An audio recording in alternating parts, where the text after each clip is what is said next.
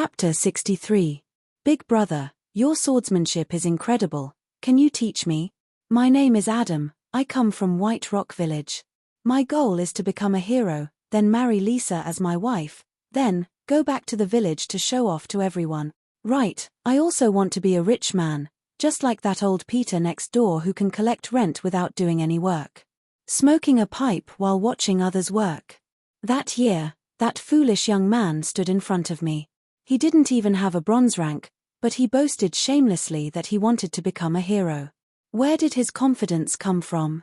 Slow pace, weak foundation, no special bloodline, low comprehension ability. If not for the occasional flash of inspiration and spiritual energy, there is simply nothing good about him. In this life, he will reach the peak of silver rank. Since I had nothing to do anyway, I tried to train this swordsman who had low aptitude. But very quickly, I lost interest.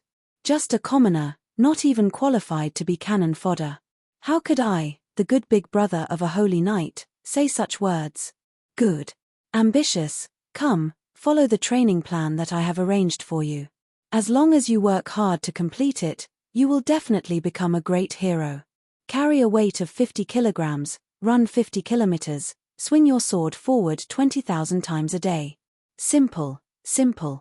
Afraid that I wouldn't be willing to teach him, Adam patted his chest loudly. I didn't lie, that was indeed the entry training for the rookies of the Mist Country's Royal Knight Corps. Just that, I casually increased the number by nearly 10 times. A rookie would need more than an hour to swing his sword 1,000 times, and the efficiency of continuous training would be even lower. When one's muscles reach their limits, every additional swing would be a torture to the muscles of the entire body. In my expectation, he would soon come complaining about not being able to complete the training with his sore arms. At that time, I would say, "You're too lousy. Alright, I'll lower my requirements." At the same time, I would adjust according to the training's completion. But what I didn't expect was that this slow-witted young man was worried that he wouldn't be able to complete the training. Thus, he sneaked out at 3 a.m. and only returned at 4 a.m. the next day. Big brother, I completed it. You can check. I even chopped down that tree by the river. Is there a need to check? His tattered appearance, his hands full of bloody blisters, for the first time, I felt that this fool is a little cute. Didn't he realize I was teasing him? Looking at his injured muscles, it seems like he didn't take off his weights when he was practicing. His stupidity makes me speechless.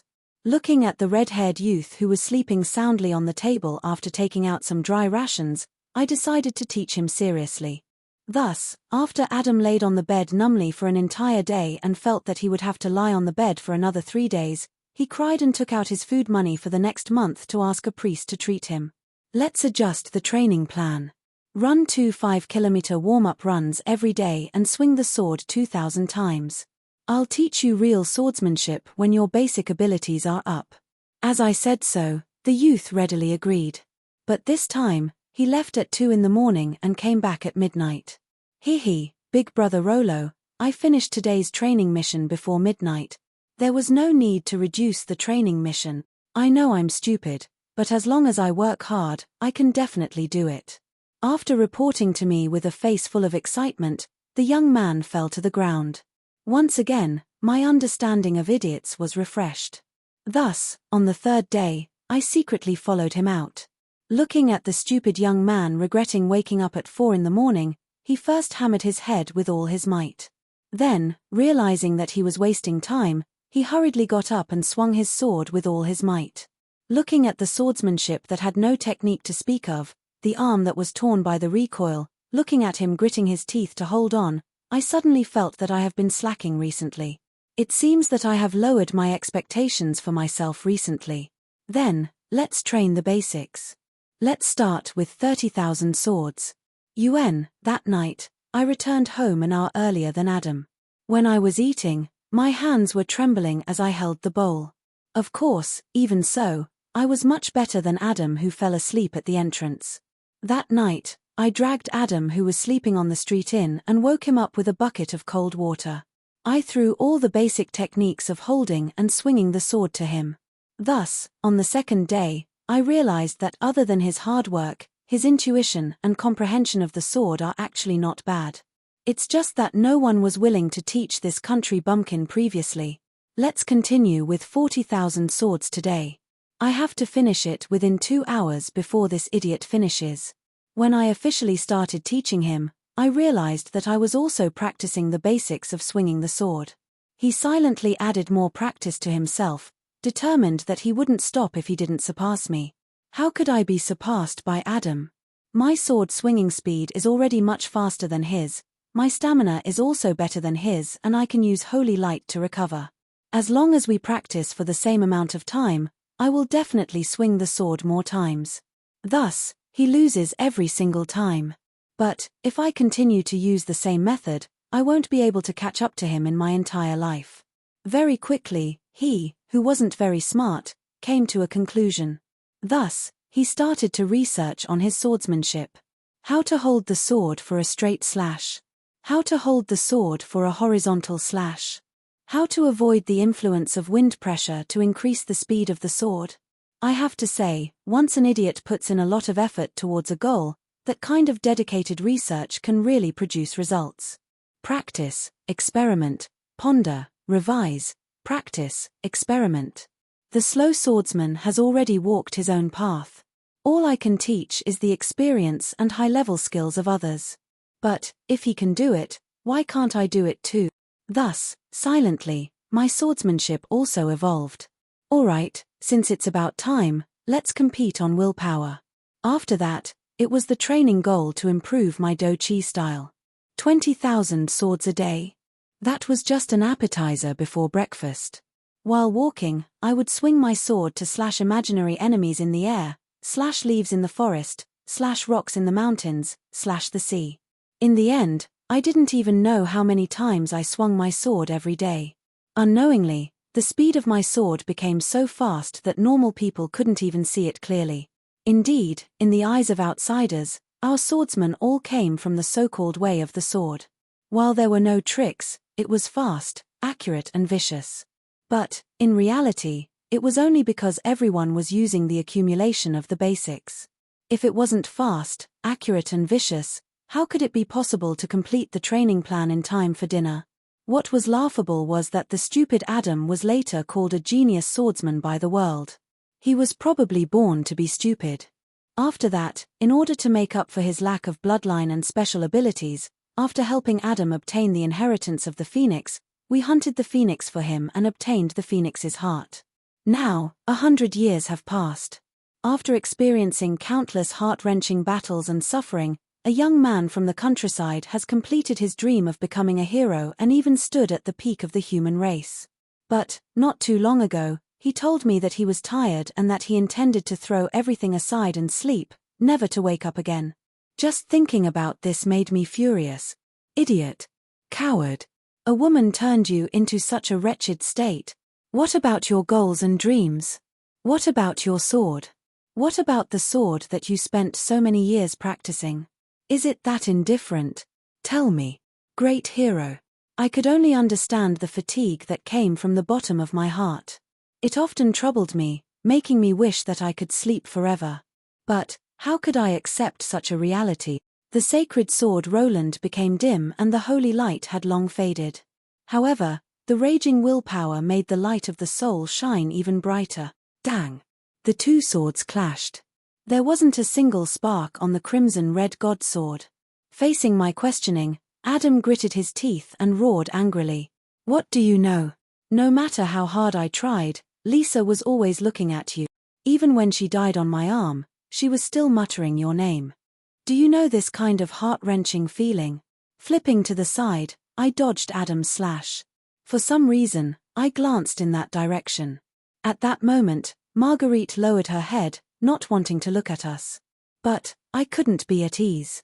The floor was wet and it was obvious that she was crying silently. Thus, my rage burned even more. Lisa, it's Lisa. You have been nagging for 100 years. A woman who died 100 years ago, is it worth it? Is a dead person so perfect in your eyes? What about the living? Marguerite sacrificed so much for you, what do you intend to do? My angry roar stunned Adam for a moment before he roared back even louder. I don't know. I wasn't smart in the first place. Aren't you the ones in charge of using your brains?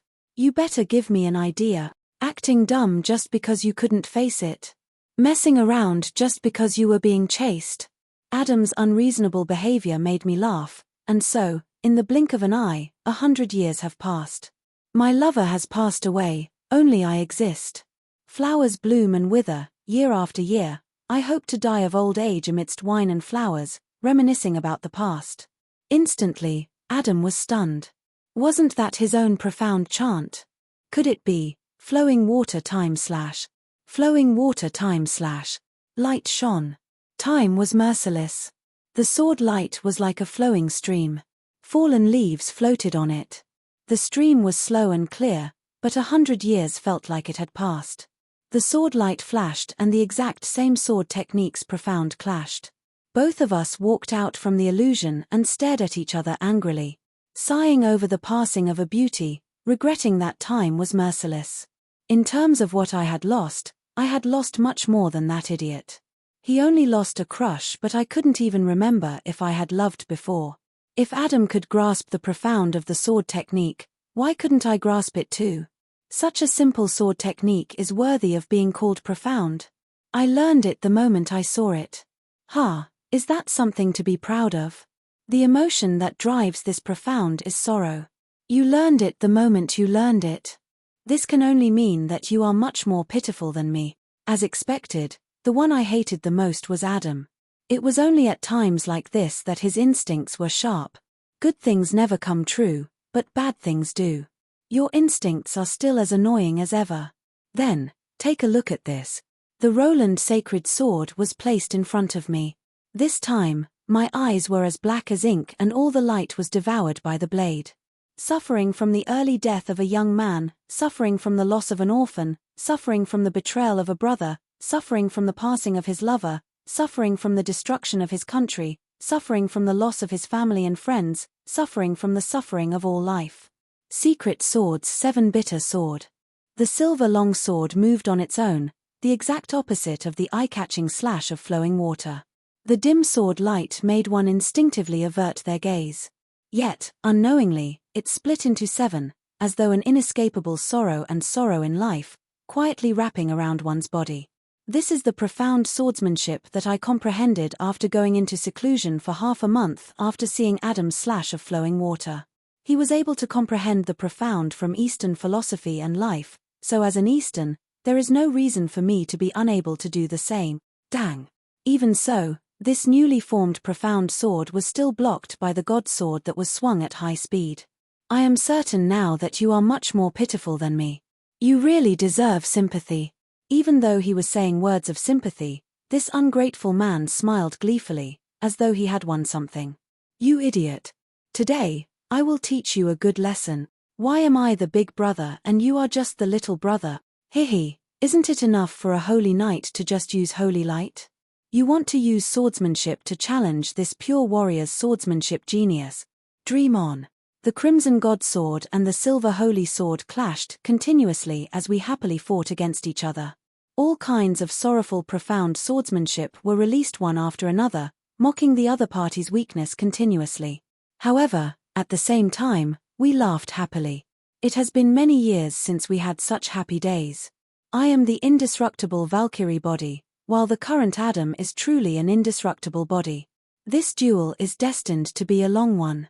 Not far away, looking at the two men who had forgotten everything and laughed loudly, the usually calm Marguerite clenched her teeth, her face filled with hatred. Adam, Roland, the two of you said that adults are selfish. From what I see, it should be that all men are selfish. And, remember, in the future, you definitely can't find a lover like these two bastards. Even if you fall in love, you must break up immediately. And nodded her head, not really understanding, but she looked at her Uncle Bones and Godfather fighting against each other worriedly. So Uncle Bones is so cute. Somehow, recalling the promise that her godfather told her, the young lady blushed. It seems like Marguerite's warning was in vain. Is this really a swordsmanship? The profound swordsmanship of a different world that we have never seen before made fade, and the rest look at this duel with a look of infatuation. These profound swordsmanship pursues emotions and realms. Even though it is a swordsmanship, it has already reached the depths of the rules that magic is unable to touch. It is completely different from the mainstream swordsmanship of this world that pursues power and destructiveness. This is equivalent to opening a brand new door for these swordsmen. Since the outcome of the duel has been decided, other than a small number of spectators, the rest of the Scarlet Hunter group disbanded. Their target is the restaurants and some other places in the city. We can't waste the time that we have with our physical bodies, we have to make full use of every second. At this moment, I was still racking my brains on how to defeat this bastard who refused to fall. But suddenly, his expression changes. Flames suddenly erupt from his back, turning the surroundings into a sea of fire. Looks like it's time. The helpless Adam smiles bitterly. Recently, the constant battles made his physical body instinctively request for more power from the heart of the phoenix. Looks like it is already the final moment. His physical body, which had already reached its limit, is finally unable to restrain the heart of the phoenix. Looking at this situation, I clench my teeth, intending to fulfill the final promise. However, Adam suddenly goes back on his words. No, Roland, I suddenly feel that since you are in a worse state than me, I shouldn't make you feel worse. It is better for me to do it myself. Adam, who is in flames, strikes his left chest with his right hand. After blood and flesh splatters, a fiery red object is dug out. Heart of the Phoenix. Yes, the so-called Heart of the Phoenix isn't the name of a treasure, nor is it an adjective. It is the heart of a phoenix that is beating slightly. Adam, who lost his heart, didn't die immediately. Instead, he smiles as he looks at the pink heart in his hand. Back then, for this item, we spent more than 2 years chasing and hunting the phoenix.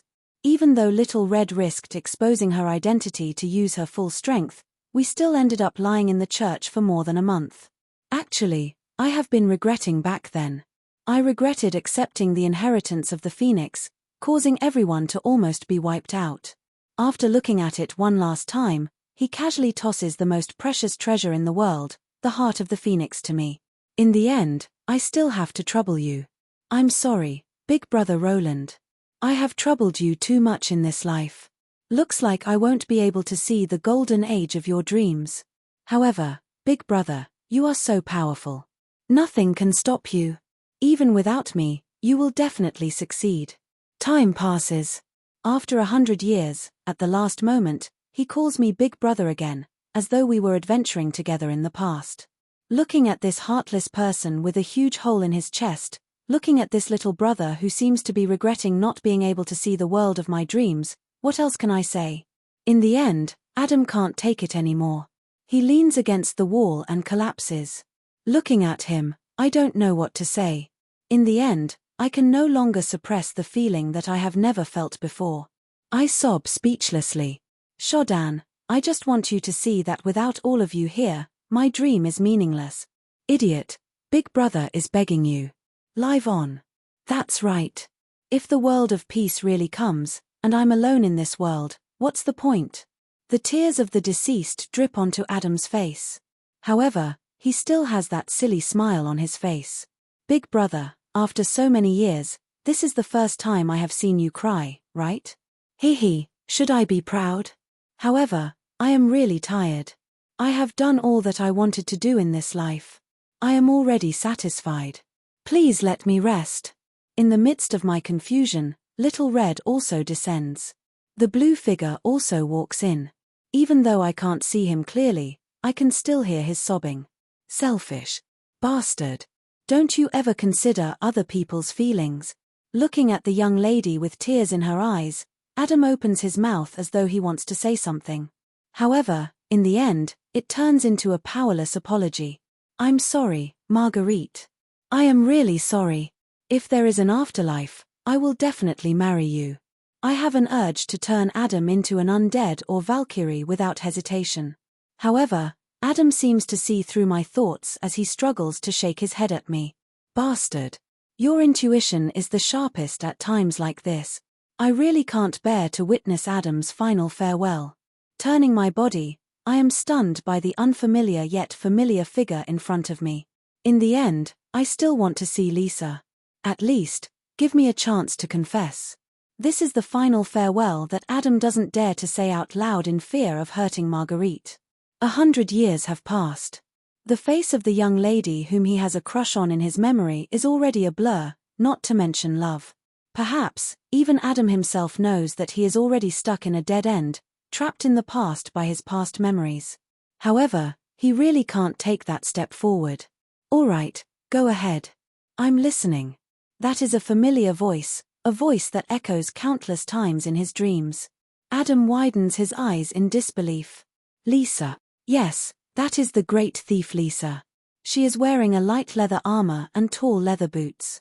Her waist is filled with all kinds of knives and thieves' tools. But in our eyes, the characteristics of the demon hidden by the illusion are so obvious. That is obviously Eliza who is dressed as Lisa, but how does she know Lisa's habits? Why are you all looking at me so strangely? Right, Big Brother Rolo, thank you. You pulled my soul out from the river Styx in time.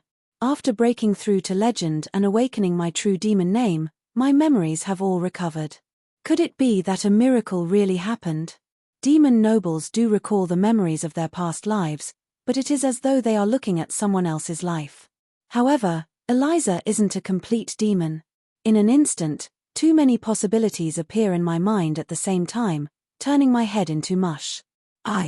Even though the lover of my dreams is right in front of me, I can't say the words I like you. Somehow, my eyes are attracted to the crying Marguerite. The beauty who was as cold as ice in the past is now in tears. She, who loves cleanliness, is already covered in mud, but she doesn't care about it as she sits on the floor, crying softly. Why are you looking at Big Sister Marguerite?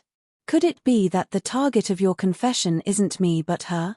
The death of the person he loves in his arms is Adam's lifelong regret. Furthermore, as his memories continue to beautify the dead, it becomes a dead knot. No one has a heart of stone. Perhaps, he has already been conquered by the 100 years of dedication of the cold-faced and warm-hearted Saint Lady, just that he used Lisa as an excuse to deny it. At this moment, Lisa has appeared in front of him. It is impossible for him to escape. He doesn't even know what kind of feelings he has for Marguerite. In terms of feelings, with the beautification of memories and the grudges of the past, the dead are forever undefeatable. At this moment, the many years of emotional entanglement, this invisible dead knot, is finally being undone under the miracle of the resurrection of the dead. Alright, even if you were to confess to me, my answer would still be I'm sorry, you are a good person, the one I like is Big Brother Rolo. Right, Dumbo, I have started dating Big Brother Rolo. If you don't believe me, you can ask him. Me.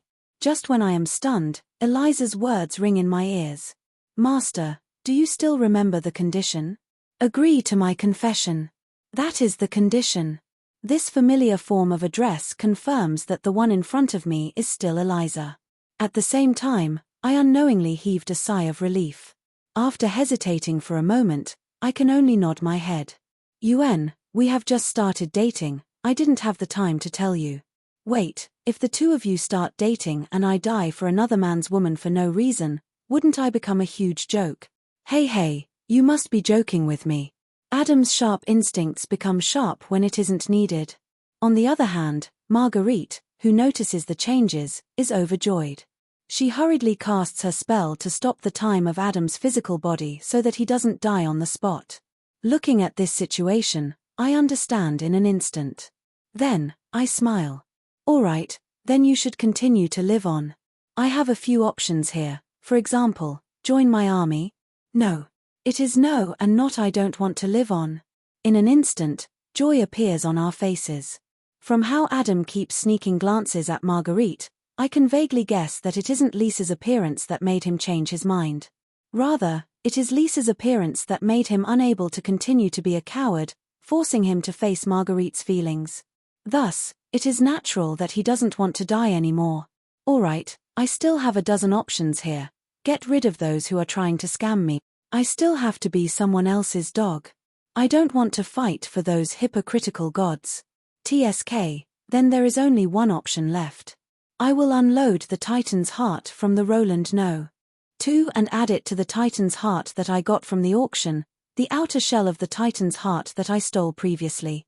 I will assemble a new artificial titan's heart for you.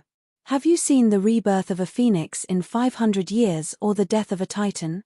Your physical body will turn into a titan very quickly. But if that is the case, your attribute will change from fire to lightning. The titan's heart is still far from being comparable to the phoenix's heart. Furthermore, the phoenix's flame will turn into titan's lightning. Your strength will definitely fall in a short period of time. Are you willing to do it? Sure. Hurry up and do it. I have had enough of the empty feeling in my body. It feels terrible. Somehow, looking at this stubborn fellow finally getting enlightened, we heaved a sigh of relief at the same time. Ecstasy filled our hearts and we smiled at each other. But, it was a pity that the Roland sacred sword at my waist was slowly shrinking, reminding me that time is running out. Fortunately, Carcajil did a good deed and created a permanent space distortion, allowing Little Red to retrieve the Titan's heart and Titan's core from Vance City very quickly. In the past, I personally performed the transplant surgery, making it even smoother this time. Very quickly, when everyone was surrounding Adam and And who just finished their surgery, I quietly left.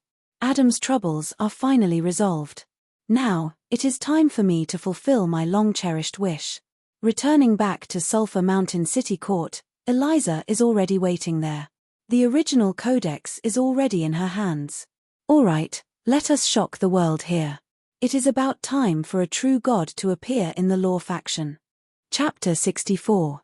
In the ice-cold courtroom, on top of the large office table where the gavel and documents were usually piled up, there was a steaming hot meal. As for me, I was just like my companions, seizing the time to enjoy the pleasures of the flesh with Eliza. All right, don't get the wrong idea, it's just a meal. Can you sympathize with my pitiful old bones that haven't enjoyed the taste of food for more than 100 years? There weren't many dishes: roasted sausages, buttered bread, fruit salad, vegetable soup, and the taste couldn't compare to the palace delicacies in my memory. It was obvious that they were rushed by an additional restaurant.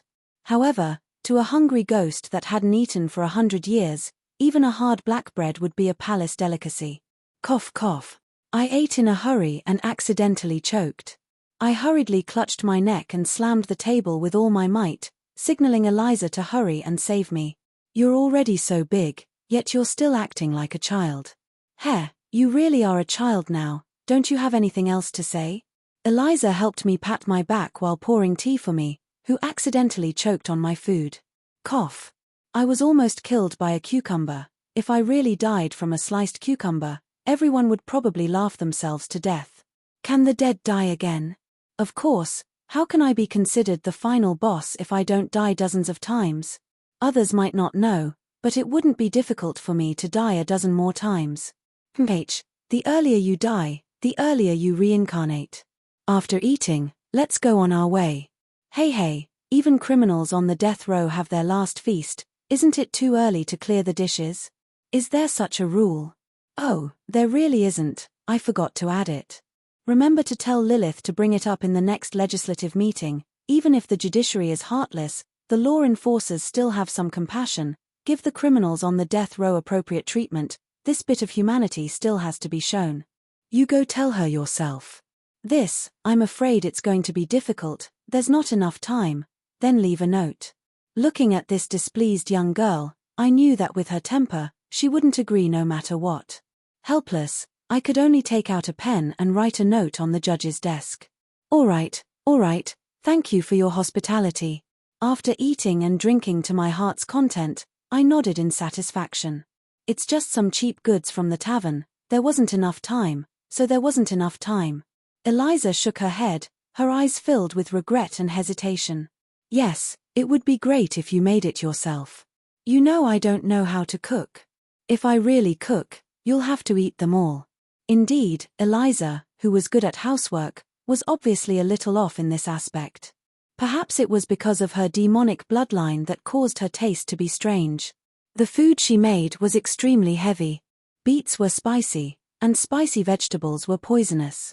Perhaps it wasn't poisonous, but her tongue was swollen like a sausage. It was worse than being poisoned. But at this moment, I heaved a sigh of relief. Lisa is truly an all-round housekeeper. Her culinary skills far surpass that of a normal chef. But in the end, I still couldn't help but ask. Is it Eliza? Yes, Eliza, not Lisa. That's just a bluff. After letting out a sigh of relief, I smiled too. I think Adam will figure it out soon.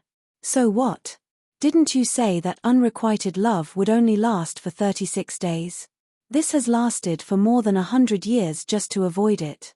What he needs is to cut off the reason to avoid it and face the truth. Now that he has recognized his current feelings, even if he were to figure it out in the future, he would probably only act dumb. Don't men know how to act dumb? Saying till the end, Eliza stared at me. She even emphasized, don't men know how to act dumb? It was obvious that she was hinting at something. Haha, Adam is really dumb and not acting dumb. Alright, a certain man was innocently shot at and was trying his best to act dumb. Under the glare of a certain woman. Alright. I'm sorry. In the end, unable to stand the condemning glare, a certain man lowered his head and apologized helplessly. What I need now isn't an apology, I can only give an apology. Perhaps, it wasn't just Adam who was running away.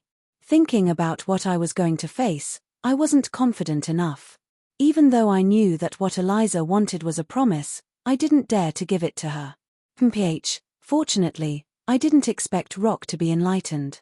I was already prepared for it. I gritted my teeth and muttered softly, but I couldn't hear it. Alright, since I am full, it's time to be on my way. Treating the glory of ascending to the throne of God as a punishment, aren't you afraid of blaspheming the gods? Punishment. To me, becoming a god is worse than being punished. Becoming a god. It sounds great, but in reality, it isn't much. Since we are talking about becoming a god, naturally, we have to talk about what a god is. In reality, there are many types of gods and they can't be lumped together. At the very least, the gods of order and the malevolent gods of chaos are two completely different concepts. Most of the gods of order follow certain rules and concepts. This is usually their divine job, divine domain. Their existence itself is the collection of concepts. Most of them are the guardian gods of a certain job or region, strengthening themselves by accepting faith. However, this also restricted what they could do. They had to follow the rules that they had set for themselves and spread their own concepts. The most famous examples of this were Mother Earth, the god of holy light, and the goddess of magic. These three were unbelievably powerful, but they had already lost their sense of self and had all transformed into concepts. The malevolent gods of chaos are also able to accept faith to strengthen themselves, but they have much more freedom. Seeing how Rose is messing around in the underground world, no one jumps out to give her a slap. Even though this is a secret of the gods that no church would teach, to me, it is just a facade to deceive the world. The most fundamental difference is that the gods of order follow the goddess of order, Astrea, who hibernates in the source of order. On the other hand, the malevolent gods of chaos have to pledge their loyalty to the goddess of chaos, Cynthia, who hibernates in the abyss of chaos. Alright, it seems like I accidentally revealed another big news. Since I have already said it up to this point, I might as well finish what I have to say. Astrea hibernates in the source of order, guiding the souls of the gods of order to ascend to the top of the heavens pillar. Every time a soul is unable to provide any more faith and enters the cycle of reincarnation, those soul fragments that believe in order will become nourishment for Astrea, allowing her to wake up earlier. It is the same for Cynthia as well. The only difference is that the one guiding the souls of chaos isn't the heavens pillar but the river Styx. The place where she hibernates isn't the source of order but the abyss of chaos. This is also the reason why the holy war is endless. Even if the two goddesses are in a deep sleep, they still instinctively hope to wake up. As long as the cycle of reincarnation continues long enough, there will come a day when they wake up. The more devout a soul that believes in order and chaos, the more nutritious it is. Furthermore, the angry roars of the souls of the warriors who die in battle are even more nutritious. Then, when the two goddesses instinctively hope to revive, the source of all life, the source of order and the abyss of chaos, doesn't want to stop the war, this cycle of recovery and the start of the holy war will continue. As long as the war continues, there will come a day when Astrea and Cynthia awaken from their eternal slumber after receiving sufficient sacrifices. The final war of the gods will begin and the world will once again return to the primitive era. In the history, this darned calamity did happen. After the sacrifice of the first 6 calamities, the 2 goddesses of creation finally awakened and led their subordinate gods to fight against the mortal races. In the end, the ending was the same as the first holy war. There was no victor and the 2 indestructible goddesses hibernated once more. The gods fell and the mortal races went extinct. The world of Aishi was also destroyed because of this. Perhaps, when civilization rises once more, there will be a next cycle of reincarnation. This might be the ultimate secret that even the gods of the new era don't know about. But to me, it is just the background information of the last expansion of the walkthrough. What the heck, I know that the goddesses of creation are great and that it is indeed impressive for you to create so many races. But, can you sisters fight on your own? Don't drag others down with you. This is the first thought I had when I saw it. If I wasn't a transcender, I would have been burned at the stake long ago. So, from the very start, I have been wavering between the Order faction and the Chaos faction. I think that both sides aren't good things. I have never acknowledged the mainstream view that Chaos is evil and Order is good. Even though I am on the Order faction, I still make use of the source of order, the source of the world, without any respect. Alright, so much information has been revealed. Then, the problem arises. Since the river Styx doesn't stop, chaos doesn't stop. If this war were to continue, everyone would be doomed together. Then, how should I stop it? Although it seems impossible to do, exploiting loopholes in the rules is my forte. After spending many years, I finally thought of it. The first step is to ascend to the position of God and strengthen the power of law. The current power of law can be considered as a lower-tier power of the origin of order. Although I said that I want to use the power of law to replace the power of holy light, in reality, the power of law is still too weak. It is impossible to cultivate the power of law in a place without a God equipment grimoire. Furthermore, the God equipment remnant page is destined to be limited. If I want to spread it, I will have to wait. So, just like the holy light, there must be a God of holy light, even if it is just a God power server. This way, no matter where and when, those who believe in law will be able to obtain actual power. Only then will the power of law have the possibility to truly replace the holy light. This is the prerequisite for everything. Furthermore, it is the first and most fundamental step of my strategy. Then, since I have figured out what a god is, there must be a god of law. Then, how do I become a god?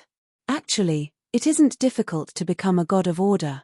Other than those lucky ones who obtained the god power of the old gods and divine concepts, as long as one develops new important concepts and divine concepts, as well as reaching the realm of semigod, this is to be able to control the god power and not explode due to the god power, one can announce it to the world, elevate the position of God, spread their faith and recruit believers. At the very least, this is how the god of holy light came about. He should be the earliest priest of holy light. Every newly born god of order will greatly strengthen the power of order. Those who develop new concepts to ascend to godhood will usually receive the recognition and rewards of the origin of order, allowing them to swiftly grow stronger. This is also the reason why Kaja and the others viewed me as a future god. This future should be because they realized that I have yet to reach the realm of semigod. As for me, Wumianzi Roland, the past semigod undead emperor, I have already fulfilled the requirements to ascend to godhood. However, the interference of a true god towards the mortal world is limited. If I were to ascend to the position of god, as a true god controlled by the origin of order, it would be impossible for me to jump out of the war between the two sides. My plan would also go down the drain. Now, I have found a loophole in the god system. At this moment, I have gathered all of my chips and it is time for me to activate this crazy plan. I, Wumianzi, the discoverer and user of the power of law, in the sacred city of the origin of the power of law, Sulphur Mountain City, I declare to the world that I will elevate the position of God and carry out the duties of a true god of law. The origin of order, which has been waiting for a long time, descends a gigantic silver pillar of light. The weight of the power of order within it is suffocating. When the declaration of ascension to godhood spreads across the entire world, All living beings stop in their tracks and look at the sky with sincerity. Adam, who just came down from the operating table, looks at the light pillar of order outside the window with a face full of shock along with the others. He only knows how to mutter softly, "Roland, your game sure is big. Do you intend to fool the gods?" Chapter 65. I, Wumianzi, the discoverer and user of the power of law, declare to the world in Sulphur Mountain City, the origin of the power of law, that I will ascend to the throne of God and carry out the duties of the true God of law. The declaration of the true God resounds in the ears of all living beings. Regardless of whether it is a traveler who is on a long journey, a busy merchant who is hawking his goods, a nobleman who is chatting loudly at a wine party, or even the soldiers on both sides of the war, all of them stop what they are doing and listen to the true God's oath. I swear to treat all life fairly. The just power of law will protect all innocent people and punish all crimes. For the sake of justice, I swear to imitate the God of holy light, to give up myself and turn into the law. From then on, I am the law and the law is me. To obtain the power of law, there is no need to recite my God's name, all you need to do is to believe in and carry out the law. Fighting for believers, fighting for territory, expanding the faith, raising the divinity and other troublesome matters, even a few hundred years isn't a long time. I don't have the time to waste with the other gods. What the law faction needs is a God power server, so I will become a server. This kind of true God who has no self won't be viewed as an enemy by the other order gods. Furthermore, after turning into a pure concept, my growth speed will explode. As long as the faith of law spreads, I will be able to become a powerful God very quickly. Even if a brainless God power server becomes stronger, it won't think of swallowing up other divine concepts. No matter how I look at it, it is a good thing for the Order faction. This way, I don't have to worry about other gods initiating a god war to wipe out this newly born god. Of course, it is impossible for me to obediently go to the heavens to become a god power server. Then, is there any other way to fail the ascension? To invalidate my oath to become a god? There isn't such a method in history. But in theory, there is. That is, death. When a person dies, their soul enters the cycle of reincarnation. How can they ascend to become a god? That is why I didn't hesitate to ignite my own soul to seek death. Of course, it is impossible for me to fail completely. Anyway, the God Power server doesn't require a high level of thinking ability. Splitting a few soul fragments is enough. As for me, I have long prepared a dozen phylactic-like soul artifacts to construct a new god. Among them, there are even 2 semigod equipment. Semigod equipment, dignity of justice, bound, defense, 10 points, even steel plate armor only has 5 points of defense. Cloth armor robes have a defense of this level. Effect 1, Sinner's self-judgment, inflicts guilt and guilt on the sinner. As time goes by, the sinner will fall into a state of fear and helplessness. The heavier the crime and the more guilt the sinner will feel, the better the effect will be. The innocent will ignore the effect. Special effect 2, Judge's Iron Mask, the wearer's charm is fixed at 20. Resistance against charm, detection, and illusion spells plus 20. The third special effect is a soul artifact. The technology from another world allows it to contain Wumianzi's soul fragment. Set attribute 4, when the semigod equipment Wumianzi's gaze is equipped at the same time, the wearer will be recognized by the rules of order as Wumianzi himself, the digger of the power of law. The wearer will receive a buff from the origin of law, increasing the power of law by 30%, and increasing the difficulty of being immune to spells by 50%. Semigod equipment, Wumianzi's gaze, bound, defense, 0, special effect 1, true sight. No illusions or lies will be able to deceive Wumianzi. The wearer will ignore all illusions. Special effect 2, voice of justice. The words spoken by the wearer will not be recorded by any spells, even if it is the truth. Resistance against deceit, intimidation, and other verbal spells plus 20. Effect 3, soul artifact. The technology from another world allows it to contain Wumianzi's soul fragment. Set attribute 4, origin of law. When the semigod equipment dignity of justice is equipped at the same time, the wearer will be recognized by the rules of order as Wumianzi himself, the digger of the power of law. The wearer will receive a buff from the origin of law, increasing the power of law by 30%, and increasing the difficulty of being immune to spells by 50%. Weight of the common artifact Cursed Gavel. The wearer must possess the identity of a judge and a law enforcer to carry out their duties impartially. If they break the law due to personal reasons and speak nonsense, the robe will transform into an inextinguishable god flame, destroying the wearer's soul and physical body. Please use the authority in your hands cautiously. What the gavel decides isn't just the rise and fall of an individual, but the dignity of justice and justice, Wu Mianzhi of the Supreme Court. This is my robe and mask as Wu Mianzhi. Furthermore, it is a semigod equipment recognized by the Origin of Order. What I want to make use of is their fourth special effect, Origin of Law. As long as the light pillar of order loses me, the target, then they, who possess my soul fragment, will be sufficient to become a qualified god power server. At this moment, they are assembled together, resembling a dummy. The Wu Mianzhi who has obtained the fourth special effect is also recognized by the rules of order, but, as expected, even without a personality, the Origin of Order isn't easy to deceive. The light pillar of order that guides a true god to ascend to the heavens ignores the dummy, but it doesn't envelop me. Instead, the Roland sacred sword is bound by it. After all, only the soul is required to become a god, and the soul of a Lich is in his phylactery. My phylactery is this sacred sword. Amidst the endless silver light, the soul fire which was extinguished due to the soul ignition actually starts to burn furiously once more. This broken sword actually starts to reconstruct itself. There is only one possibility. The thing that I am worried about the most has happened. The power of order is starting to repair my broken phylactery.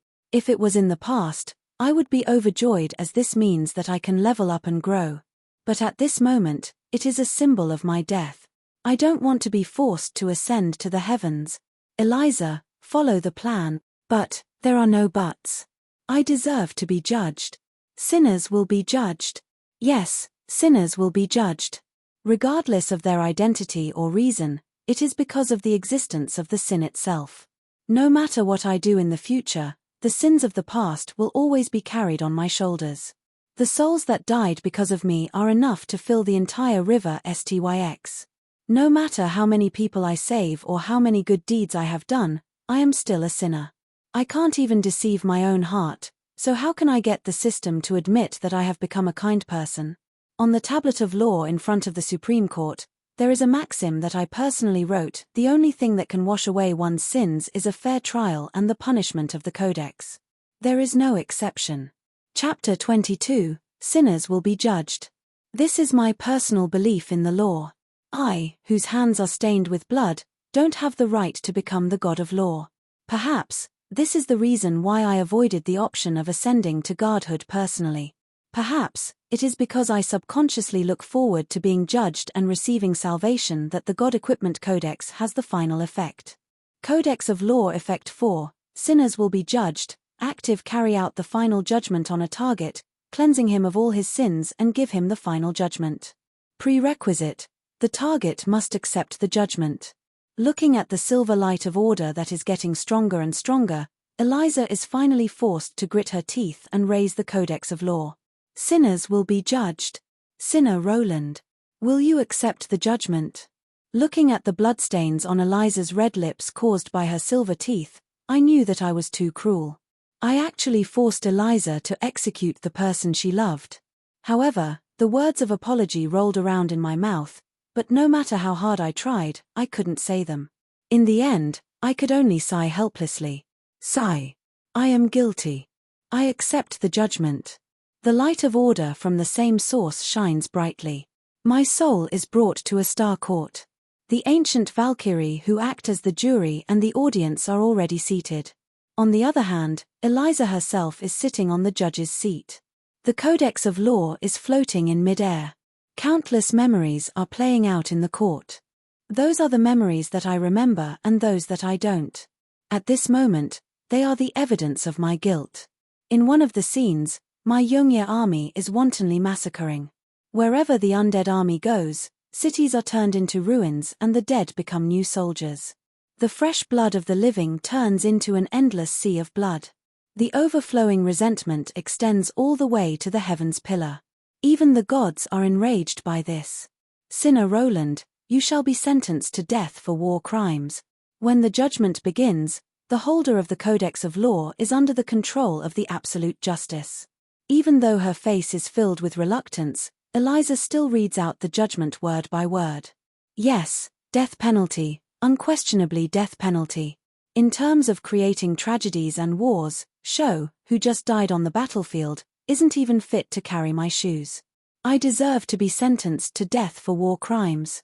Yes, I plead guilty. Time and space shifts. On a black guillotine, my soul and physical body are sandwiched on it at the same time. Then, the guillotine that is stained with blood falls down. Catcher, my head is separated from my body. Even though I am prepared, the pain and emptiness of death is still unbearable. My severed head is no longer able to make a sound, but my soul is still screaming in agony.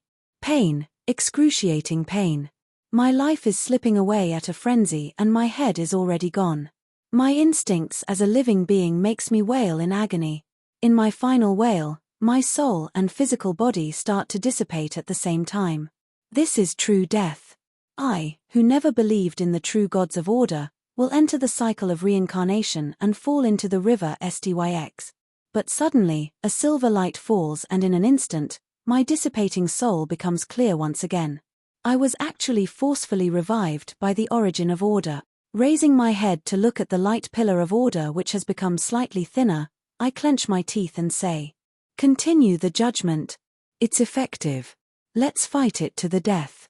Under the man's merciless command, tears flow down the face of the young lady silently. But in the end, under the effects of the god equipment, the sobs that escape from her mouth turn into a cold and dignified judgment.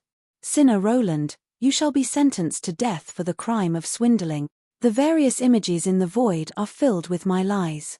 The biggest screen shows me maliciously creating the eternal night scepter and handing it over to the auction house. Yes, maliciously lying is also a heavy crime. The death penalty is definitely appropriate. In the void, I am pushed onto the gallows once again.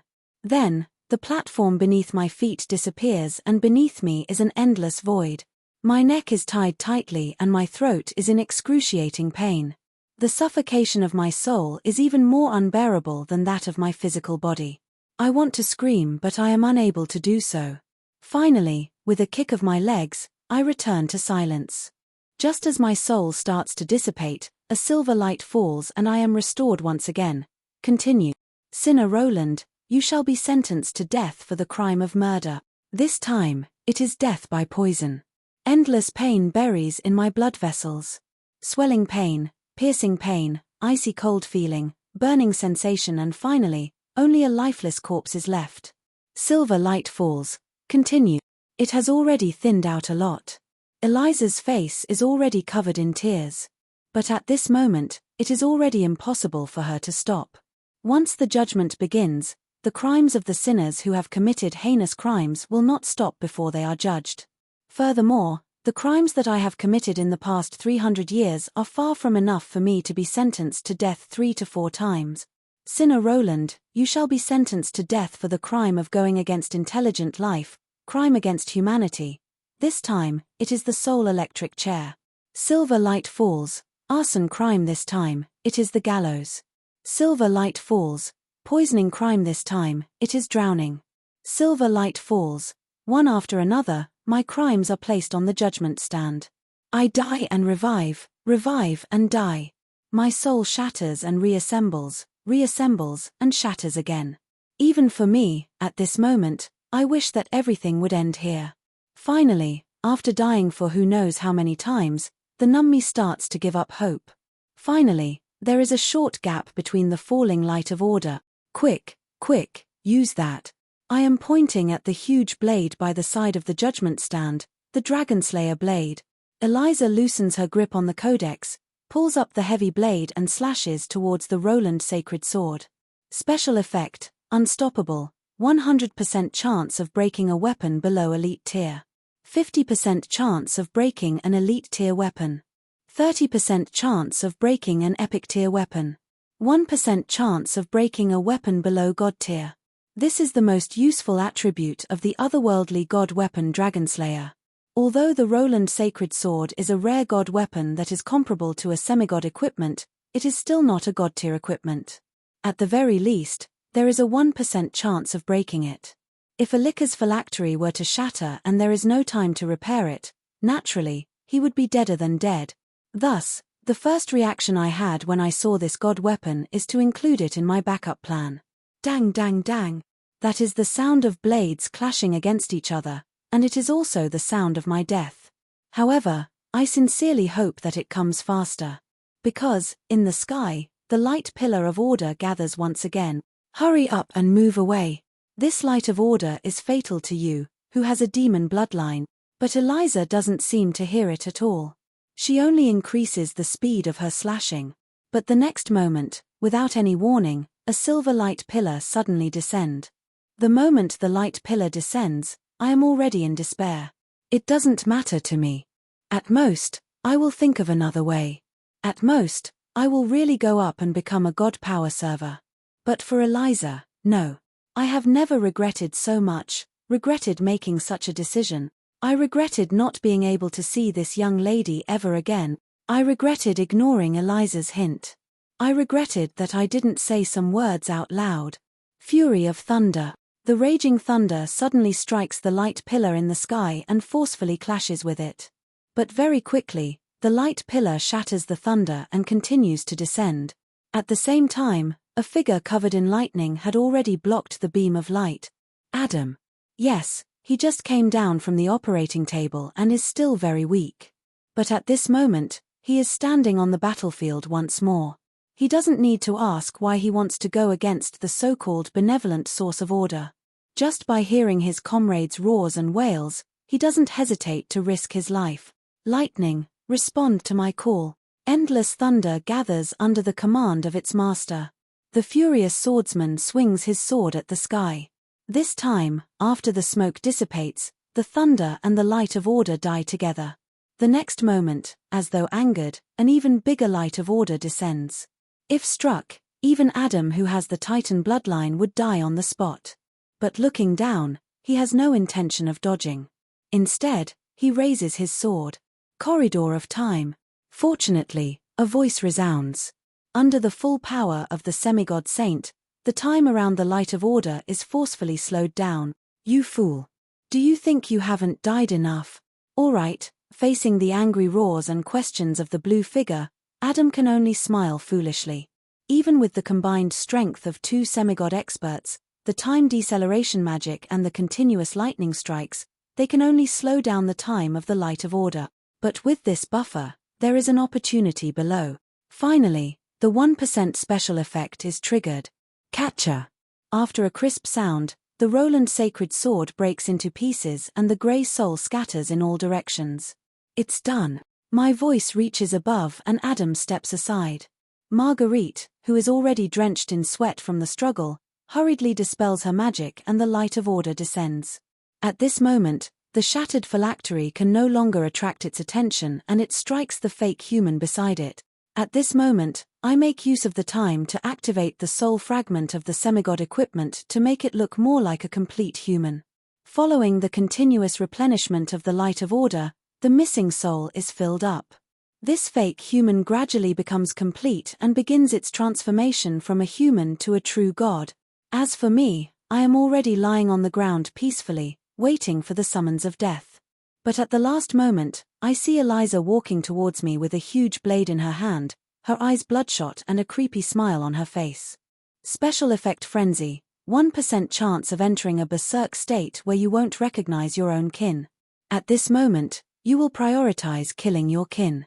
Alright, I should have known that with my luck, since the 1% special effect to sever the sacred sword was triggered, the 1% chance of the frenzy would definitely be triggered as well. Looking at the girl who raises her blade and slashes down, I am unable to move at all and can only smile helplessly. Should I be glad that she really treats me as her kin? No.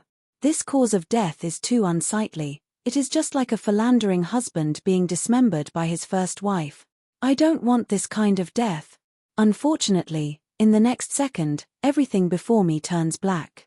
Whether I was really dismembered or if I was stopped by Adam and the rest, I really don't know.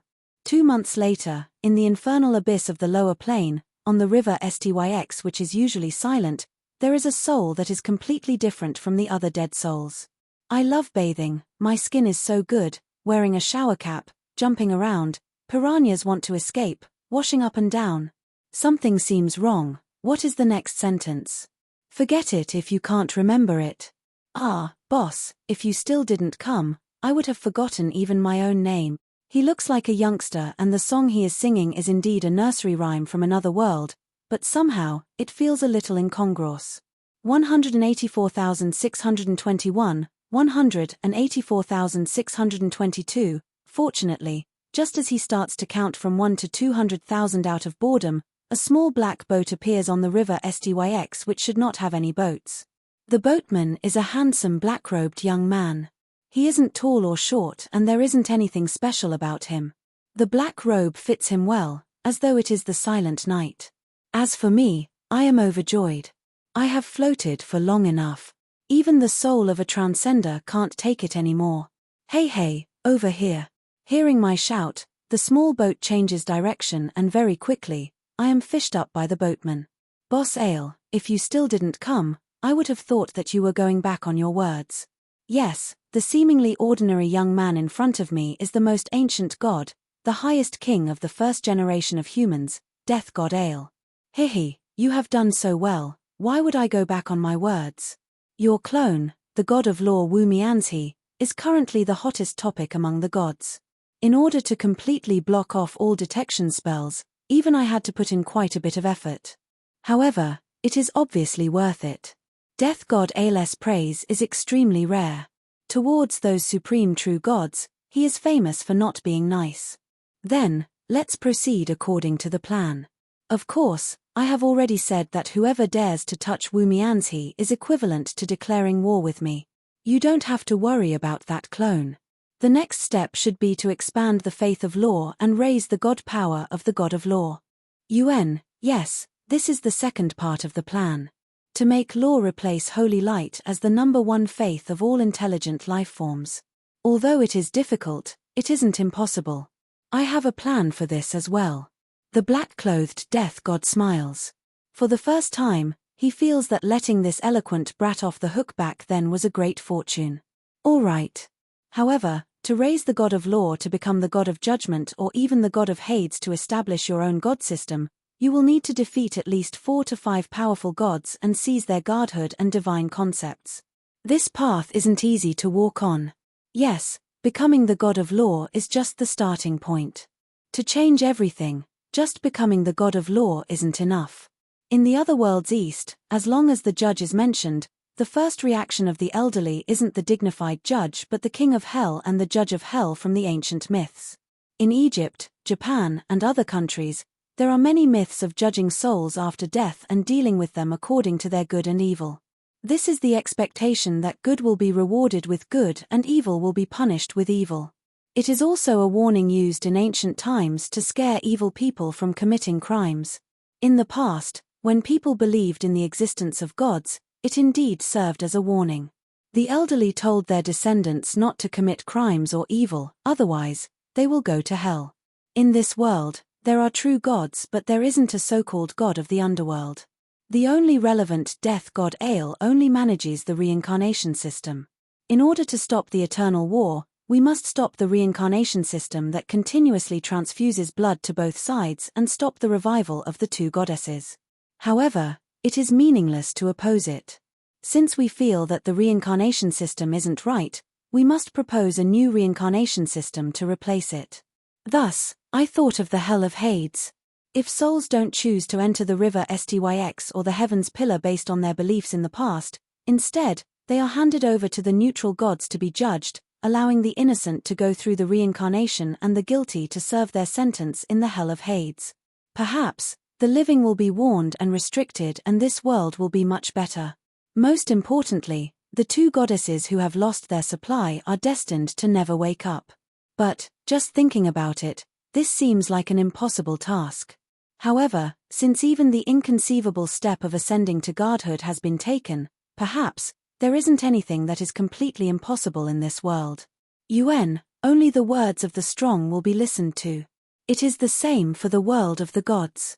The first thing to do is to spread the faith of law so that the god of law Wu Mianzi can become stronger.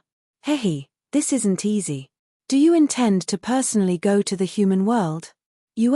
This matter can't be done by anyone else. After reviving, I will set off.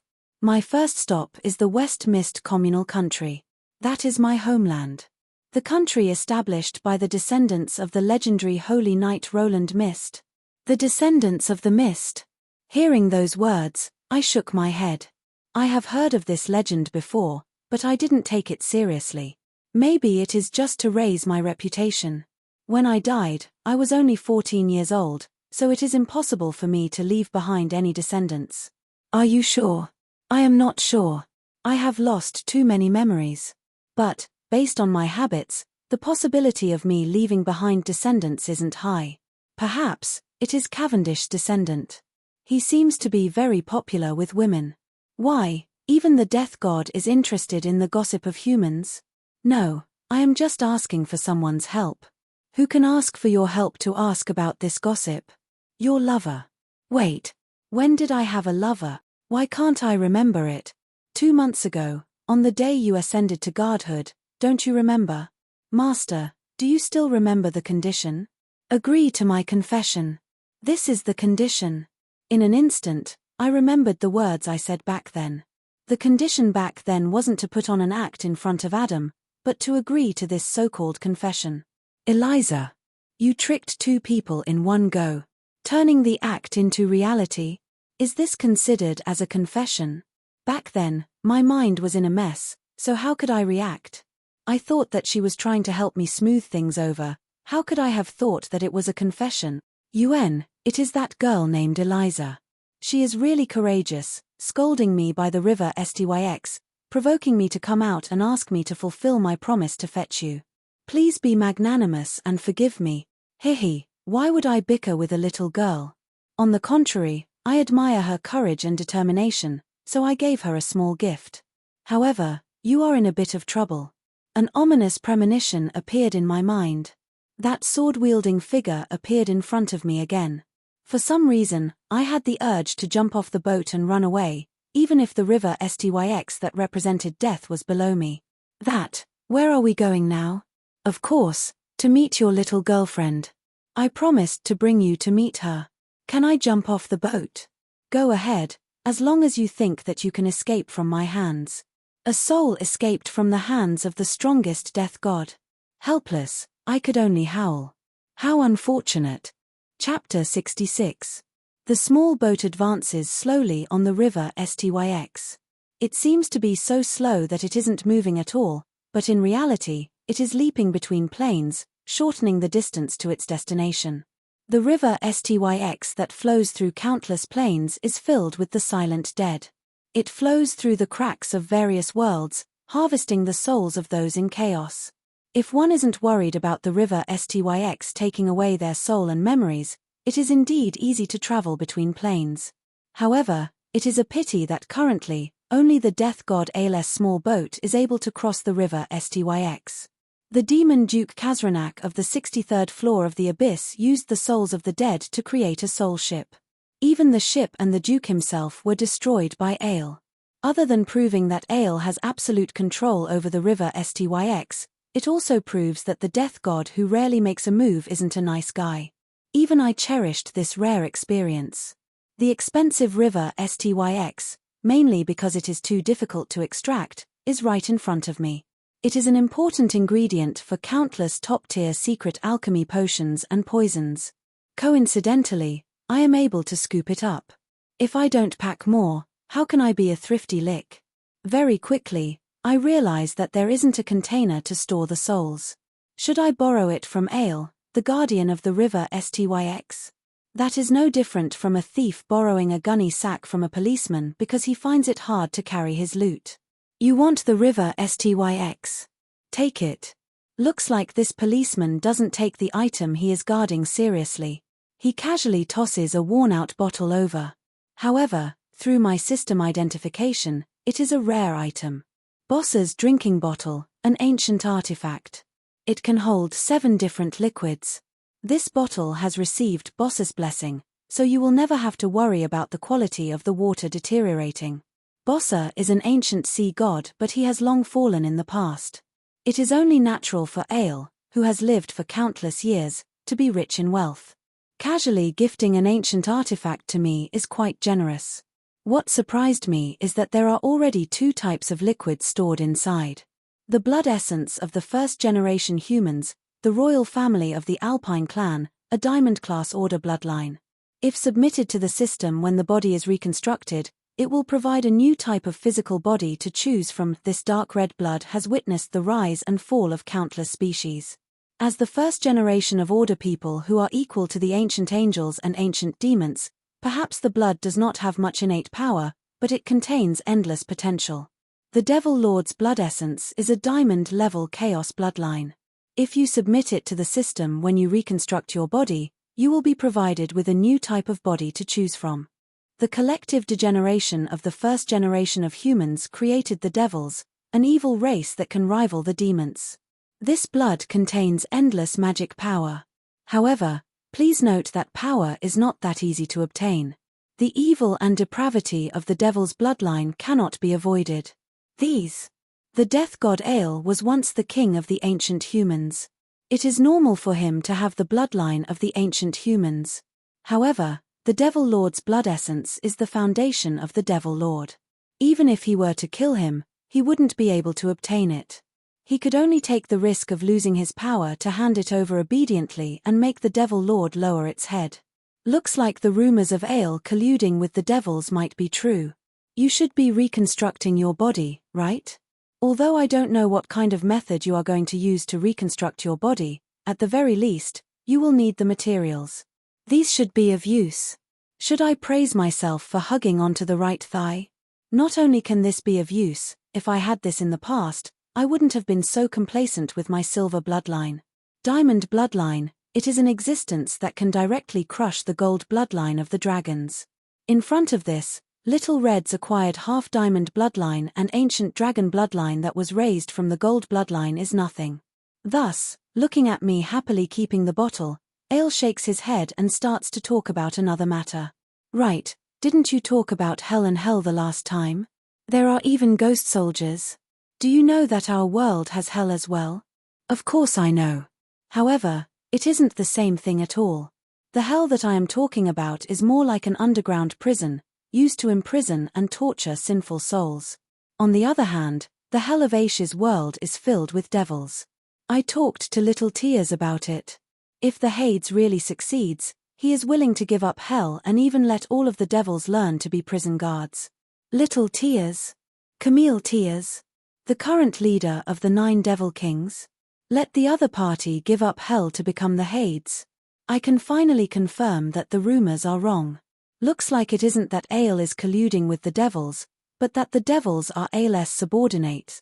This seemingly casual chat suggestion reveals the greatest secret of the world, as well as the countless risks involved. This is a kind offer of assistance, as well as a way for the collaborator to flaunt his strength. More importantly, it is a dangerous probe. However, if the powerful devils were to join this plan, the success rate would naturally be much higher. Of course, the prerequisite is that their existence can't be exposed. After all, their terrible reputation will make many things more complicated. However, the realization of the plan is my highest goal. Since this is a good thing that will greatly help the plan, why should I reject it? Of course, even blood brothers should settle their debts clearly, so some things should still be said clearly. Sure, but the leader of hell and the highest judge must still be under Wu Mianxi's control. Also, what do the devils intend to obtain from this plan? Just tell me directly, otherwise I won't be able to rest assured. Yes, the devils are famous for being sly. Why would they do something that isn't profitable? Freedom. No matter what Ale says, I wouldn't be surprised. However, this word is incomprehensible. Freedom? Could it be that the powerful devil tribe is actually enslaved by others? If that's the case, wouldn't it be the same as being controlled by the Hades of the future?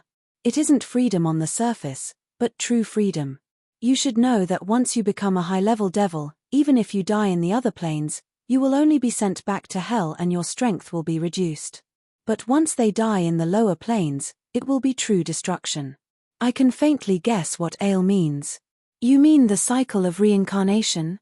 Yes, back then, in order to not participate in the so-called Holy War, my tribe collectively submitted to the goddess of chaos. In the end, in every so-called Holy War, the devils still become cannon fodder. As for those old fellows, they have long been tired of the cunning life of the devils and the constant battles. They wish to be free, but they are unwilling to have their souls destroyed. However, the cycle of reincarnation can be opened to any race, but the devils and demons can forget about it. After all, they are the main force of the Holy War. How many? This can't be a decision made by the entire race. How many of the 9 devil lords agree? Including little Tia, the 4 immemorial devil lords who were transformed from ancient humans all nodded. Of course, it's not that the others don't agree, but we didn't tell them, nor do we intend to tell them. Another secret agreement in the gutter? But, I like it. Your reputation is too bad, and if you were to be exposed, there will be endless trouble.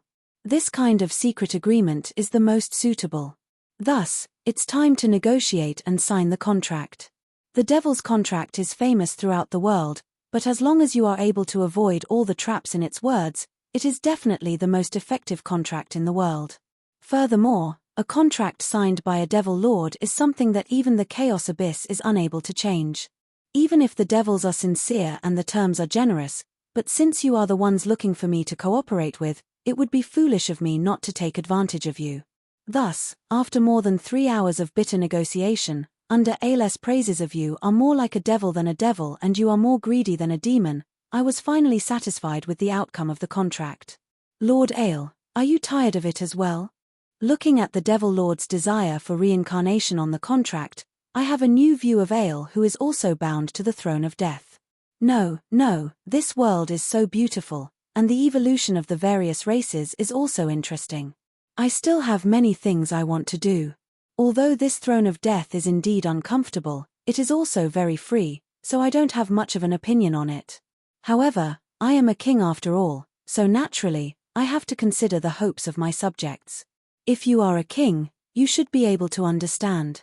Nodding my head, I didn't pursue the matter, but I am interested in some of the past. The Ale in front of me looks young, but he was an extremely old monster who was in the same generation as the 2 goddesses. Perhaps, I can learn many true secrets from him. You should have met the goddess of order, Astria, and the goddess of chaos, Cynthia. What kind of existences are they, and why did they cause the eternal war? Aya turned around and glanced at me. That seemingly normal gaze of his made one's hair stand on end. However, I didn't care. In any case, this person could easily kill anyone, even a god. The barefooted wasn't afraid of wearing shoes. It would be a pity to miss out on this chance to listen to ancient secrets. What was there for me to be afraid of? In the end, Ale sighs and says helplessly, "The mother goddess is a good woman. She views all lives as her children, but sometimes, excessive maternal love will limit the development of the children. She hopes for all races to live the way she wishes, but how is that possible? As for big sister Cynthia, she is on the other end of the spectrum.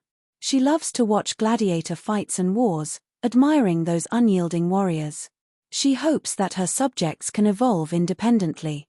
Do you believe that the immemorial demons back then weren't actually evil? They just like to compete in sports. On this small river, time isn't a problem. Countless ancient mysteries are spoken of by this ancient god. Even though it is supposed to be a soul-stirring epic legend, it is described by this young-looking old man as though it is a fight between 2 unfilial neighbors. Even though it is supposed to be a bloody replacement of the immemorial gods, he describes it as an 8 p.m. show filled with love and hatred between men and women. However, I am still engrossed in it. This might come in handy. I didn't think that the demons would have such a weakness. Yes, the past is information, and information is the cornerstone to victory in the future. This is probably a once-in-a-lifetime opportunity, so how can I not grab it? When the boat reaches the shore, I heave a sigh of relief, but at the same time, I am a little nervous. Eliza heaves a sigh of relief when she sees me. This is an underground river, but under the control of the death god, it becomes a part of the river Styx. The moment I reach the shore, the flowing river Styx dissipates along with ale. I'm back. Mitch, you still remember to come back. Then, I won't buy your old house to repay my wages for the time being. Hey, don't burn the bridge after crossing the river. It is enough if you don't call me master. Is it right to sell your master's house the moment he leaves? Is there a need to call each other respectfully between lovers? Or do you like this kind of master-servant shaming play? What? You are too much. Why are you acting dumb? Didn't you just agree to my confession? Eliza fakes her tears. Thinking about that darned confession, I am at a loss. Does that count? Back then. Chmph, isn't that enough? No matter what, I am still a girl. As a man, it is enough that you didn't confess, and you still think that I am being too reserved. Eliza slaps the table and roars furiously. But as someone who is familiar with her, how can I not see the worry and sternness in her voice? She is worried that I will go back on my words. This. After hesitating for a moment, it seems like I really owe her too much. Thinking about the figure who refused to back down under the light of order, and looking at her current state, I don't have the intention to pursue the matter. All right. How is Sulphur Mountain City now? Sulphur Mountain City is fine, but the old city Lord Adam isn't doing well. Even though she said it this way, it is obvious that she is happy that I didn't deny it and go back on my words. While lamenting that I actually have a girlfriend one day, upon hearing that Adam isn't doing well, I felt a little weird. Could it be that something went wrong when he blocked the light of order that day? Did something happen to the Titan's heart? There shouldn't be any problem with my transplant surgery. Adam's skin is so thick, so he shouldn't be that weak. No, it's not that. Right after Wu Mianzi ascended to godhood, he announced his relationship with Marguerite and arranged for their marriage. In the end, there were rumors that Lord Adam was abandoned by Lord Wu Mianzi and Lord Marguerite took advantage of the situation. There was even a playwright who used this as a theme and wrote it into the recently published legend of Wu Mianzi. It is selling like hotcakes in Sulphur Mountain City, especially that grudge of the past. It is really heart-wrenching and horrifying. I didn't think that we would have so many grudges back then. Right, are you and Adam really not blood-related brothers? Don't you have a fiancé who is suffering from leukemia? Gratitude and grudges, my ass. Didn't you recall Lisa's memories? You are the person involved, so why are you listening to such nonsense? Damn it, that rumor of me having an affair with Adam actually has a continuation. Right, isn't this the rumor that you spread? You still dare to say it. But Eliza speaks with conviction. Of course, as your official girlfriend, I have the right to supervise your healthy private life. Alright, then, as your official boyfriend, can I ask you what is going on now? Why are you only a clone now? Also, when did you get the ability to project a clone? That's right, I had long since discovered that the Elise in front of me was Elise, but also not Elise. She was only a projection of an avatar, and such an ability was something only the true gods of the upper planes or the demons and devils of the lower planes could possess. As expected, I can't hide it from you. Now, I am not the half-demon Elise, please call me Marquis Elise. Congratulations, a Marquis-level great demon as your girlfriend is unparalleled. Marquis. Even if Elise demonified, it is impossible for her to reach the heavens in a single step. To surpass Carcagil in an instant, how is this possible? What exactly happened in these 2 months? Just as he was inexplicably surprised, Eliz's projection became illusory. It seemed that the time to maintain the projection avatar was up. Alright, looks like today's projection time is up. I have written the ins and outs of the matter in the letter on the desk in the old mansion. You can go back and ask Anne. Suddenly, the dissipating Elise moves closer to me. Raising her hair, she lowers her head and kisses me lightly with her red lips.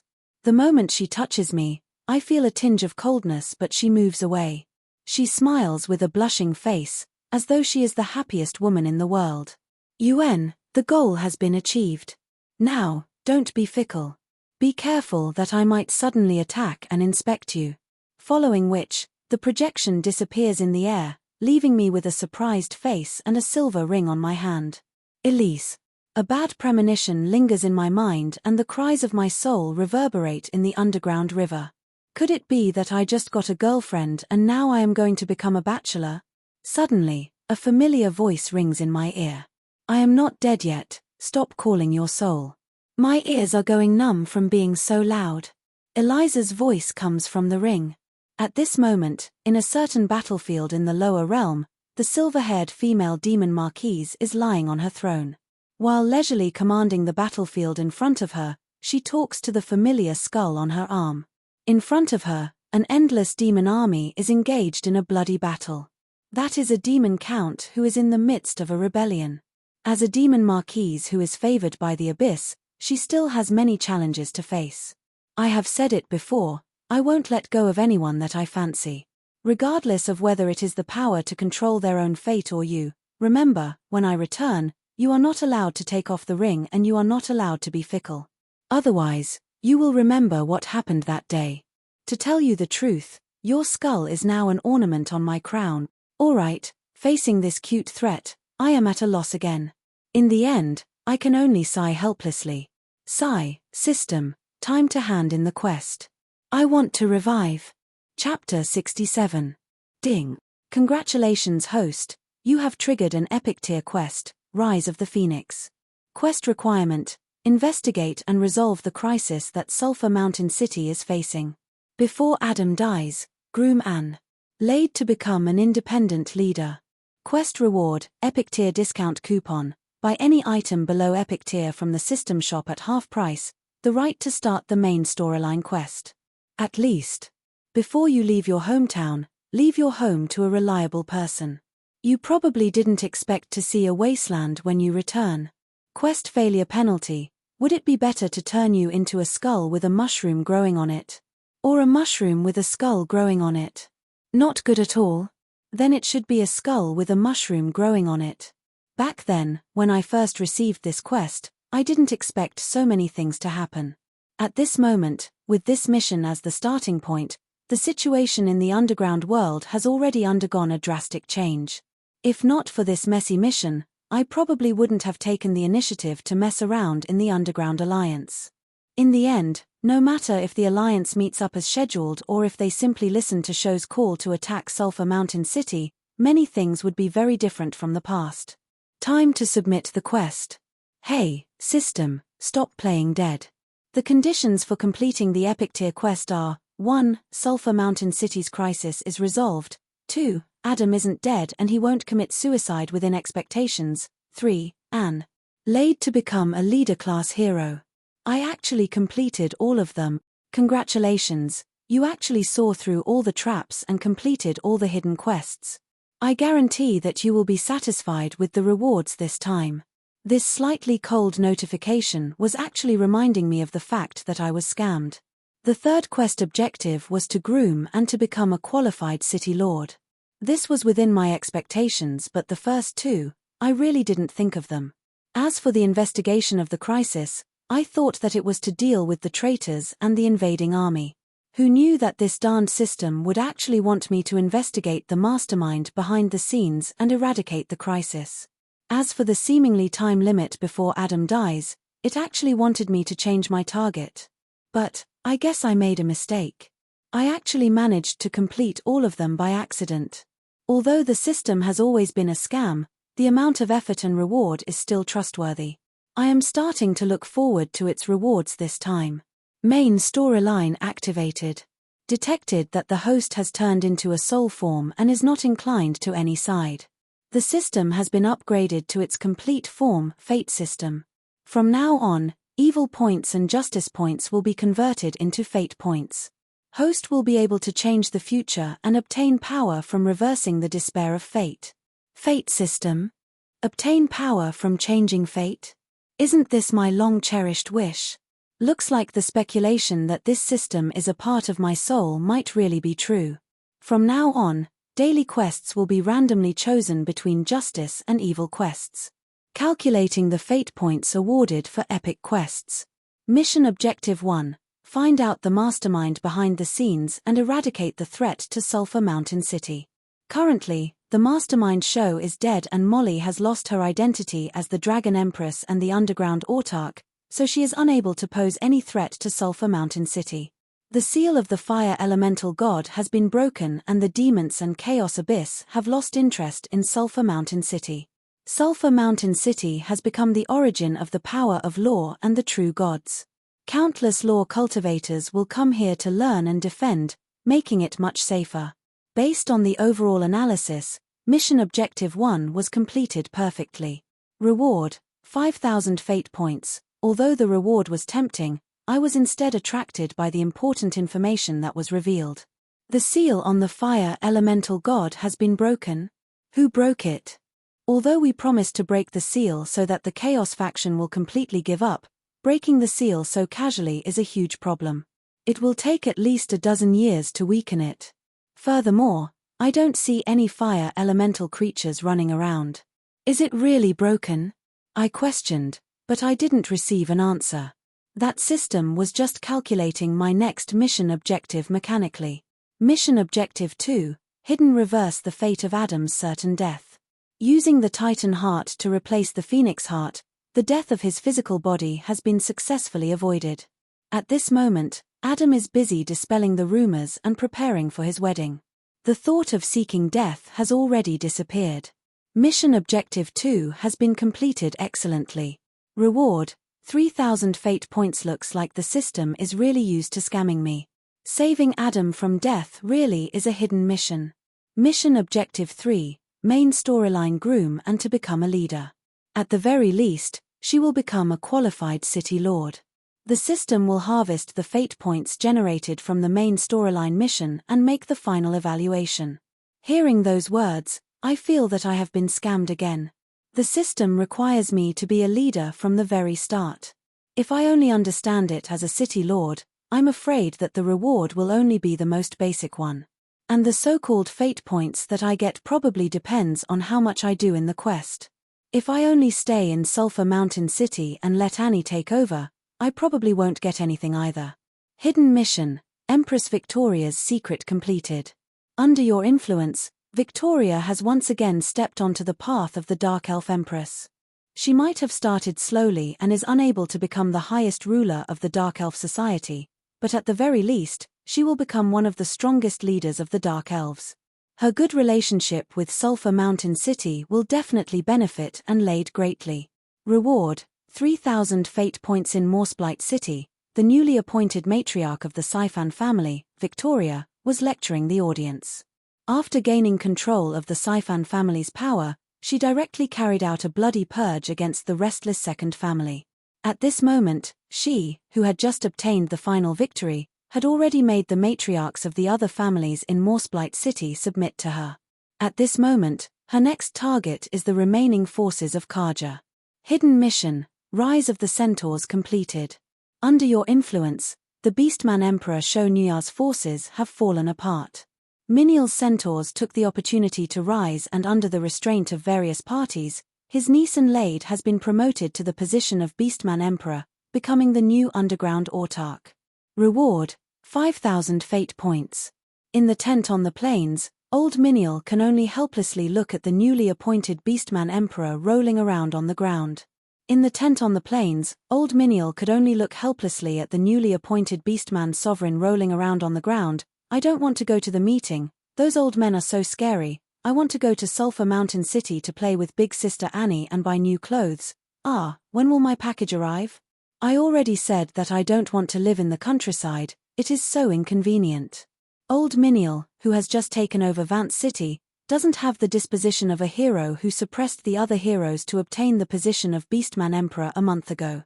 At this moment, in order to protect the dignity of the new Beastman Emperor, he requests the guards to not let anyone in while looking at his granddaughter acting shamelessly, not knowing whether to laugh or cry. At this moment, the wrinkled face of him isn't some chieftain but an old man who wants to teach a lesson to a spoiled brat but can't bring himself to do so. In the end, he can only nod his head helplessly. Alright, we will move to Vance City in 2 days. Everyone, let's not live in tents anymore, let's live in big houses. Hidden mission. The return of the Dragon Princess has been completed. After the news of Molly turning into a hell demon dragon spread, the underground dragon city stripped her of her identity as the Dragon Empress and dragons without any hesitation. As the one who defeated the original Dragon Empress and the last inheritor of the Dragon King's bloodline, unveils, Little Red, was chosen by the Dragon City to become the new Dragon Empress. However, because unveils insisted on staying in Sulphur Mountain City, the dragons decided to build a new dragon city beside Sulphur Mountain City for her. From then on, Sulphur Mountain City will be under the protection of the underground dragons. Unveils inherited the crown and became the new Dragon Empress. She is also the new autarch of the underground city. However, as she has always doted on Unlaid like her own daughter, she is destined to be the most reliable support for Unlaid.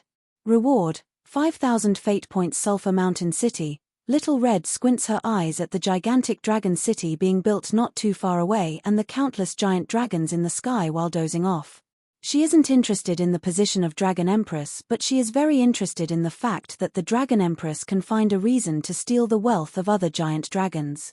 She, who has just been appointed as the Dragon Empress, is intending to find a reason to settle old scores with a few old friends and make use of this opportunity to clear out their treasury. Hee. Even if you are an ancient dragon, how can you not listen to the words of the Dragon Empress? It has been so many years since you contacted the Dragon City. Hurry up and hand over 200 years worth of taxes. If you don't have money, you can use god equipment to pay for it. You don't even have a god equipment, so how did you manage to become an ancient dragon? Give me a dozen epic treasures then. It seems that under the control of this powerful Dragon Empress, there is hope for the underground dragon city to return to its peak. Hidden mission. The origin of lore has been completed. When you ascended to godhood, the news of Sulphur Mountain City being the holy land of lore has spread to every corner of the world. At this moment, countless travelers come here to learn the power of lore. Furthermore, the spatial distortion between Sulphur Mountain City and Vance, which is connected to the surface world, gives it an extremely high commercial value. It is fated to become a famous city in the world. Its new political structure, where the administration and the judiciary are separated, and the unique way the races interact with each other will become a model for countless cities to imitate and research. City Lord Unlaid is also fated to become famous because of this. The reward is 10,000 honor points. Why me? I don't want to be that whatever supreme judge. In the Supreme Court of Sulphur Mountain City, after sending off the guests who congratulated him on becoming the supreme judge with a calm face, he turns around and closes the door.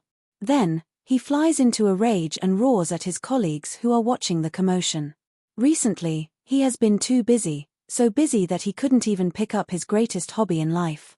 He is so busy that he feels that his little assistant hasn't seen the wind for a long time and is feeling listless.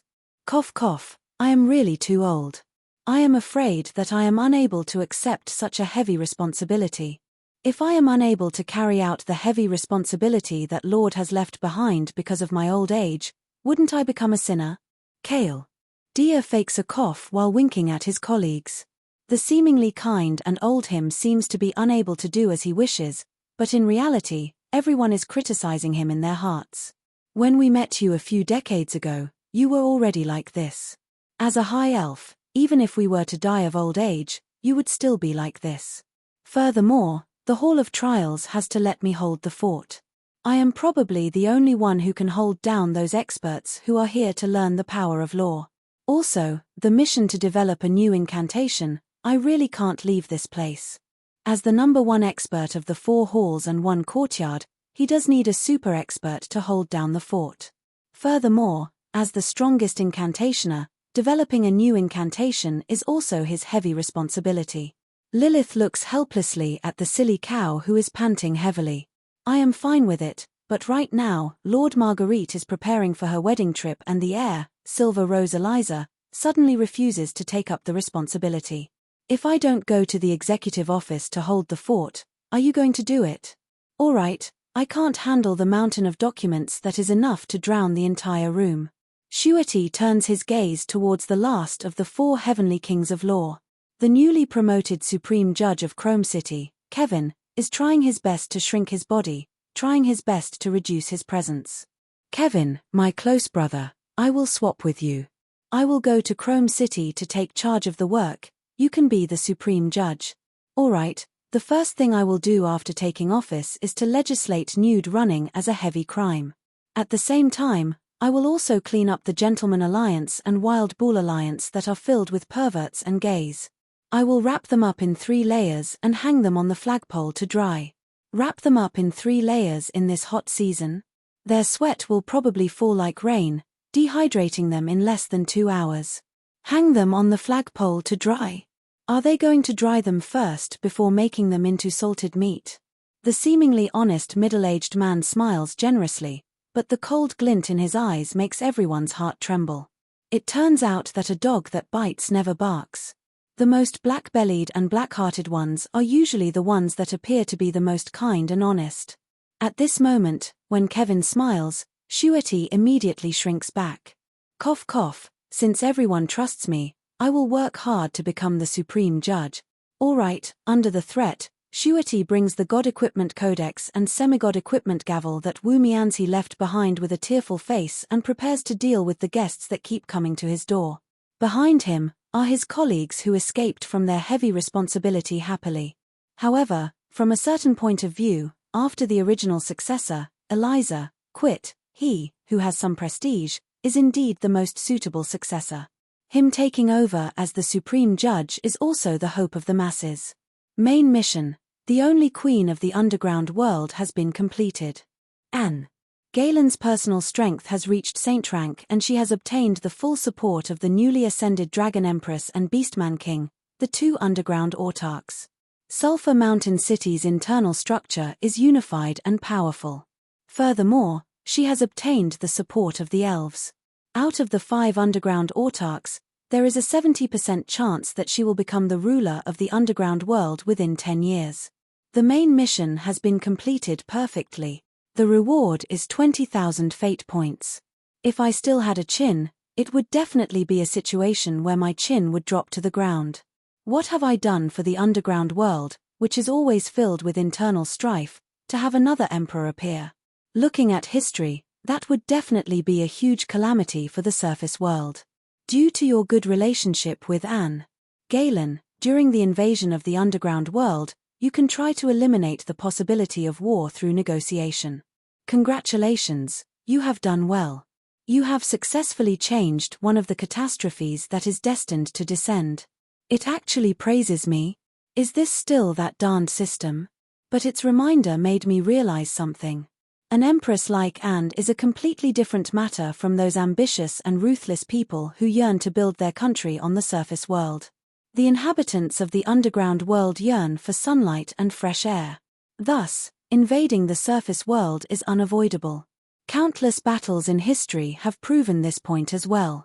But compared to Sho who defected to the demons, Edua who defected to the devils and the arrogant dragon empress Molly, if we were to lead the invasion, perhaps, it would be possible to prevent the war from destroying everything.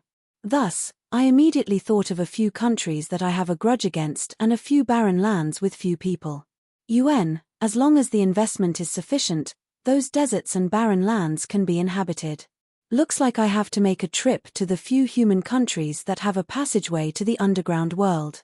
I also have to think of ways to get these human countries to accept new neighbors. Even though it is difficult, it isn't completely hopeless. Just when I thought that it was over, the system spoke up once more.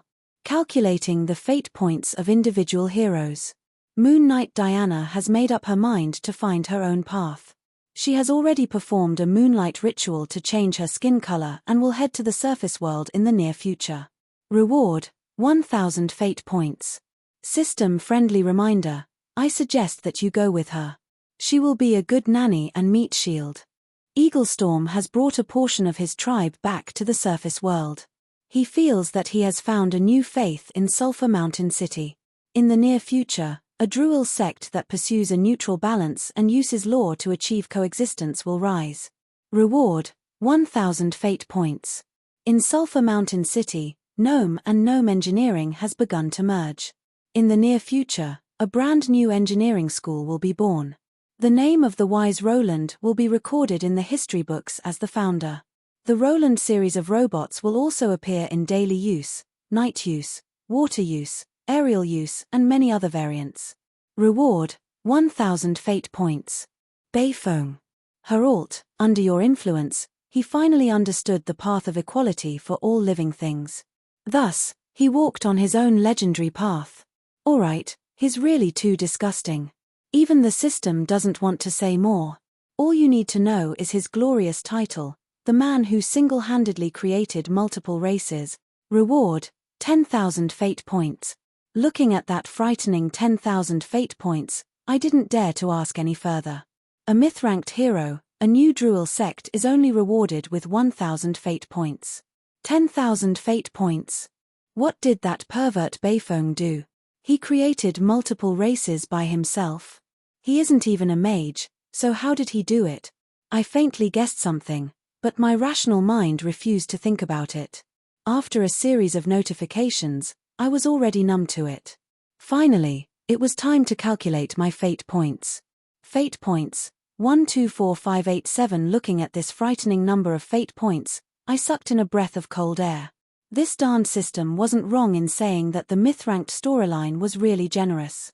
Of course, the change of the Queen of the Underground World and the related powers was enough to change the situation of the entire Underground World. Thus, the amount of fate points produced was naturally not small. The only inconceivable thing was still that Beifeng. Herald. A bright gold coupon also appeared in my hands. Looks like I didn't need it for my revival this time. Alright, revive for me. Right, there's also Eliza. What happened to her? Right. Who was the one who released the fire elemental god?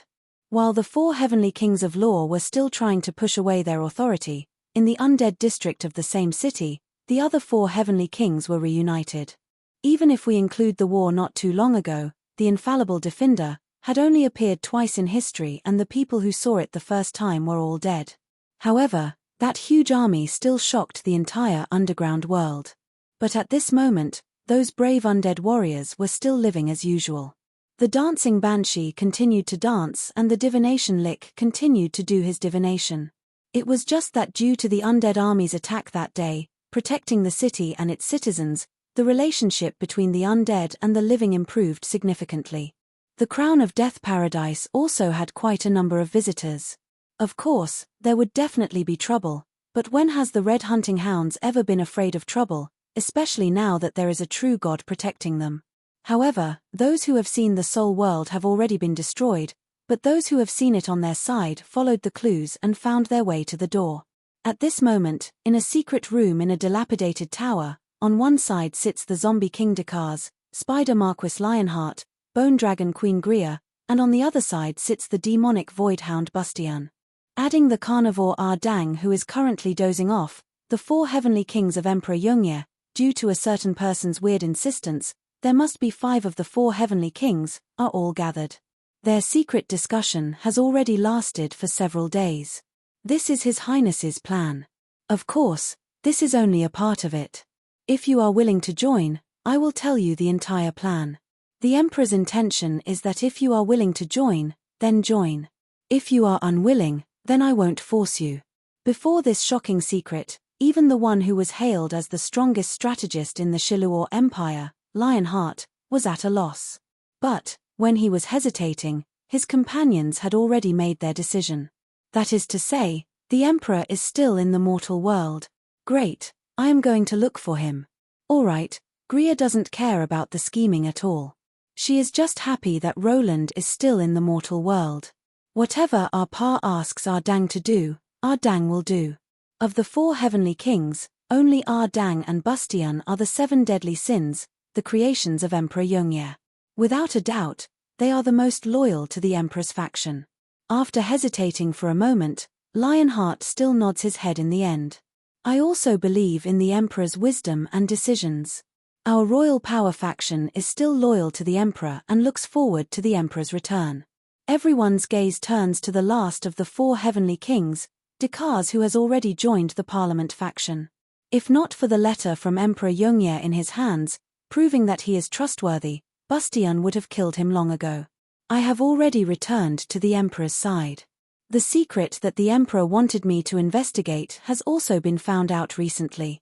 Corpse, ice, desecration, and 6 other large undead planes were opened 15 years ago.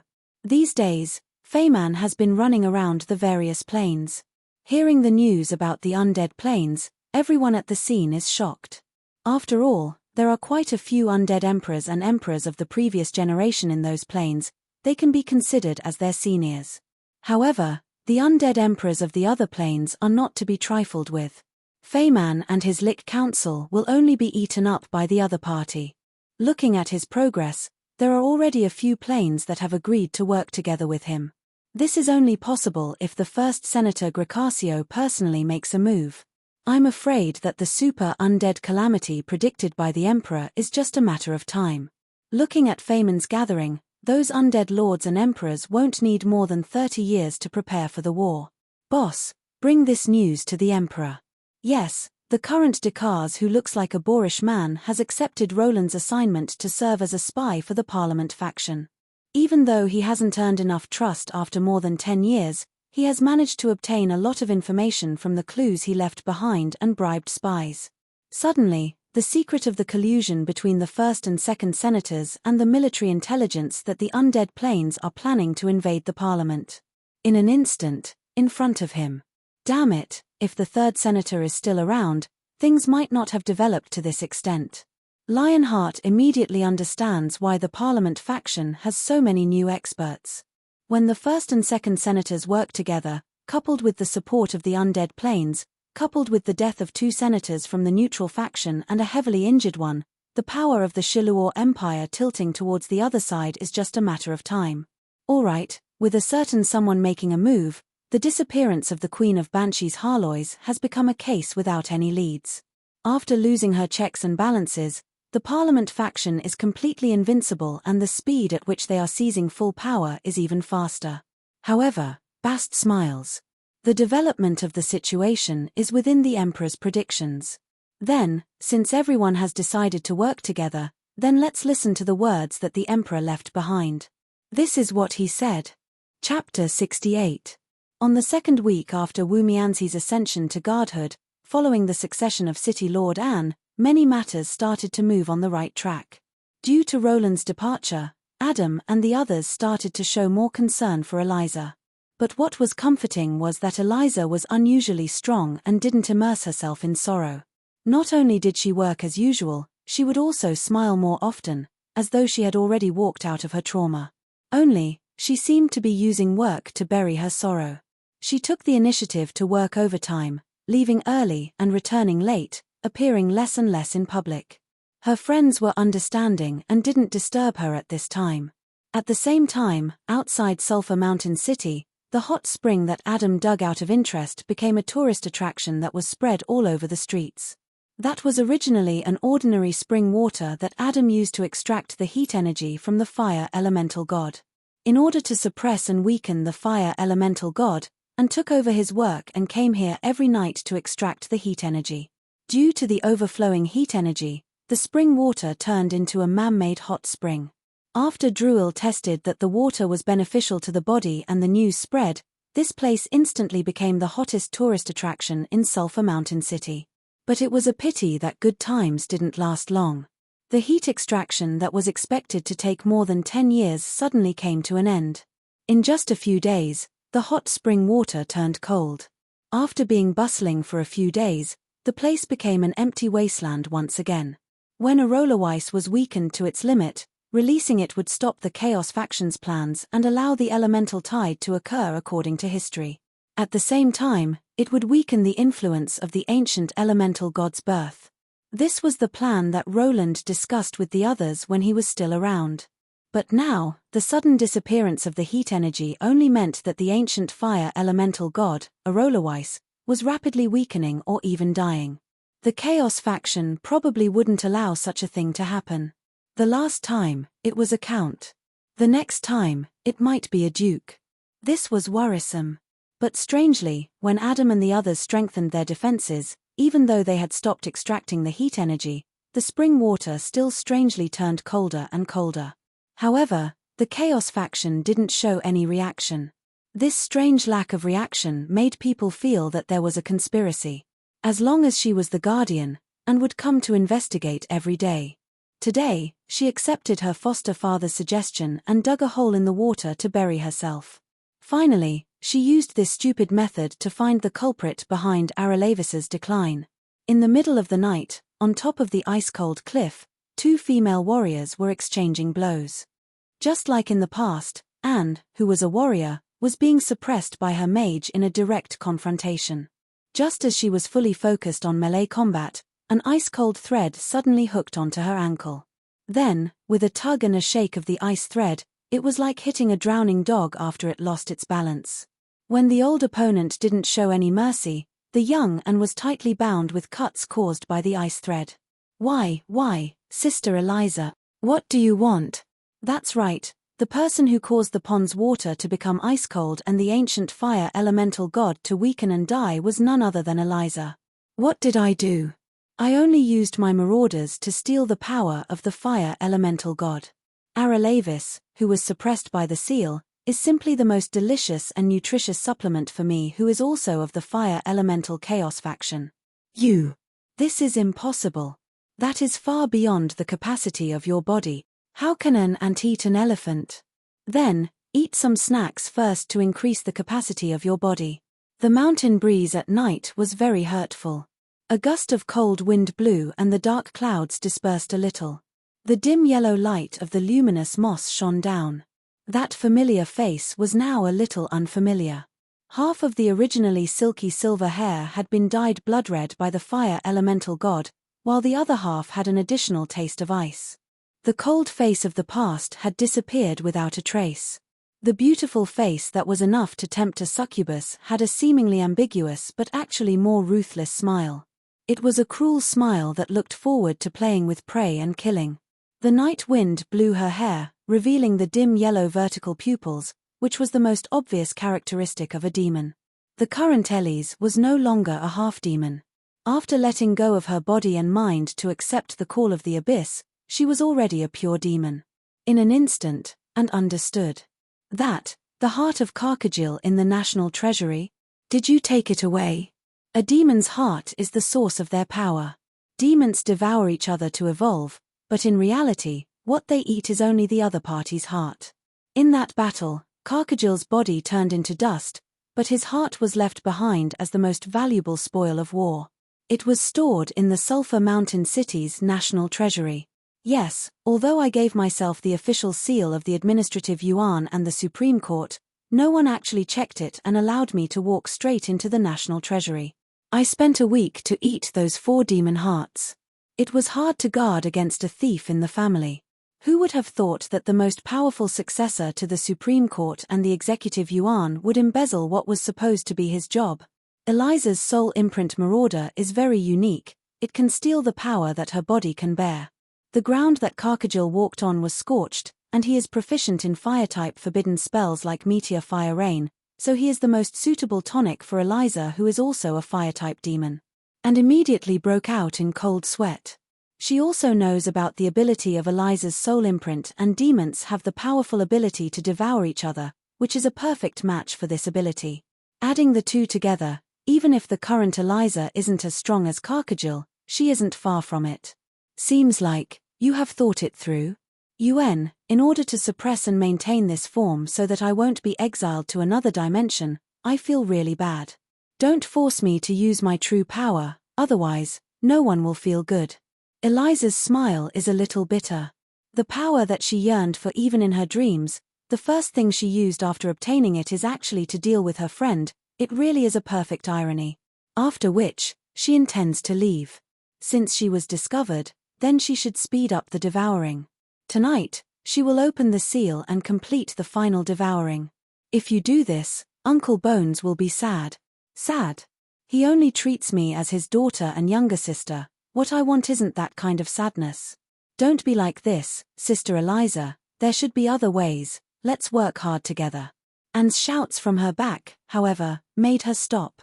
Anne thought that she was hesitating, but what she is about to face is Eliza's furious questioning. "And Lade, what do you know?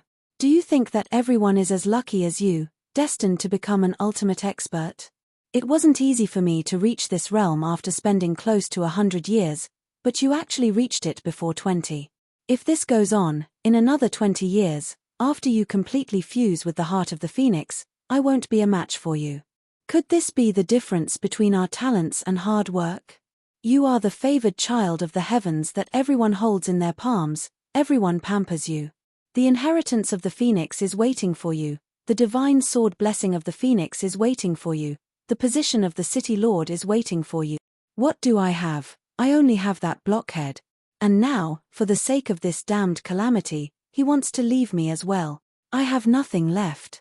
I have nothing left. Tell me, what do you want me to accept such a fact? Sister Eliza. Murmuring, and doesn't know how to reply. Do you know how it feels when the light of order descends, watching yourself die?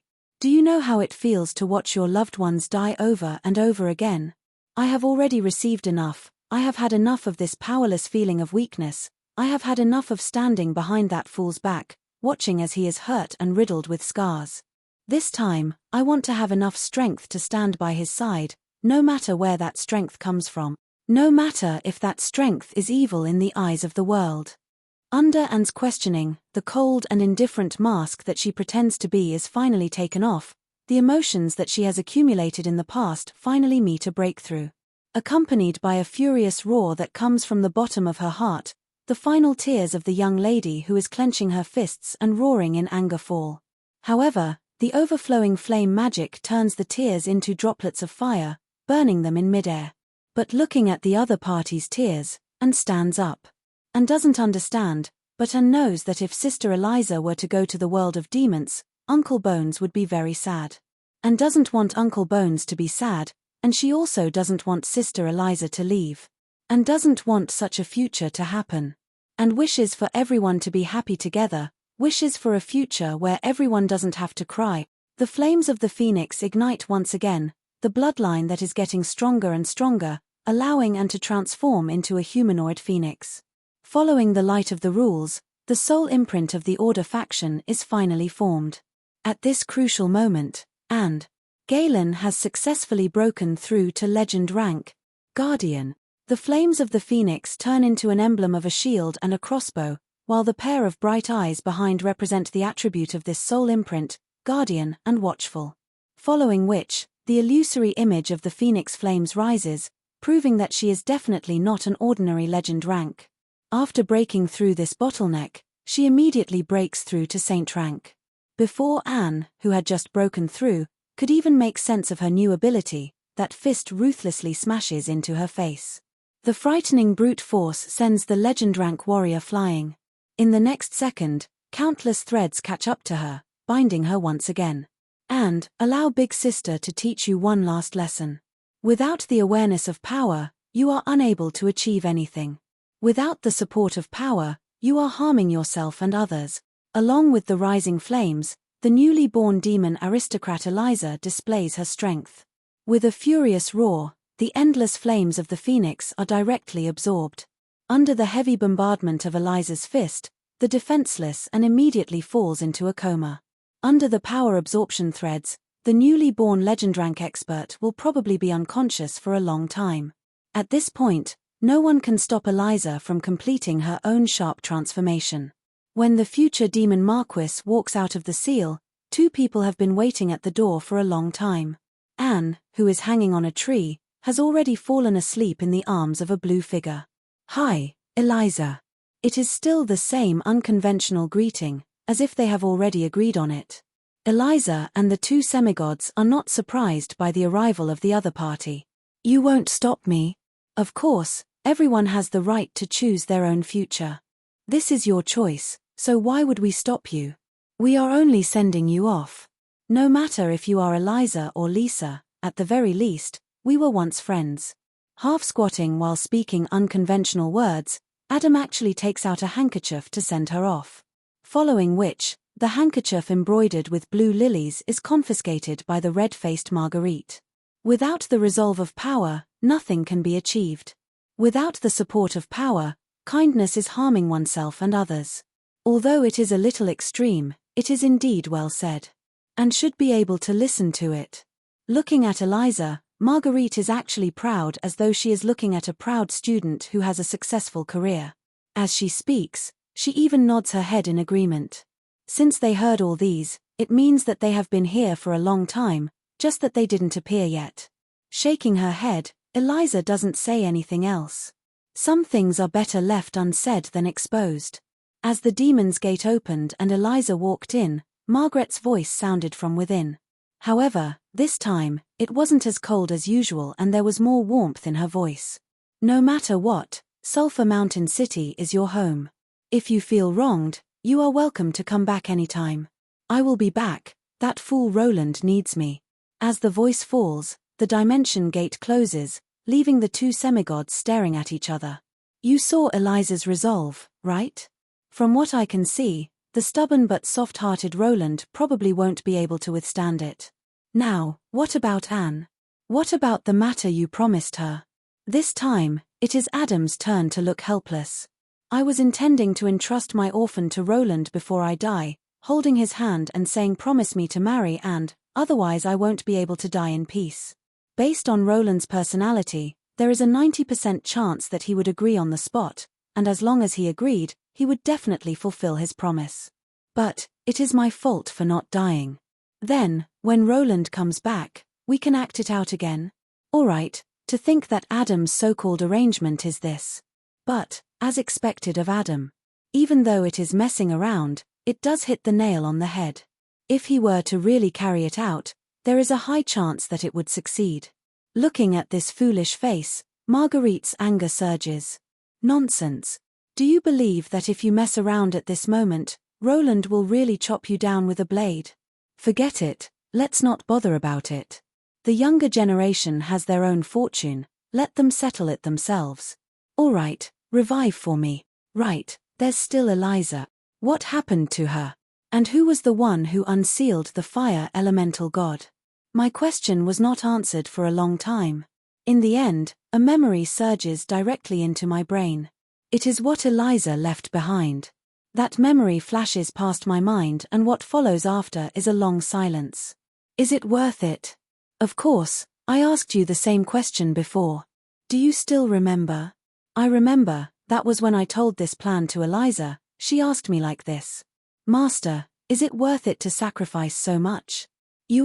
Of course it is worth it. Without sacrifice, there will be no gains. If we don't change, what awaits this world is destruction and calamity. I feel that there are still many things that are worth living on. But, the voice of a young lady comes from within. However, don't get me wrong. I am not doing this for the world, I am doing this for a wooden fool. Remember, the world doesn't owe me a favor, but you do. After a long silence, I finally smile. Alright, I owe you one. When you come back, I will compensate you. That's more like it. I will help you find out news about Cavendish. That's all. Recently, I have been very busy. These demon brats, they betray us so easily. They are even more annoying than you. After which, the silver ring darkens. It isn't easy to communicate across dimensions. From the system's description, this ring can only be activated 3 times a day at most, and the accumulated time cannot exceed 15 minutes. Judging from the 2 times of communication, the password to activate this ring is most likely the name Eliza. At this moment, I silently remember this debt of gratitude. Then, I turn my attention to the system.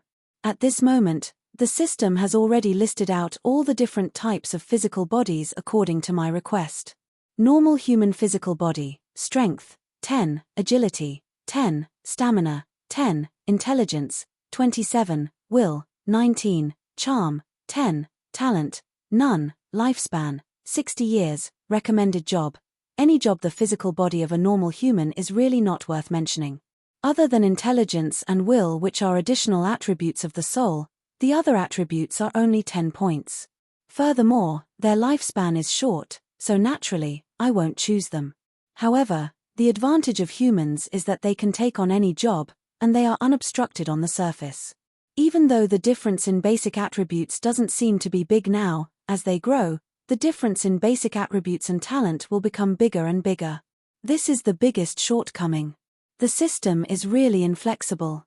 It lists more than 50 types of physical bodies, but at least half of them are white physical bodies, no system rating, that I wouldn't even consider. The ones that attract me the most are naturally the few golden bloodlines at the bottom. Son of the ancient red dragon, dragon descendant, strength, 19, agility, 12, stamina, 18, intelligence, 25, will, 17, charm, 16. Talent, dragon transformation, dragon wings, dragon breath. Recommended job, mage, warrior. Lifespan, 2000. Overall evaluation, silver pinnacle. System notice, you can look for the dragon Queenine Mesus to undergo the dragon transformation ritual and obtain her bloodline to turn into a true dragon. Considering the relationship between the two of you, this isn't difficult at all. However, I'm afraid that you will have to call her mom in the future. Although the system notice makes me speechless, the power of a red dragon can't be underestimated. The ancient red dragon is a half-diamond bloodline. If it were to evolve into the diamond bloodline of an ancient dragon in the future, its battle prowess would definitely be reliable. Furthermore, after being a Lich for so long, I am fed up with my weak physical body. The powerful physical body of dragons is indeed very attractive, but the drop in intelligence and will shows that this physical body has a negative effect on intelligence. However, considering that I am going to enter human society in the future, an obvious abnormality like dragon wings isn't very suitable. I can only keep this in mind for the time being. Immortal, artificial body, strength, 12, agility, 12, stamina, 15, intelligence, 30, will, 20, charm, 18. Talent, immortal, high-speed learning, release specialization. Recommended job, mage, recommended to become a saint in the future. Overall evaluation, gold. System notice, there is no need to explain how this bloodline came about, but it is definitely powerful. As it is a clone of a unique individual, there are some side effects, such as the appearance and skin color similar to the original. You know what I mean. If you call me now, you will also receive a Marguerite set along with the physical body. Side effects. Skin color similar. I think it is just the appearance that is similar. Partial similarity. I think it is most likely to be exactly the same. Straight up feminine transformation. It isn't that easy to scam me. Pass. Son of the god of law, descendant of God. Strength, 12, agility, 12, physique, 18, intelligence, 27, will, 17, charm, 20. Talent, son of law, power of law increases in speed by 100%, effects increased by 30%. Recommended job, that bunch of law job that you invented. Overall evaluation, gold. System notice, don't hesitate. This is the most suitable for you. Also, how does it feel to be your own son? Alright, I ignore this darned system notice once again. I am indeed a little tempted by this physical body. However, this physical body of a descendant of God that is obviously inclined towards the Order faction means that necromancy is just a side character from now on. Then, the impregnable defender is completely useless. On this point, the weakest humans are actually the strongest. They don't have any inclination towards anything. Any job can be changed into and any power can be tried to grasp. However, thinking about humans and the previous generation of Order citizens, I also thought about the two special gifts from Ale. I hurriedly submit them to the system. After a long while, two new physical body options appear in the system's menu. Bloodline of the first generation son of Order, royal family, descendant of God. Strength, 18, agility, 18, physique, 20, intelligence, 27, will, 17, charm, 20. Talent, war angel form. Overall evaluation, diamond bloodline. Recommended job, Order Knight. System evaluation, as expected of the favored son of the goddess of Order. The Order Knight is a special basic job created by the system based on this bloodline. It is able to use any power of Order, including law and holy light. It is definitely powerful. Perhaps, he isn't as good as the one below, but his potential is limitless. Some things can only be seen through comparison. Without a doubt, this bloodline is really powerful. Furthermore, the Son of Order has the same weakness as the Son of Law. Their incompatibility with necromancy will still cause negative effects on the soul world.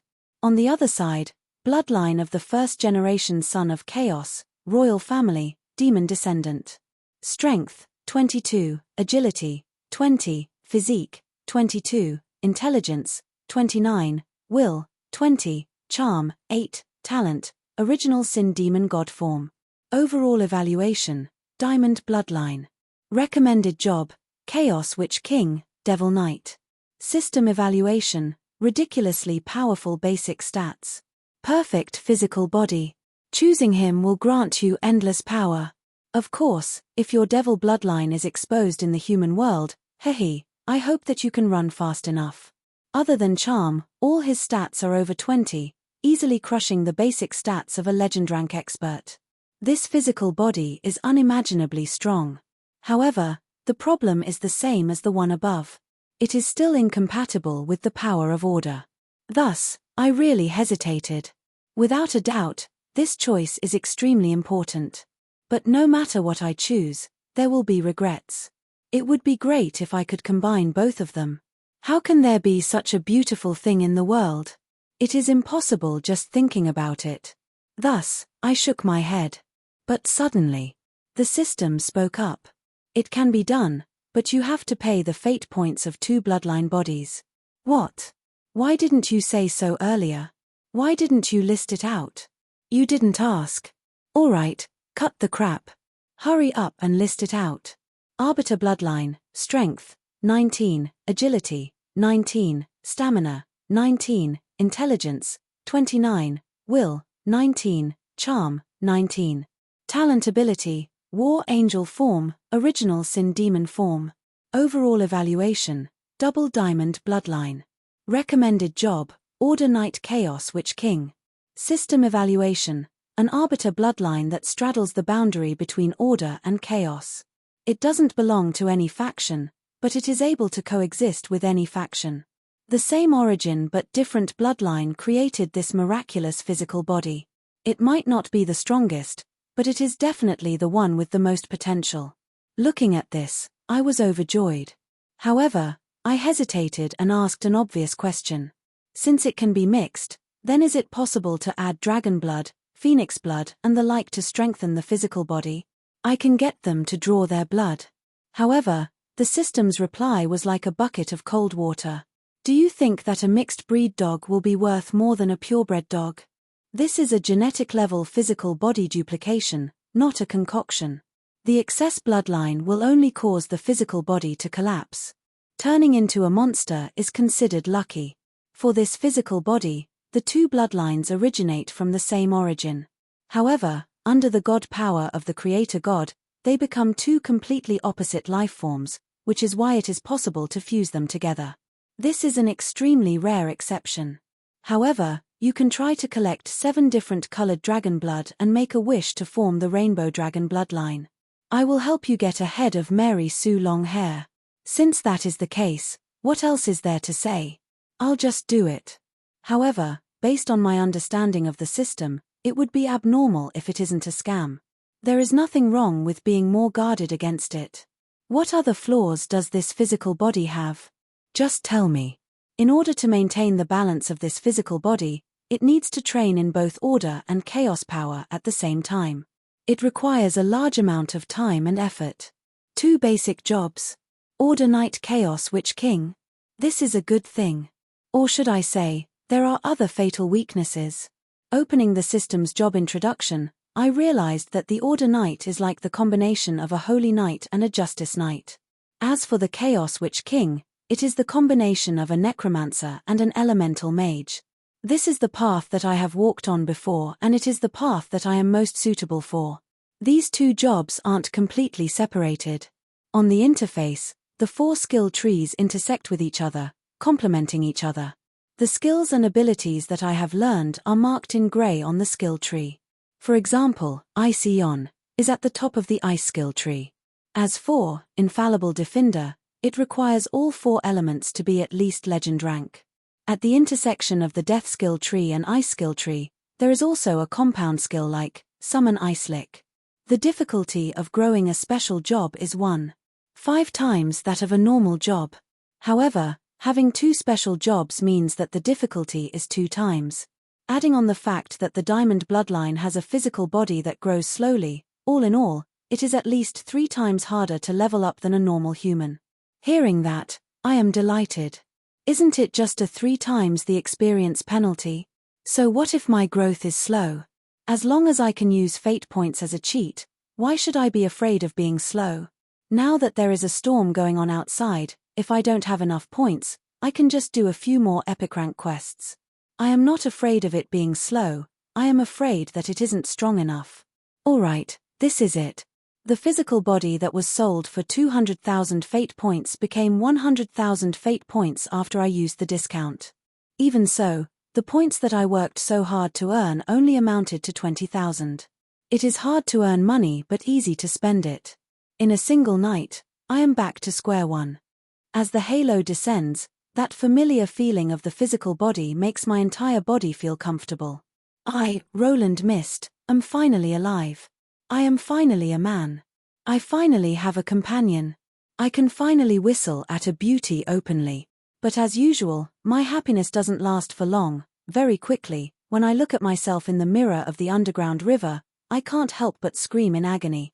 System, you tricked me again. One day, I will hack you into pieces. You didn't even ask. Hehe, this is our service motto.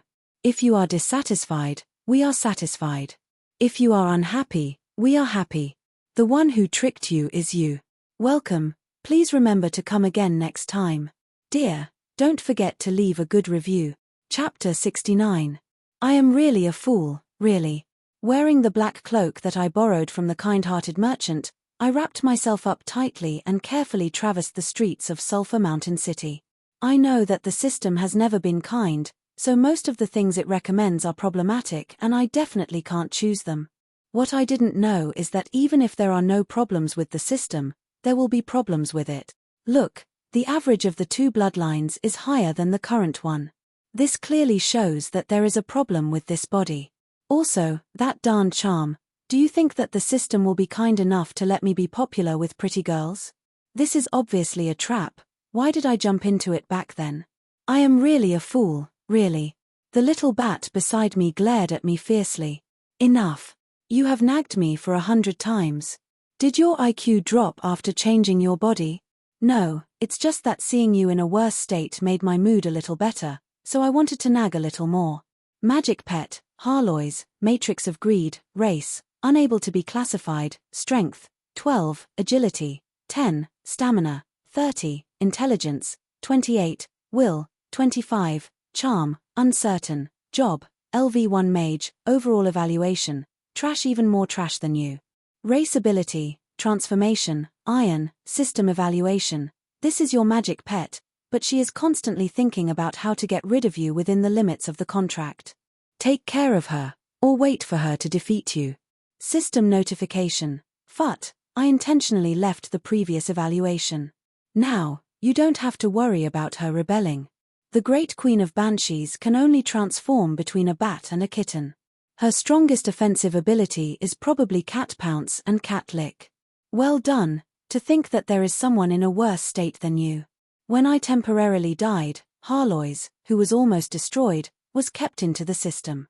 Now that I have revived, she has started to move again. However, I am still a living person when I drop to LV1, but she can no longer maintain her human form when she drops to LV1. Are you sure that if I remove your cloth and scream that someone is running around naked here, what will happen? Gritting her teeth, the little bat uttered the scariest threat she could think of, but I laughed. Go ahead, running around naked here is a common occurrence, no one will mind. Running around naked isn't news, it is news when no one runs around naked every few days. Heh, do you think I am a fool? How can there be such a scary place? Catch that naked bull. That's right. The one nicknamed the Naked King. Don't let him escape. He had only been quiet for a few days, and that damned Wild Bull Alliance and Gentleman Alliance were actually active again. This time, we'll lock them up for a month. Before Harlois could finish her words, her jaw dropped in shock. While I was still in a daze, a naked Tauren and a group of naked men dashed past. Immediately, a group of Dark Elf Knight chased after them. The supreme judge with the honorary title of Naked King? Inexplicably, my heart ached. My worry for the legal system mixed with the shame of my family's misfortune. I felt an urge to clean up my family and silence them. However, it was obvious that if I drew my sword in anger, I wouldn't be cleaning up my family. I would be sending myself to my death. Let's go. I have plenty of toys in my lab that use illusion to change one's appearance. Looking at my current state, I can't do anything. While searching for a way to deal with that fellow in my mind, I carefully wrapped my cloak around myself. From a certain perspective, this city is the safest in the entire underground city, but from another perspective, it is also the most dangerous. Especially since my current state isn't good. While avoiding sight, I carefully pulled my magic pet bat along as I walked quickly. However, Harlois was staring dumbfounded at the other side. A few Holy Knight and a few Death Knight were chatting happily. This is definitely a situation that can't be seen anywhere else. It is the symbol of the harmonious coexistence of order and chaos. Just as I was about to boast a little, they started fighting in the next moment. While fighting, they scolded and argued fiercely. Their attacks were vicious. That's more like it. Harlois nodded her head in satisfaction. However, at this moment, a scolding sound traveled over, leaving Harlois dumbfounded. You bastard, you don't know what to say. Did you agree to the Banshee Fellowship? Why are there only a few female undead? Look at their faces, they are covered in maggots. Can they even look? TSK, ignorant brat. That is the fashion of our undead district. Also, are you decent? Did you agree to the beautiful clerics? Why are there only a few cafeteria aunties? Do you think we are fools? There were already spectators cheering on the side. The argument between the two sides got fiercer and fiercer as they fought. However, the Death Knight didn't use his rune sword and the Holy Knight Gate didn't use Holy Light. Instead, they started punching and kicking like hoodlums. You want to meet the banshees and medusas of our district? Don't talk about the door, there isn't even a window. We can't even get them ourselves, so why should we introduce them to you? H, let me tell you the truth. We have to fight physically just to talk to the female clerics. Resources are so scarce, so why should we introduce them to you? Alright, amidst the booing from the spectators, the matter was already clear. The reason why both sides organized the fellowship was to gain something from the other party's female resources. In the end, both sides bumped into each other and realized the other party's intentions. The fellowship between the undead and the Holy Knight. Is this world crazy or am I crazy? Harlois was dumbfounded. Should I be thankful that I have a body? Looking at this bunch of buffoons, I clutched my stomach. That should be my stomach, right? This was the first time I felt what a stomach ache and neuralgia was. Someone go and contact the town security. Don't move, who is creating chaos? Haha, it's you bunch of grandsons again. Last time, during the tripartite gathering, you guys were really amazing. You actually dared to bring a half-goat and a half-horse. If it wasn't for the fact that we were quick-witted and called the legendary Bayfong over to scare away those hungry beauties, we would have already fallen into your hands. This time, we will settle our old and new grudges together. Eat my condemnation strike. Alright, there was no need to call the town security anymore. This new graduate from Nanxiang has already arrived. However, from the information he revealed, should I be impressed by their friendship? Somehow, my stomach hurts even more. Ouch. All of a sudden, someone knocked me into the air. Sorry, Momo is chasing after those bastards. It turns out that when a Dark Elf town security was chasing after them, he accidentally knocked into my body. My cloak was knocked away and light shone into my eyes, blinding my eyes. However, looking at the shocked Momo, I immediately came to my senses. I hurriedly used the cloak to cover my body. The system wouldn't be so kind as to give you a set of clothes. Just like what Harlois said, my new body was almost naked and I wasn't wearing anything under the cloak. I have nothing to do with those fellows from the Wild Bull Alliance. I am a newbie who came here to learn the power of law. It is just that I was robbed and my clothes were stolen. I tried my best to recall the second smile of the Holy Night, the smile of righteousness when I didn't do anything wrong. At the same time, I tried my best to distance myself from those perverts. I don't want to be locked up in the juvenile detention center for no reason. I am already penniless, so I came to rely on the Lich uncle named Roland. This is Armayo, my best friend. Then, I raised Harlois in front of the dark elf. At this moment, under my command, she had already turned into a cute black kitten. Under my command through the magic pet contract, even though the dignified Queen of Banshees was so angry that her eyes were about to spit fire, she could only obediently mio and act cute. Mio. Hehe, girls usually have no resistance towards cute things. Seeing that I am not a threat, she will definitely let me go after a quick check. But very quickly, I realized that my actions were unnecessary. The female Dark Elf town security ignored the Queen of Banshees who was meowing and only stared at me without saying a word. Then, my saliva dripped down without a care for my image. I am rich. A top-grade Shota. Naked. Can Momo eat me? Immediately, anger flared up and I roared furiously. You are the Shota, your whole family are Shotas. Alright, this time I admit that I was scammed by the system. What training from a young age is beneficial for controlling one's body, what soul and physical body are the most closely linked, no matter how many excuses I use to comfort myself, it can't hide the fact that I was scammed.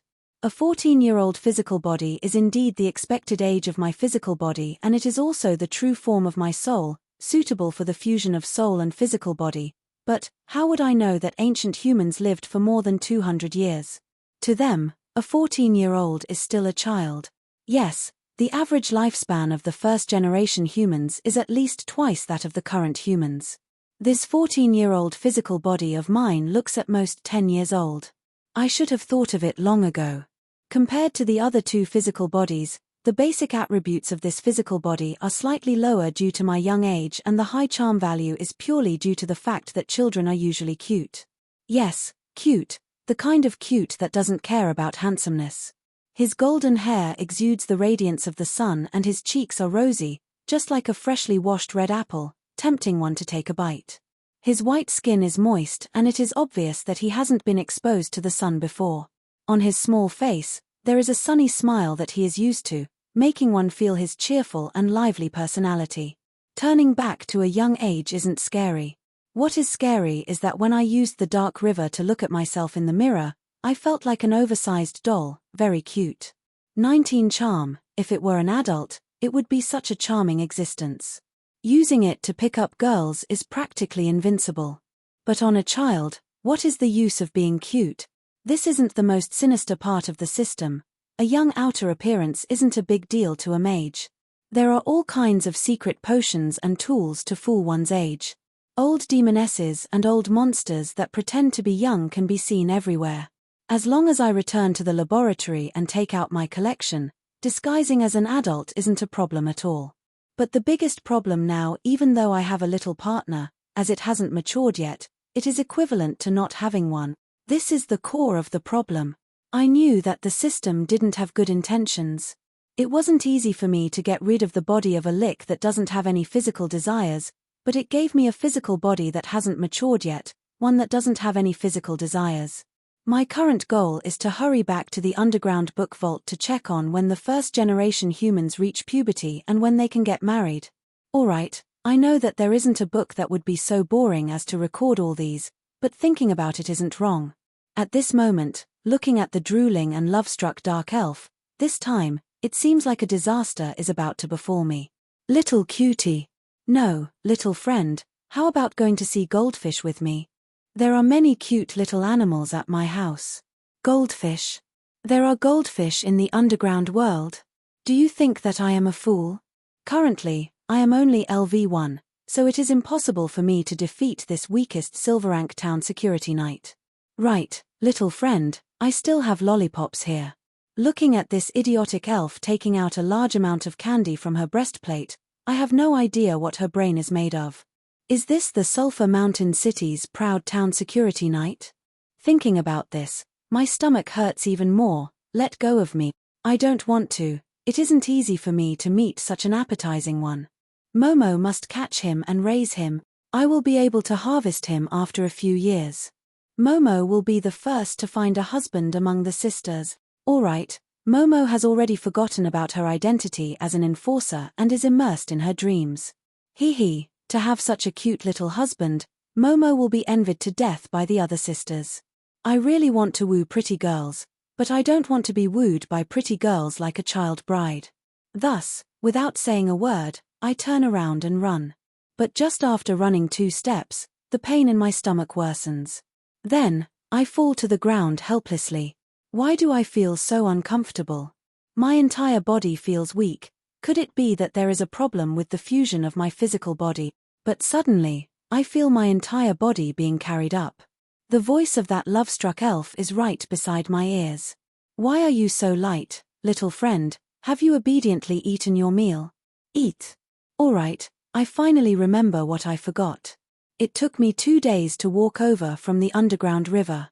But, having just turned into a living, I have long forgotten the habits of a living. I really didn't expect that I would have to eat. Furthermore, Harlois, who is also an undead, wouldn't have thought of reminding me. So it isn't a stomachache, it is hunger. For you to be fine after not eating for 2 days, looks like your body is still quite healthy. After coming to a realization, the next moment, I fainted from hunger. But luckily, before I fainted, I shouted with all my might, "Save me, there is a weird auntie. She wants to feed me milk." Looking at the town security rushing over, my chastity should be preserved. Tragedy. Darned system, I will not live under the same sky as you. Chapter 70. Due to the disappearance of the Lich Roland, they no longer had to worry about their home being destroyed. The dark elf ladies clenched their teeth and dug out the last of their savings from their shoes to rebuild their home for the 3rd time. With the help of many free laborers, for example, a certain remnant knight, a certain kidney knight, a certain holy knight, the town security headquarters was quickly rebuilt. The new town security headquarters was designed by the Grey Dwarf craftsman. It was shockproof, explosion-proof, fireproof, floodproof and Roland-proof. As for how I knew about it, it was clearly written on the blueprint of the building. The few red words could be seen from over 100 meters away. I still don't move on the 4 defenses at the front, but what is the meaning of the Roland-proof at the back? This is the privilege of a child. If I don't understand, I can just ask. However, the following development, I know that I don't need Diana to answer. Roland. Who mentioned this name? The moment I mentioned this name, countless female knights jumped out of nowhere. Covered in armor, they held sharp swords in their hands. Their eyes were bloodshot and they looked murderous. It was as though they wanted to fight it out with someone. That Protect Roland is an anti-undead barrier that we specially invited the Great Mage to set up to deal with a certain person. Right, little Rolo, you mustn't say your uncle's name here. On the surface, I nodded my head as if I understood, but I was secretly breaking out in cold sweat. It has been so long, is there such a deep grudge? The compensation for the repairs was approved by me from the Supreme Court. Without me, how could you rebuild it so quickly? A bunch of heartless little ones. Alright, looking at these red-eyed aunties who were muttering curses, even though I knew that it was impossible for them to see through me, I still instinctively wrapped my cloak tightly around me. Waha, I didn't expect your reputation to be so good. As expected of my disciple. Alright, I was even mocked by this old witch who was rubbing herself in the cloak. But then, as though she had thought of something, Diana hurriedly added. Don't say it even if you go out, you mustn't. Your uncle. His reputation in the city is a little terrible. Actually, I don't have any prejudice against him, but there are some things that I can't say as an elder. In short, little Roland, for the sake of safety, don't ever tell anyone that you are Roland's nephew. Alright, looking at the bashful Moonlight Knight who was too embarrassed to speak ill of others, the black cat was already rolling on the ground in laughter. Little brother Roland, what did you do? Why are you doing so badly in your own territory? Even this female knight can't say it out loud. Shut up, magical pet. Otherwise, I'll make you shout like a squirrel while doing 2.5 360-degree somersaults on the spot until you puke. The moment I said that, Even if Harlois gritted her teeth in anger, she knew that my threat was real. If I said that I would make her do 2.5 somersaults, I definitely wouldn't make her do 3 somersaults. Harlois, who was always sensible, immediately shut up. All right, little Luo, hurry up and go eat. Hearing this, he immediately became excited. He had finally encountered some bad luck today, and his luck had finally turned. Now that he didn't even have a single copper coin on him, it was a good opportunity for him to freeload a meal. On the way to the canteen, looking at this hesitant female knight, I had many thoughts on my mind. There were many things that I had to do now, but the most important thing was to get rid of this young appearance. In his current state, the hilt of his sword was bigger than his hands, and he couldn't even hold the sword steadily. How was he going to fight? The young man's short stature made his steps small, his hands and feet short, and it was hard for him to exert his strength. No matter how good his basic abilities were, it would be hard for him to utilize them. Furthermore, when he reached the human world, he would definitely have to interact with those powerful nobles. However, reality wasn't a legendary knight novel. Although appearance wasn't everything, if he was too young, it would be hard for him to gain the trust of others. My plan was ruined. If I were to wait for him to grow naturally, who knows how long it would take for this physical body to reach adulthood. I should first think of a way to hide it. Right, dragons are a race that gets stronger the older they get. Judging from Little Red's age, she isn't at the age to evolve into an ancient dragon. She might have some secret arts. I'll go look for her later.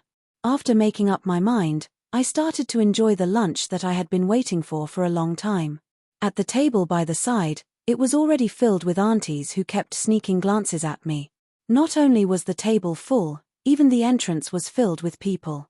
In the corner, Momo, who was chained up, was still howling incessantly. Momo, I am not a Shota lover. It is just that the person I like happens to be a Shota. All of you who haven't touched a man for dozens of years, you thirsty hashatat you aren't at. Ask yourselves, do you not want to paint this innocent and pure smile with your own colors? He already has an owner, he is all mine, don't you dare snatch him away from me. Alright, the sight of her drooling to vent her desires was really too unbecoming. Her companions couldn't bear to look on anymore, and this time, their mouths were gagged.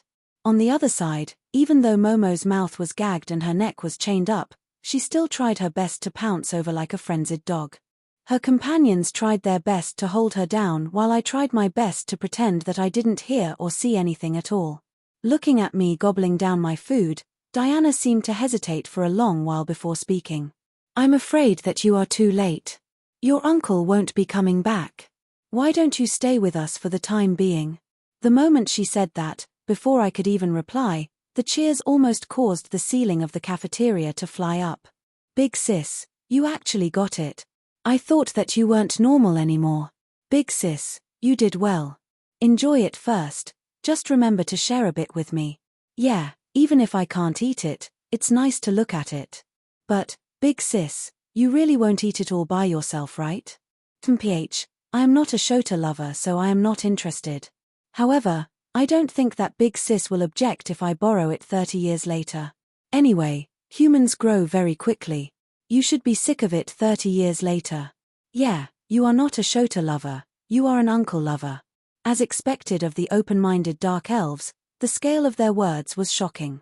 While the elves were surprised, it made my heart tremble. I started to doubt whether it was worth it to enter the tiger's den just for a meal. Hearing the cheers of her companions, Diana was stunned for a moment before smiling bitterly. She couldn't explain it either. Could it be that she coincidentally found out that Roland is Lord Wumianzi and Lord Wumianzi has already ascended to heaven, so this child is destined to be unable to find her uncle? Even if it is Sulphur Mountain City, it is a dangerous underground world. If she were to meet a human trafficker or a pervert, Sulphur Mountain City doesn't seem to lack the latter. At least, that fierce dog who is still struggling despite being chained up is definitely one of them. Think it over. I see that you are white and tender, you don't look like a child of the underground world at all. This place is completely different from the surface. You should be thinking about how you are going to survive here. Thank you, big sis, but Uncle Roland said that if I can't find him, I should look for Lord Einmezus. Looks like I can only force myself to look for Little Red first. Looking around, those female elves seem to be hiding something suspicious in their mouths. Their eyes are glowing green, and no matter how I look at them, they look like a pack of hungry wolves. It is too dangerous to stay here. However, due to certain reasons, I have to return to the old residence for a period of time. Perhaps I should find a reliable guardian for myself first. Hearing the great name of the new Dragon Empress, Diana is first shocked. Then, recalling that the child in front of her is Wu Mianxi's nephew, there is a high possibility that he is related to Lord Einmezus. Coming to a sudden realization, she nods her head. All right, I will send you there after you finish eating. Ignoring the sighs from the side, Diana silently takes out the form and passes it to me after I finish eating. Looking at you, you should know how to write. Fill in the basic information and I will make a temporary pass for you. That covetous gaze of hers makes my back break out in cold sweat. I have long wanted to slip away. Thus, I quickly finish writing the form, threw it down and left. Gossiping is the nature of women. The moment Diana, as the leader of the team, leaves, the female knight crowd around to snatch the form. But strangely, as elves, they realize that they can't understand the words written on the form. Amidst the exclamation of a certain someone, they realize that the little boy has been using their mother tongue, the dark elf language, to communicate with them. Finally, under the joint research of a few scholars, that incomprehensible form is made clear. It turns out that the words written on the form contain more than a dozen different languages. All kinds of grammar are mixed together. Even though it is a mess, there isn't a single mistake. The first word is dragon language, the second word is devil language, the middle word is ancient elf language, and the grammar used to put them together is the dialect of the leopard men of the far northern sea. If this isn't a great sage who specializes in languages flaunting his linguistic skills, then the person who wrote it must have gone mad. Language is the carrier of thoughts. All living beings are used to thinking in their mother tongue. If these sentences are the process of his thinking, then he has most likely gone completely mad. Even though she is already as powerful as the Dragon Empress, Einmezus's life isn't any different from before. Every day, she still sleeps in her dragon nest, eats and fights. Other than the level of her opponents getting higher and higher, there isn't anything different about it. Just when she was hibernating in her dragon nest, she heard the Draken priest serving her say that a lad named Rollo wishes to meet her. She immediately runs to the door to welcome him. However, upon seeing him, she is stunned for a moment, then, pu. Haha, Roland, to think that you would have such a day. Come, call me auntie. Without any hesitation, a certain dragon rolls on the ground in laughter. Her laughter reverberates throughout the entire dragon nest, making one grit their teeth in hatred. Infuriated, I send a flying kick at her. However, not only was I completely ignored, she even laughed even louder. I can't take it anymore. You even changed your name to Rollo, Big Brother Rollo. Come, shout for the holy light and justice and continue leading us on our adventure. Alright, since I can't beat her, I can only wait for her to finish laughing. That fellow actually laughed for a full 10 minutes, to the point that tears were flowing from his eyes. When I raised my request, she shook her head. A secret technique to grow rapidly? There is indeed such a technique, but if you don't want to forget your own name, it is best not to use it. So, that is a technique that dragons use to quickly hatch their dragon eggs to create cannon fodder. In a short span of 3 weeks, a young dragon can be born from a dragon egg. However, due to excessive growth, the brain would suffer fatal damage, turning it into a brainless cannon fodder. You humans really don't value life. Every process of life's growth has its own meaning. Children use play to train their body's coordination and mobility. Teenagers use games to train their thinking and teamwork spirit. Through learning to imitate the knowledge and skills of their elders, teenagers start to form teams to face the harsh nature. Middle-aged people learn the responsibilities of their family while their physical strength deteriorates. Old people are weak but they gain wisdom. Every age has its own way of living. This is a gift given by nature. Those who only stare at the future won't have the present. If there isn't even the present, how can there be a future? Hearing this string of words, I am stunned. This doesn't sound like something that Little Red would say at all. Why are you looking at me like that? No matter what, I am a giant dragon whose age is enough to be your grandmother. It doesn't matter if I say some philosophical words occasionally. Is that what Molly said? Of course not. How could she understand such things? It was my dad who said it. All right, so it is the legendary unlucky Dragon King. However, looking at Little Red's gleeful look, is this the legendary you can't be cool for more than 3 seconds? However, what she said does make sense. I can't help but think of Silly Dang's experiences along the way. His physical body gradually melds with his body, absorbing experience as he grows. Following the growth of his physical body, his strength also gradually matures. Only by building a good foundation can a tall building be sturdy. In the long run, I suggest that you take it slow. Train yourself bit by bit to uncover your own potential. No matter what, it is better than pulling up seedlings to help them grow. But this won't do. I can't even hold my sword properly. At the very least, I need a body that can fight. If you only want the outer appearance of an adult male, then you found the wrong person from the start. You should look for Marguerite. Time and space are her specialties. Adjusting her body without affecting her growth should be a small matter for her. Marguerite. Who? Oh, that saint who likes to wear blue clothes. Can you introduce her to me? I nod my head. My guess should be correct. However, the moment I say that, the face of Little Red, who had just turned into her human form, instantly turns pale and ugly. What kind of joke is this? You forgot about her again. Forget it, there is no point in getting angry with you. Follow me. All right, this time, even if I don't want to meet Adam, I have no choice. Under Little Red's lead, we charge straight ahead. Very quickly, we meet at the City Lord's residence. Ha ha ha ha, so cute. Little brother Roland, to think that you would have such a day. How delightful. All right, I knew that this would be the result. The fellow who is rocking back and forth in laughter like Little Red is my indescribable nemesis, Adam. Uncle Bones is so cute. Anne's dazed eyes look a little dangerous. However, from the fact that she didn't pounce on me, she is still much better than those female elves. As for the blue-robed sage, he also smiled slightly. It is just a time reversal ring. It is very simple. Come and collect it a week later. Thank you so much. It is our first time meeting and I am already asking for your help. I am really sorry. I will remember this favor and I will repay you in the future. I am unable to comprehend what happens next. Even I know that one should thank others when asking for help. However, why is it that the moment my words leave my mouth, the bustling scene a second ago turns cold in an instant? Cough, Yuen, you haven't returned to your old house yet, right? Yuen, I will return in a while. This time, I seem to have suffered heavy losses. I am afraid that I will have to spend 3 months inside.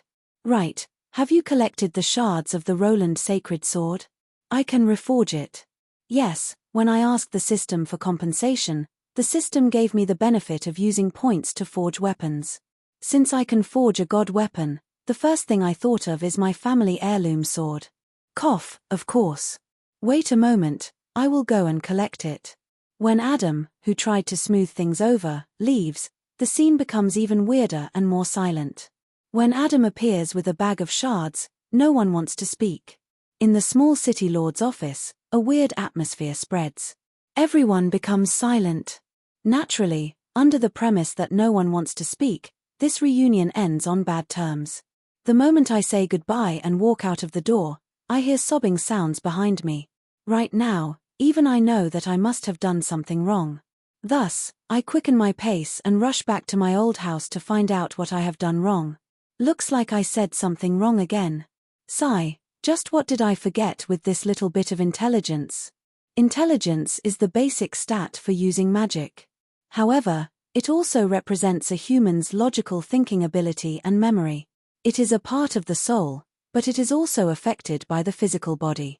I remember that when I was a Lich, my intelligence was 30. Subtracting the 2 points of intelligence from the Licker's body, my basic intelligence should be 28. But now, it is only 27. Obviously, I suffered some damage during my reincarnation. How can there be no price to pay for death? The shattering of the soul in death and the infiltration of the river Styx are all killers that steal one's memory. But I am completely fearless. Anyway, it isn't the first time. It isn't like I will die if I forget something. Besides, I don't even know what I have forgotten, so I won't feel sad or regretful. It doesn't matter. The moment I step into the old house, the extinguished lights light up one after another. The entire house seems to come alive. However, I didn't stop at the residential area. From the very start, my destination was the basement of the old house. That is also the reason why I must return to Sulphur Mountain City. There isn't a sliver of light in the long and narrow passageway that resembles a medieval tower. The only thing echoing is my footsteps. The moment I enter the lowest level of the basement, the entire underground library lights up. Under the effect of an arcane spell, countless books fly around the room, as though they are birds that have just been given life. Soul examination is correct. Welcome back, Master. I am the artificial tower spirit 007 of the laboratory and library. I hope that you didn't forget me this time. Then, according to your request before you left, I will start the re-education process. This time, where do you intend to start from? Personally, I suggest that you start from linguistics, followed by mathematics, physics, chemistry. After you fill up your foundation, you can start from the practical subjects. As far as the eye can see, it is a sea of books. Thousands of bookshelves stand there silently. Under the influence of space magic, this is just the tip of the iceberg. Some of the bookshelves are labeled with physics, chemistry, and other subjects. Some of the bookshelves are labeled with comprehensive strategy, secrets of the gods, magic, and martial arts. Most of all, it is a diary of my experiments. If death is so easy to deal with, then there is no need for all living beings to fear death.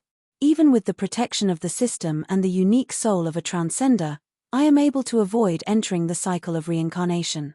However, every time I revive, the loss of my memories and knowledge is excruciating.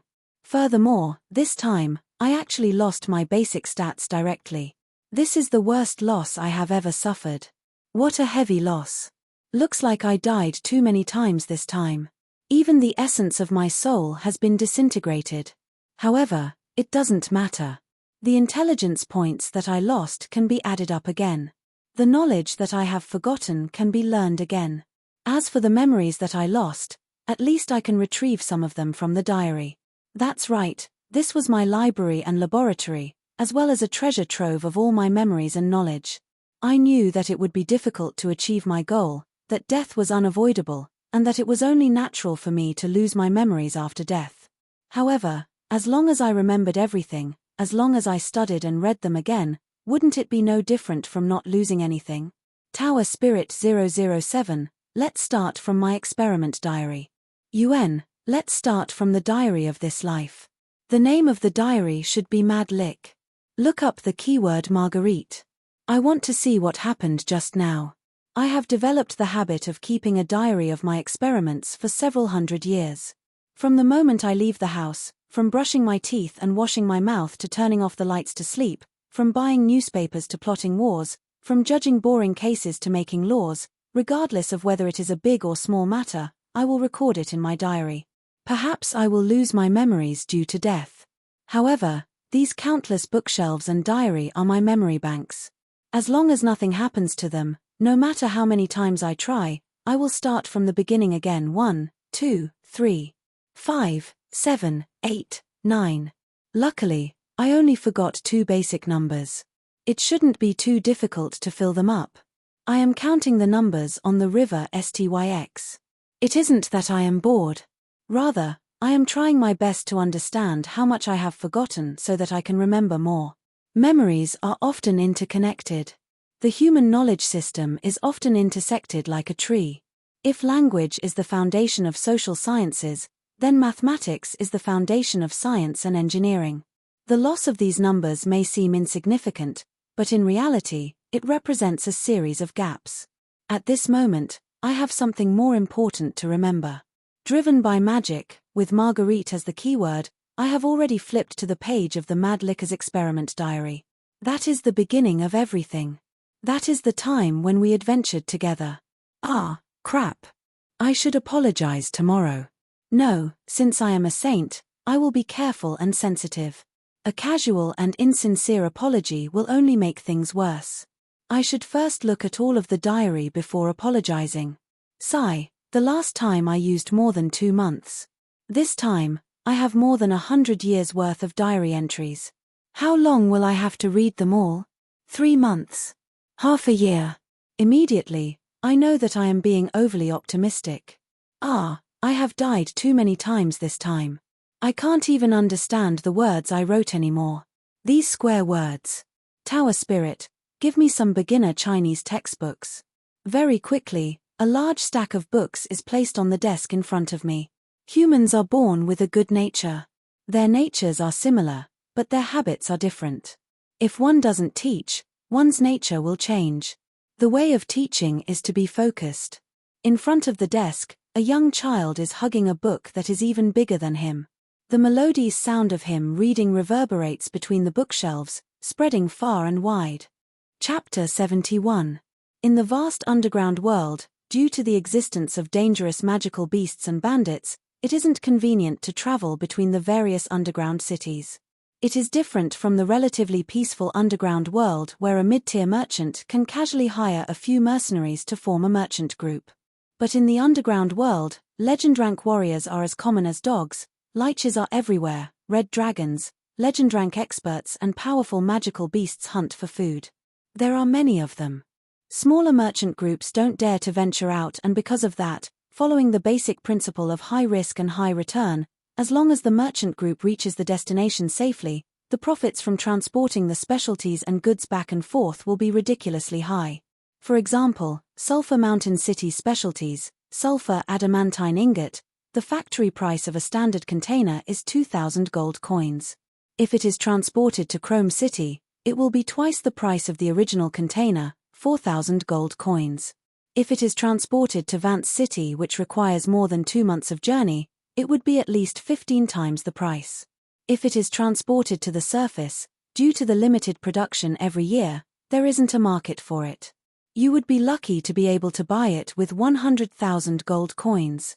Of course, specialties are usually limited in production, and the rarer they are, the higher the price, the higher the price. However, other daily necessities are always in short supply due to their high consumption, so the profits can't be underestimated. Because of that, under Sho and Carcagill's selfless contribution, the permanent space distortion directly connected to Vance City is destined to bring glory to Sulphur Mountain City. The journey that should have taken more than 2 months was shortened to less than a week. Not only did the two cities benefit from it, the merchants coming and going became more frequent and the surrounding underground cities became more prosperous. Furthermore, the deepening of economic relations would definitely bring about the strengthening of political relations. The sensitive merchants have already viewed it as a new golden trade route, while the politically sensitive underground city lords have sent their children to both places to study and build up their relations. A close neighbor is better than a distant relative. Under the mutual benefits of both sides and the unbelievable trust between the leaders of both sides, the good relationship between Sulphur Mountain City and the new owner of Vance City, the Centaur tribe, will definitely deepen. Adding on the Dragon Empress who built her nest in Sulphur Mountain City, 3 of the 5 autarchs came together. Thus, in the eyes of those who are observant, a gigantic beast is slowly emerging from the water. Economic union, political union, personal friendship union, union of powerful individuals, but the most important thing was that under the new laws and order, each species understood each other and tried to understand each other's ordinary species. This represented true union, not an alliance where everyone harbored ulterior motives. There was no place better than the cruel underground world where people understood that unity was strength. There was also no place where the scarcity of resources and bloody competition made peaceful coexistence so difficult. When betrayal and ulterior motives became synonymous with temporary alliances, this giant beast that was gradually merging in all aspects became even more terrifying. Perhaps, the underground world is going to change. Perhaps, in less than a decade, a new emperor or queen of the underground world will be born. Perhaps the current underground alliance would be replaced by the new united behemoths. Perhaps there will be a day of peace in the chaotic underground world. However, all of these are things to be discussed later. At this moment, on the golden trade route, a seemingly normal merchant group is slowly advancing. To say that it is normal means that it only has 20 carriages and the goods aren't of high quality. The mercenaries escorting it are just normal dark elves and beastmen mercenaries. But to say that it isn't normal means that even though the journey isn't long, strangely enough, it didn't meet with any trouble. The bandits and magic beasts that appeared endlessly in the past seemed to have disappeared without a trace, surprising the mercenaries. And I am also in the merchant group. The 3 months of tutoring has successfully ended and the chaotic knowledge system and memories have been cleared up. Then, it is time for me to leave the underground world. At this moment, with the help of magic equipment, I am no longer that young and short stature. Time distortion ring, epic tier mystical item. The wearer's physical body will be permanently at the state of 20 years old, obtaining the optimal state for battle. However, the wearer is unable to change the physical attributes of the wearer's physical body. Creator, Marguerite. Materials, fragment of the Philosopher's Stone and Mithril. System notice, in other words, your little companion can only look at it but not use it. This time, it isn't me trying to trick you. Marguerite is definitely trying to trick you on purpose.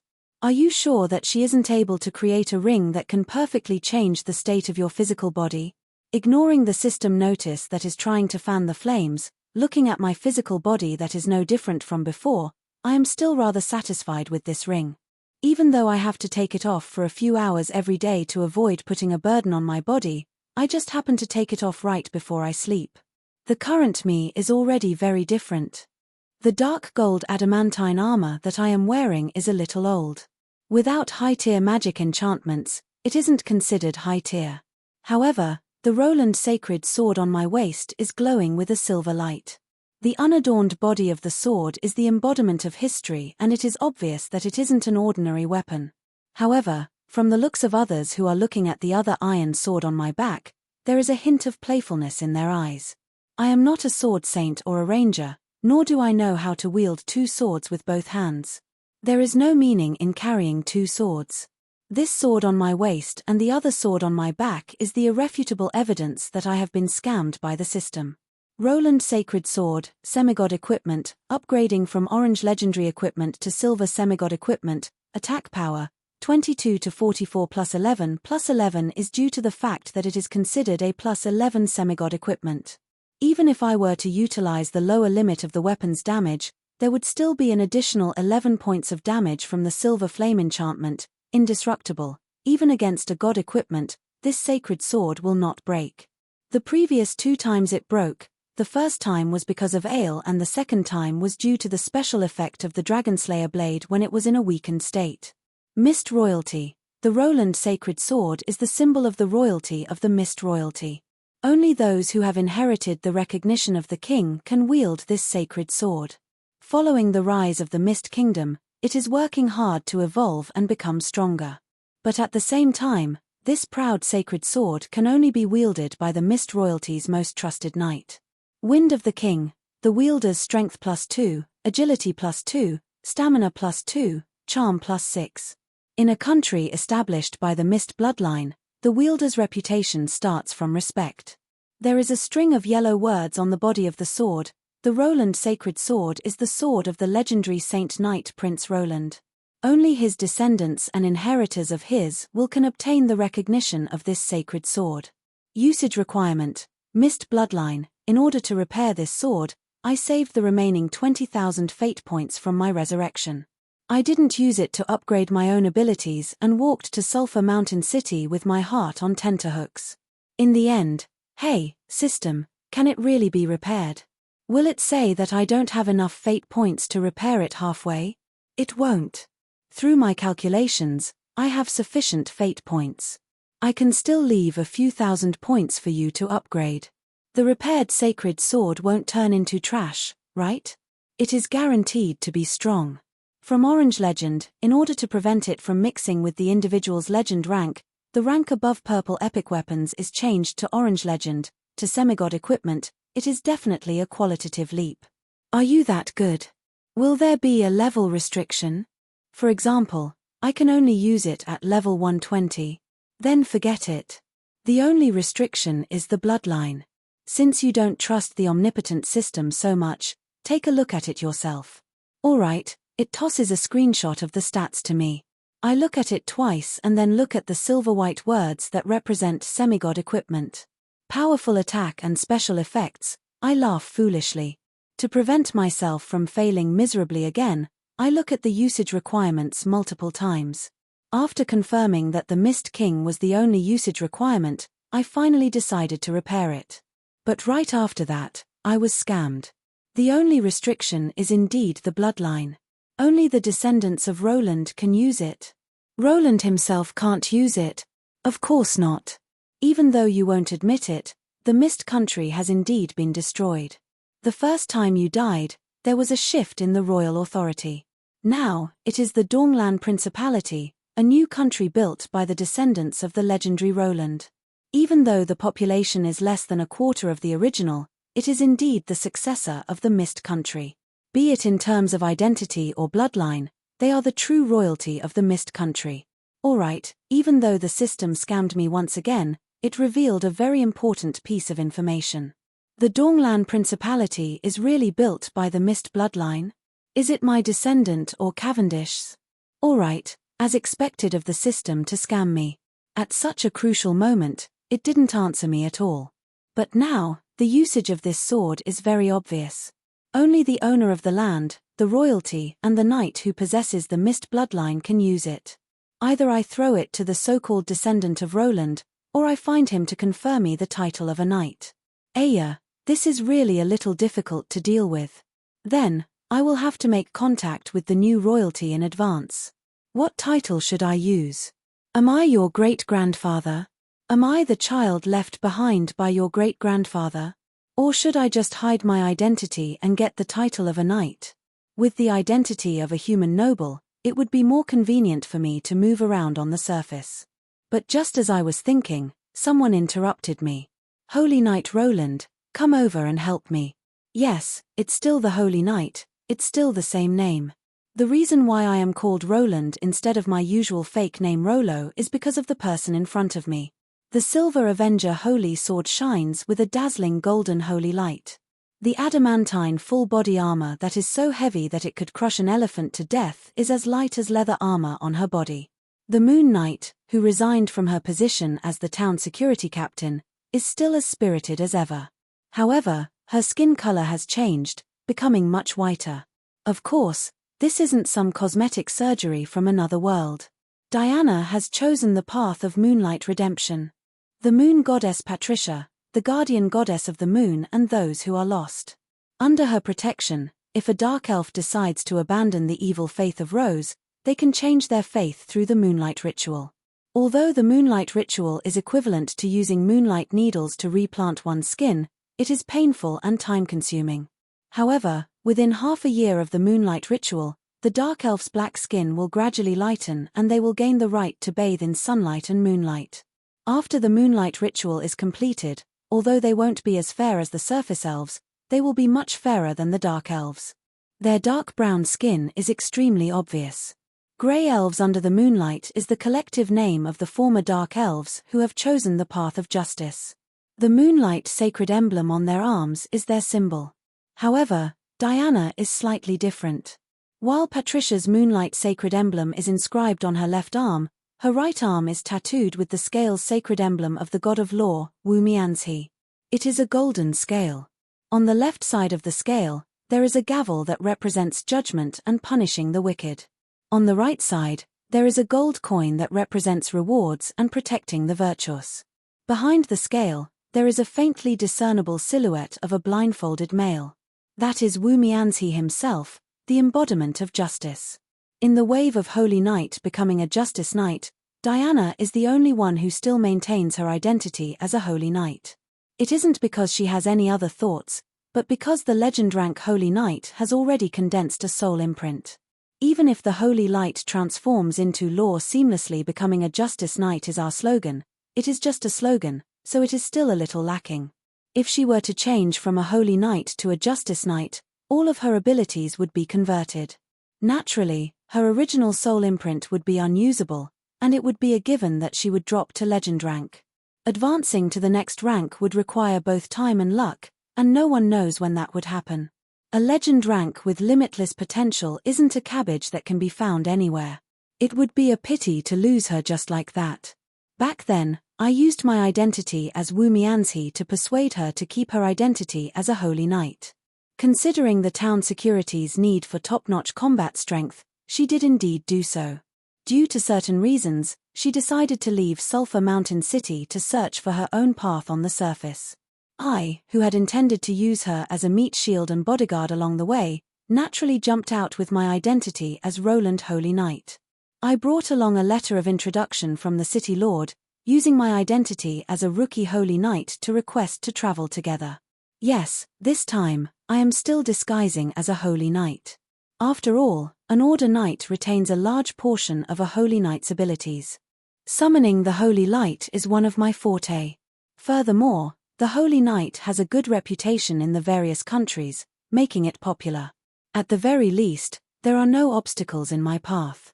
Greetings, respected Grey Elf Lady. May the radiance of Patricia light up your path. I am Roland, a holy knight from the human kingdom of the surface, Karen.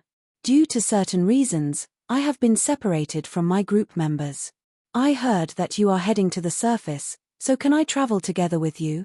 You see, my personal strength isn't enough to travel alone in this dangerous underground world. Sigh, if only I could use my family heirloom holy sword. Humble, polite, self-aware, coupled with the lack of confidence in my own strength and the shame and regret of not being able to use my family heirloom sword due to my lack of strength, I am the perfect image of a rookie holy knight. Roland Mist, Strength 20, Agility 19, Stamina 20, Intelligence 29, Will 19, Charm 19. Talent abilities: War Angel Form, Sinful Demon God Form, Sword of Order, Titan Body, LV21 Order Knight LV21 Chaos, which King even after spending the remaining 3000 plus EXP from repairing the holy sword into my own growth, the 3 times EXP penalty still only allowed me to level up to LV21, which had just entered bronze rank. However, it is sufficient for me to understand how terrifying this diamond rank body is. At LV21, my physical body's strength and stamina would increase by 1. This doesn't seem like much, as even a normal beastman berserker would be able to do so. However, growth isn't linear. When the basic stats reach the limit of a mortal, 19, this small increment is terrifying. I thought that with my basic stats being so high, it would be impossible for it to increase any further without reaching gold rank. A mortal's main stats are usually stuck at 19. This is the threshold of life and death for them to advance into legend rank. They need to temper themselves between life and death to break through. However, my physical body easily broke through this limit. This can only mean that I don't take legend rank seriously. Just like powerful races like archangels and ancient dragons, it is only natural for them to advance into legend rank as long as they are of age. When my strength breaks through 20, I awaken the race talent, Sword of Order. When my stamina breaks through 20, I awaken another race talent, Titan Body. With 4 powerful race talents in addition to my powerful basic stats, even though I am only bronze rank, I am confident that I can take on any silver rank existence alone. However, the awakening of a race talent is completely dependent on luck. It is incomprehensible for it to be awakened so easily. But very quickly, looking at my stats which are all stuck at X9, I come to a realization. After all, 20 is the peak of a mortal's physical body. To suddenly break through a bottleneck, one's physical body would naturally improve greatly. It is only natural for a potential race talent to awaken. However, for my stats to be stuck at X9, could it be that the system is helping me? Yes, you fool. Even that red dragon is smarter than you. You should do things according to your age. Only youths have the potential to grow. If I give you an adult body that is above 20, how can you possibly awaken a race talent? I couldn't understand it no matter how hard I thought about it. The system that has been lying to me for a long time has changed. It is actually helping me. This is my last chance. If I fail again, there won't be a next time. Besides, you are so pitiful that I can't bear to watch anymore, so I shall help you this time. Work hard. The opponent this time is really difficult to deal with. Then what about the Roland sacred sword? If I don't directly link it to the fate of the country, as the Sword of Kings, how can it evolve into a semigod equipment or even a god equipment? You won't be able to escape even if the entire world is destroyed. You have lived long enough, don't drag me down with you. Alright, this time, even the darned system is helping me. If I don't succeed, I can only die for a righteous cause. However, even though I am strong enough to challenge a silver rank, it is still dangerous in the underground world where legends are everywhere. Thus, I still need to find a bodyguard to escort me to the surface. However, when I followed the system's suggestion and chose Diana to travel together with me, I deeply understand that the system is still the same system. Perhaps, it might become trustworthy during crucial moments, but it would be a waste if it doesn't make a fuss during normal times. After I suggested traveling together with me, Diana, who is also a holy knight and is curious about traveling together with me on the surface, immediately agreed to my suggestion. However, when I saw the traveling companions who are traveling together with me, I instantly regretted it. Fierce Dog Momo, UN, this is the nickname that I came up with for her. She, who had also completed the moonlight ritual, has been looking at me with a doubtful gaze. She even tried to indirectly ask me if I have a younger brother named Rolo. Judging from the mysterious liquid that kept dripping from Rolo's mouth, even if I had a younger brother, I would never tell her about it. Furthermore, I have made up my mind to never take off my ring in front of her. Alright, this is still the easiest to deal with. Gold rank Judge Crocer, or Kolos, after turning into a female, she successfully evolved from the number 1 beauty in the legal system to the number 1 beauty in Sulphur Mountain City. Her goal is the elf's sacred spring in the surface world. It is said that it can dispel any curse. After realizing that the God of Plague Halo is still in effect, I personally welcomed this unlucky lightning rod. At the very least, I can watch a joke along the way to relieve my boredom. However, looking at the murderous gazes that the other 2 flower protectors are shooting at me from time to time, it seems that I am not welcomed at all. Now that I am lacking in strength, if I were to approach her rashly, I might end up becoming the main character of a joke. That wouldn't be good. Thus, I instinctively smile and shake my head, expressing that I have no feelings towards beauties. However, strangely, as though I am not as annoying as the other flies, Kolos took the initiative to chat with me, causing the other 2 flower protectors to be filled with resentment. Alright, these are actually the easiest to deal with. The hard ones to deal with are the remaining few. Armor Specialist Blacksmith Grandmaster Hoyle, a grey dwarf, nicknamed Big Orange Head Shorty. He has quite a personality. If I were to use the shortest sentence to describe his uniqueness, it would be, UN, he is a core member of the Gentleman Alliance and is at the top of the town security's blacklist. Alright, there is no need to explain the rest, everyone should understand. Ingo Bayar, also a core member of the Gentleman Alliance, the organizer of this merchant group. If I knew from the start that this merchant group is a safety brand, I wouldn't have participated even if I was beaten to death. Sitting on the carriage provided by the gnomes, I am trembling. The 2 of them are the organizers of this merchant group. The goods and carriages of the merchant group are provided by them. It seems that they are going to the surface world to participate in some Grandmaster Council. However, looking at the heavy goods being dragged by the carriages, there is an 80% chance that it is a Roland. This name is really awkward, they have actually taken it as an official name. Beifong. Herald, this is. Alright, there is no need to introduce him. Thinking about that inconceivable 10,000 points, thinking about this fellow's glorious title of the man who single-handedly created several races, I can't help but feel the urge to draw my sword. That day, a true god gave me a revelation. I, Beifong, a lost draken, decided to embark on a journey to find my true self. Who at Hashat gave you a revelation? Don't spout nonsense. You Yuan are a pervert, don't drag this onto Wu Mianzi. Hearing him say that, even I can't help but feel the urge to curse. Alright, as a judge, Kolos is still very competent. At the very least, she knows how to protect the honor of her true god. After her colleague holds Beifeng down, her small fists are really vicious, hitting his flesh with every punch. Even so, it doesn't stop Beifeng from confessing to the passing giant Kodo lizard. Greetings, my kind. It is because of this romantic journey that the gods gave us a chance to get to know each other. I am Beifeng, a male, you? Oh, you are also a male? That's great. Alright, when he brought the giant lizard to the back of the carriage, everyone finally couldn't hold it in anymore and pounced on him at the same time. That beating really makes one feel refreshed. This kind of incident has already happened 3 times along the way, but that Beifeng doesn't show any signs of repentance. I even suspected that he might have awakened a new interest. Alright, back to normal. After dealing with Beifeng as if it was a daily mission, Diana actually took the initiative to ask me for help. Knight Roland, we didn't meet any bandits or magic beasts along the way. There is obviously a problem.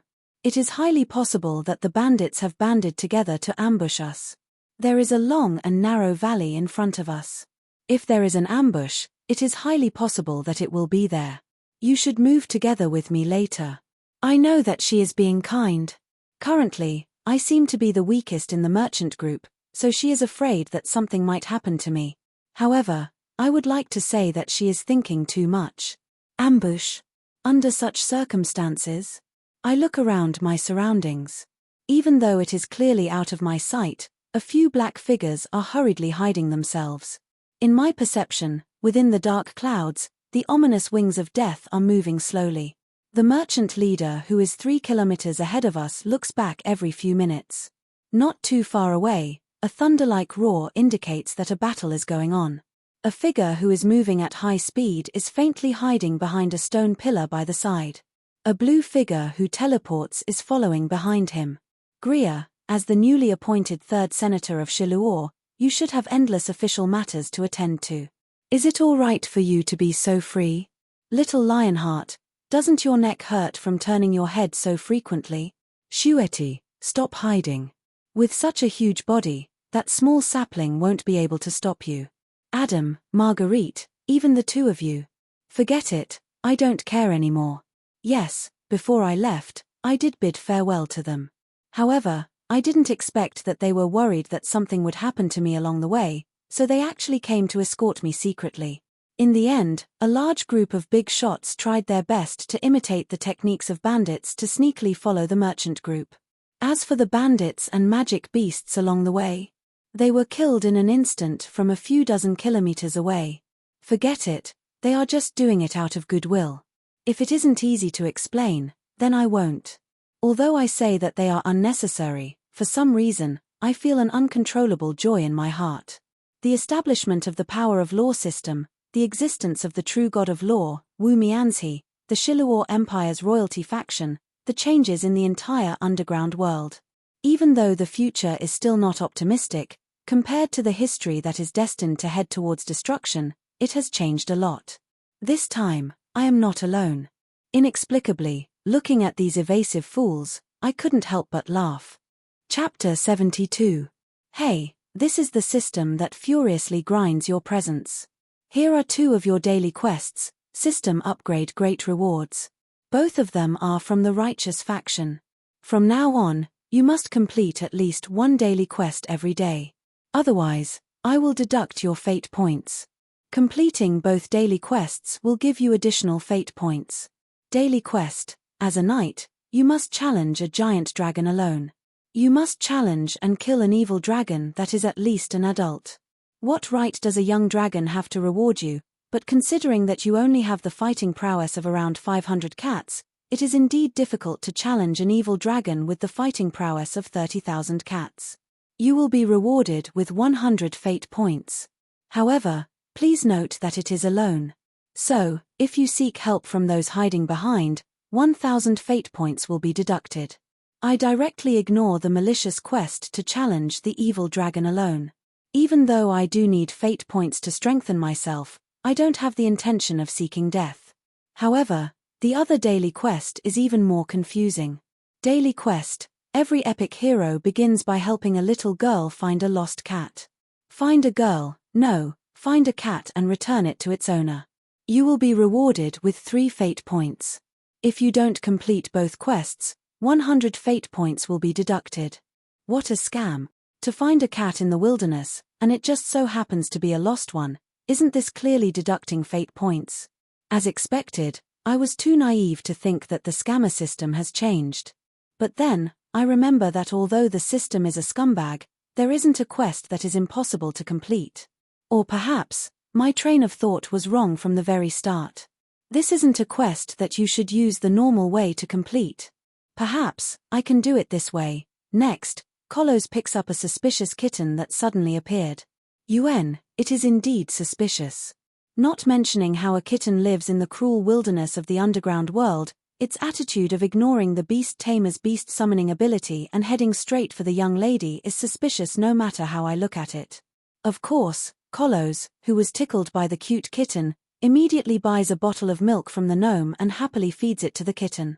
That damned gnome bastard. This milk is too watery. Alright then, ever since she turned into a cat, Harloise's complaints had never stopped.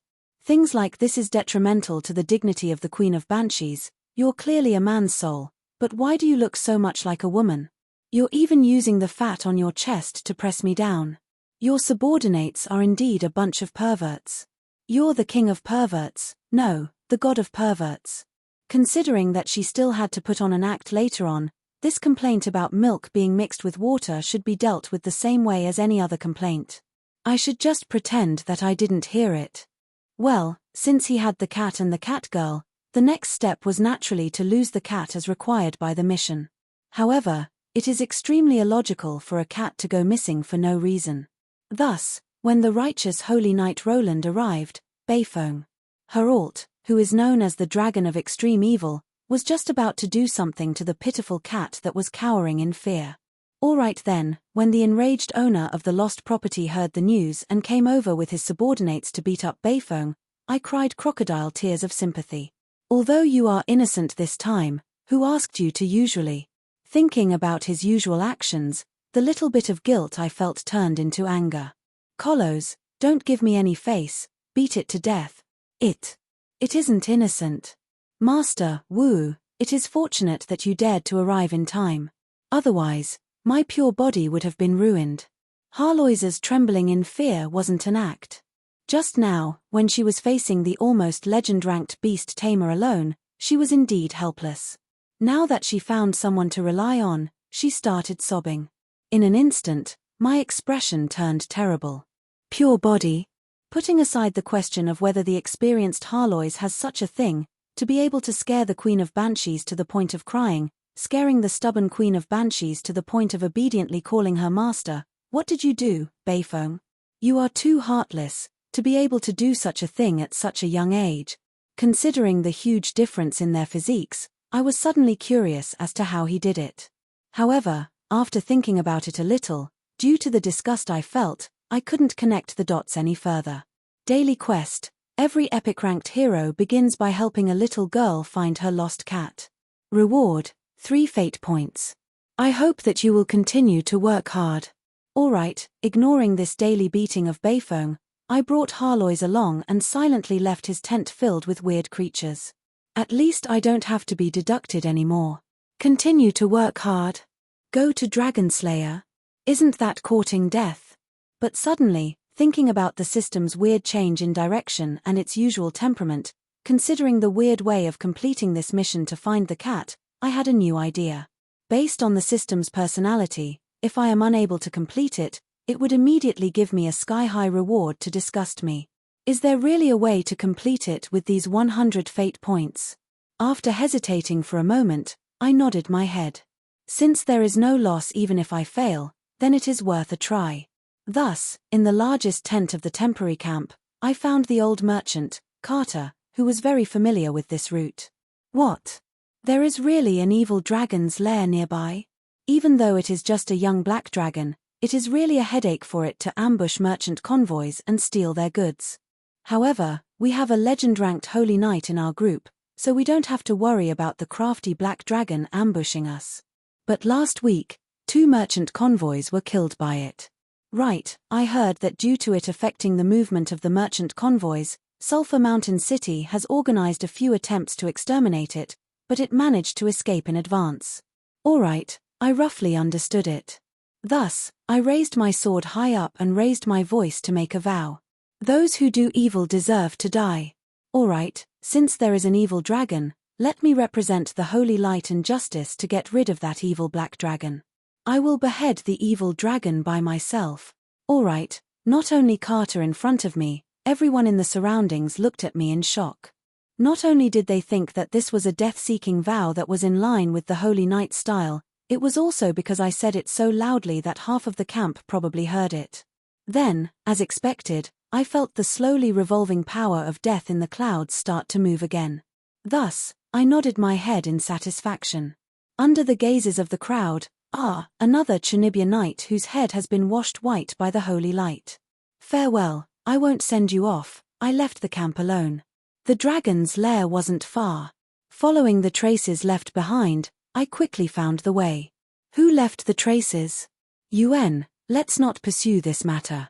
Meow, Roland, look at that manticore. Its entire body is charred black. It seems to have been roasted by electricity. Are there any lightning-type magic beasts nearby? Oh, there might be.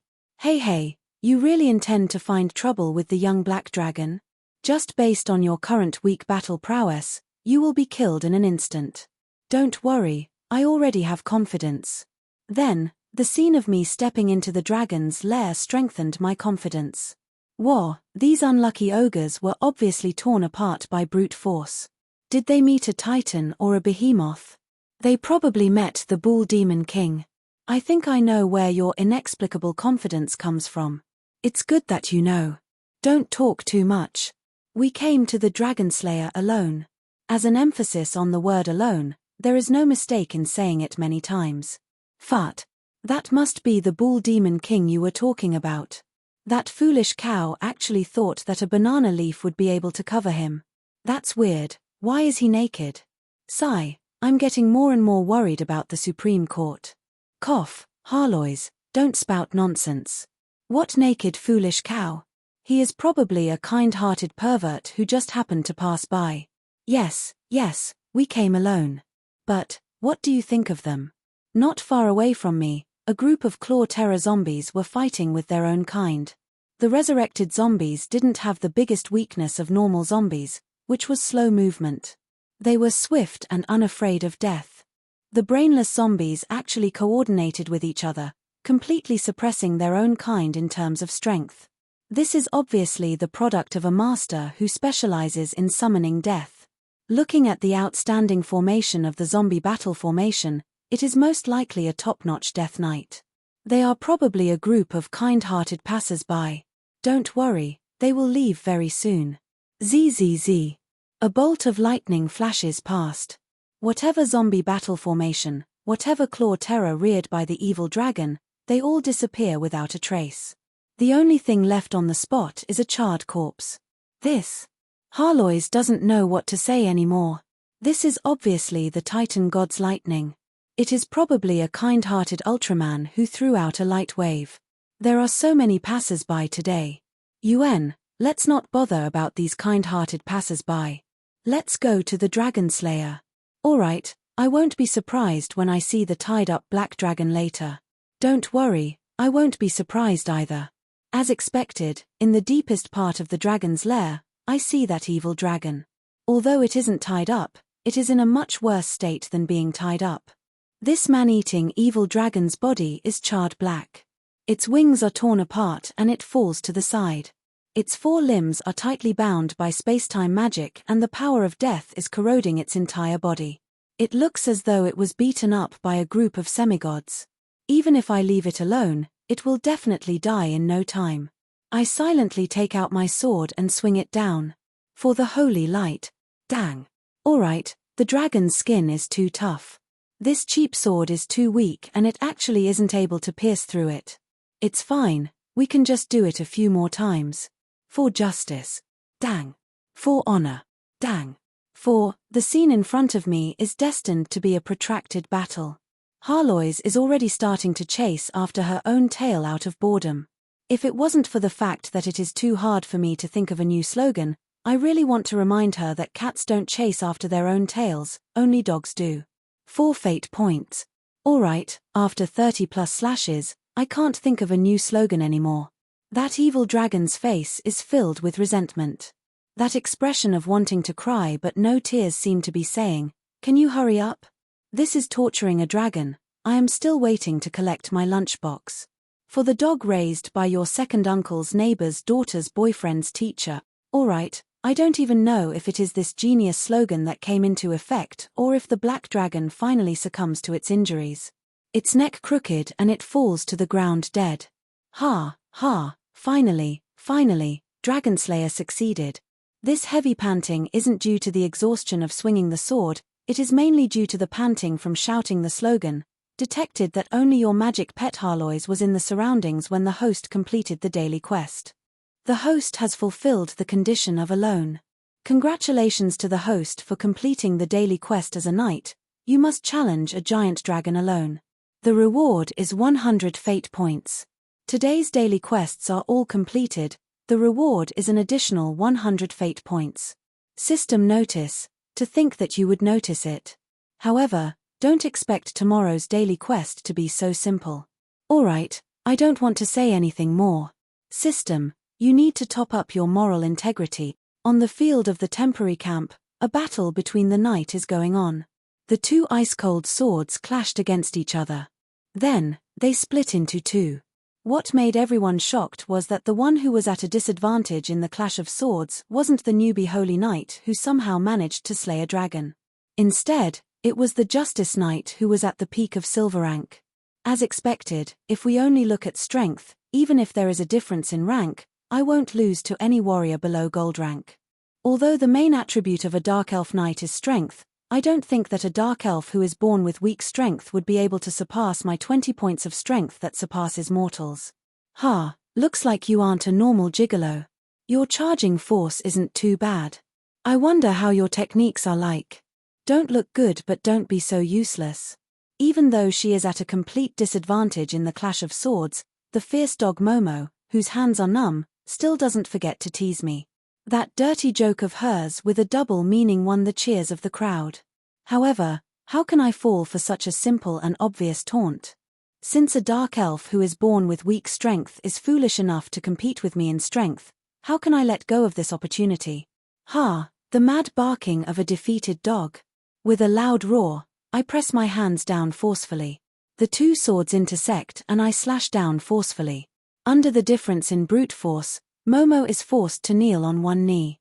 However, after going through countless combat training in Sulphur Mountain City, the other party isn't someone to be trifled with. She has already started chanting silently.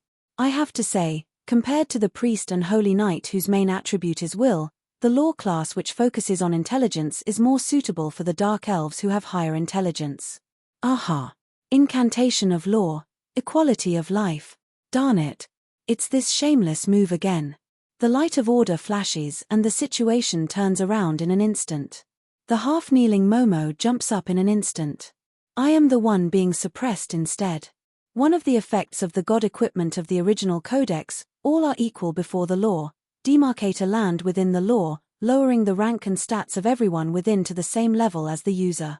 For every 10 seconds, 1 faith point will be consumed. This is incantation of law, equality of life. This is the simplified version of the original codex of the god equipment, all are equal before the law. It is a famous shameless move. This simplified version of the incantation of law is naturally far from the effects of the god equipment. It can only lower a single stat of the opponent and the minimum time required to chant the incantation is 6 seconds. The duration of the incantation is only 10 seconds.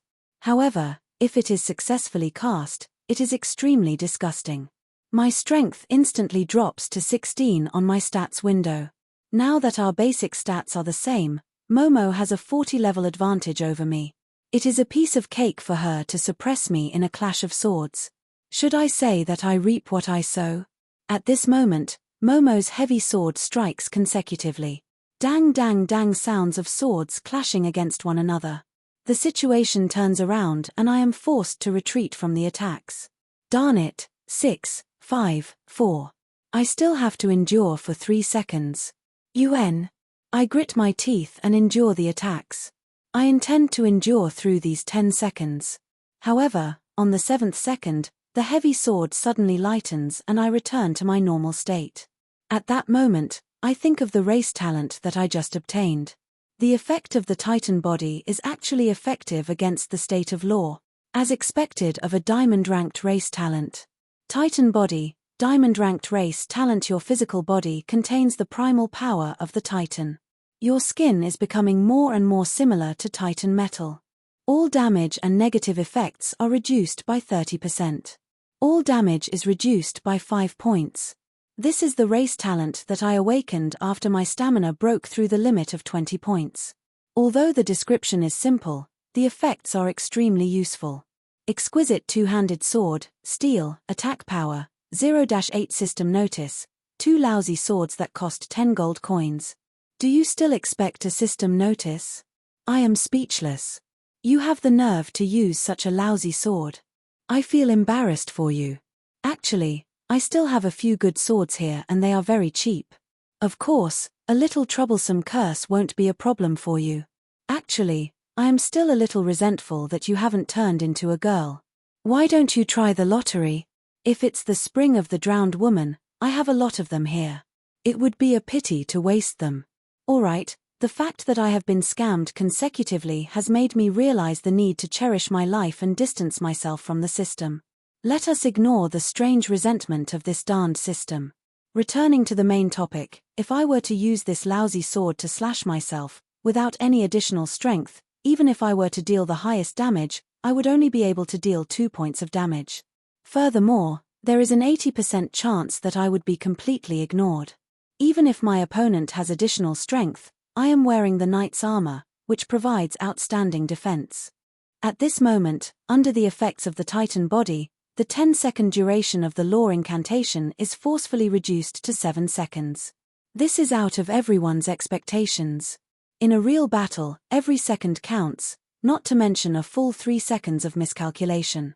Thus, taking advantage of the other party's opening, I forcefully knock and twist my sword, sending Momo's mithril two-handed sword flying into the sky. Then, while the opponent's attention is distracted by the flying sword, I suddenly increase my speed and slam into her. The full-powered charge of a holy knight who has 20 points of strength and is fully armored. That is equivalent to a miniature train. In an instant, Momo is sent flying. Even though she managed to stab her sword into the ground in time to adjust her balance and stand her ground, her head is already spinning. A silver rank knight who has lost her balance. She is just a large metal can as a stationary target. Thus, I make use of this opportunity to use another diamond rank race talent. Since it awakened after my strength reaches 20 points, it should be a powerful offensive ability. The light of order descends upon my sword. Take this, sword of order. However, before I can finish my words, I am suddenly pulled away by a huge force and my black iron sword is blocked. Enough, Momo. Don't look down on others. From the moment I was forced to use the law incantation, Roland has already won. Come, according to our agreement, apologize to Roland. Alright, in front of the legend rank Holy Knight Diana, a bronze rank Holy Knight like me isn't enough. I am stopped in an instant. At this moment, I remember that Momo was the one who boasted shamelessly about how she could defeat me easily with just her swordsmanship. However, not only did she use the law incantation, she was even suppressed. According to our agreement, I should have won. Even though I won this time, it actually revealed many of my flaws. Even though I should have an overwhelming advantage in swordsmanship and battle experience, there are many times when my eyes and thoughts are able to react in time, but my physical body isn't able to react in time. This isn't a problem with the fusion of my physical body. Rather, it is due to the lack of training for my newborn physical body. I haven't gone through the training to carve swordsmanship techniques into my body as though they are instinctive. This is the reason why I act so arrogantly. I smile and shake my head at Momo, who is reluctantly apologizing, indicating that I don't mind it. However, my thoughts are elsewhere. Looks like I have been slacking recently. I have forgotten what my foundation is. Let's start from swinging my sword 10,000 times a day and slowly recover. However, what is surprising is that when I am swinging my sword alone in my tent in the middle of the night, an unfamiliar visitor suddenly interrupts my training plan. Moon Knight Diana sneaks into my tent with an embarrassed blush on her face. Is this the legendary Night Raid? Father of the Kingdom of Heaven, the resurrection is too amazing. To think that I, Roland, would also have such a day. As expected of the legendary Dark Elves, to be so proactive. I am so lucky. But then, thinking about my little friend who is still in puberty, I almost cry tears of blood on the spot. How unfortunate. Is there anything more unfortunate than this? However, the moment Diana opens her mouth, I know that I have jinxed it once again. The god of misfortune is still on my side. Roland, no, Lich Roland, Lord Woomianshe, long time no see. Chapter 73. Are you Lord Roland, Lord Woomianshe, Little Rolo, or all three? In a tent in the middle of the night, when a man and a woman are alone, there is often an ambiguous atmosphere. However, following Diana's question, in an instant, the ambiguous atmosphere dissipates. An indescribable sense of dejection and helplessness causes me to silently lower my head. As expected, I knew it. My luck with women in this life is only the calamity of love and not my luck with love. Those who occasionally fall for me are either demons, bone dragons, or perverted homicidal maniacs. This is how I will be for the rest of my life, destined to never gain the favor of a normal woman. Alright, being discovered by her is within my expectations. What makes me dejected is that I am destined for the calamity of love and not my luck with love. However, I only thought that I would be discovered as the Lich Roland and that Woomianshe's identity would be exposed. I really didn't expect it.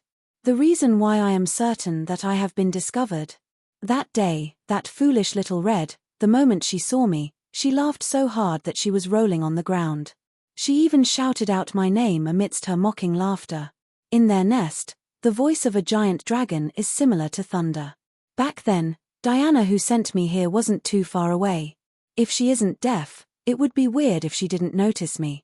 Then, Lord, what should I call you? Roland is fine. Anyway, the pronunciation is the same. However, how did you connect my current appearance with Rolo and the others? Right now, I do need a reliable assistant. Even if she didn't look for me, I would have looked for her sooner or later. However, I am a little curious as to how I managed to reveal my identity. Your ring and that little cat. Alright, smacking my head, I finally know where the problem lies. On my right hand is Eliza's ring and that little cat that the Queen of Banshees transformed into has appeared in front of Diana before. For a legend rank knight, it isn't difficult for her to have sharp eyes. It is natural for her to recognize me. Alright, the reason why you avoided the crowd to look for me tonight isn't just to expose my identity, right? Or rather, you have private matters to discuss with me. The grey elf, who was so valiant just a second ago, suddenly lowered her head. Then, she nodded her head shyly. She blushed all the way to my ears, but I opened my mouth wide and accidentally dropped the cup on the ground. Could it be that spring has really come? She likes me. The dark elf in front of him was a rare conscience in the entire town security. She was a unique and eccentric dark elf. She was known for her conservatism and inflexibility. Because of this, she was even called the dwarf with the shell of a dark elf. She had a good reputation in the city. However, due to his legend rank strength and identity as the town security captain, as well as his legendary feat of bringing his tribesmen thousands of miles away, there were already people comparing him to the legendary grey elf ranger, Drizzt. His young pursuers all felt that they were unworthy of him, which was why he had remained single until now. But now, he was actually having feelings for me, a stranger. I pinched my cheeks. It really hurt. It shouldn't be a dream. Almighty system, I won't insult you anymore. Thank you for giving me 19 points of charm. System bless me, the next attribute point that increases will also be charm. Haha, relying on one's face to make a living is the hard truth. A holy knight is a knight with a face. The era of Roland, has finally arrived. Finally, Diana, who was playing with her fingers with a red face and her head down, gathered her courage. My lord. Yes, I'm here. I have something that I am a little embarrassed to say. I would like to consult you on. I love things that people are embarrassed to say the most. You won't mock me, right?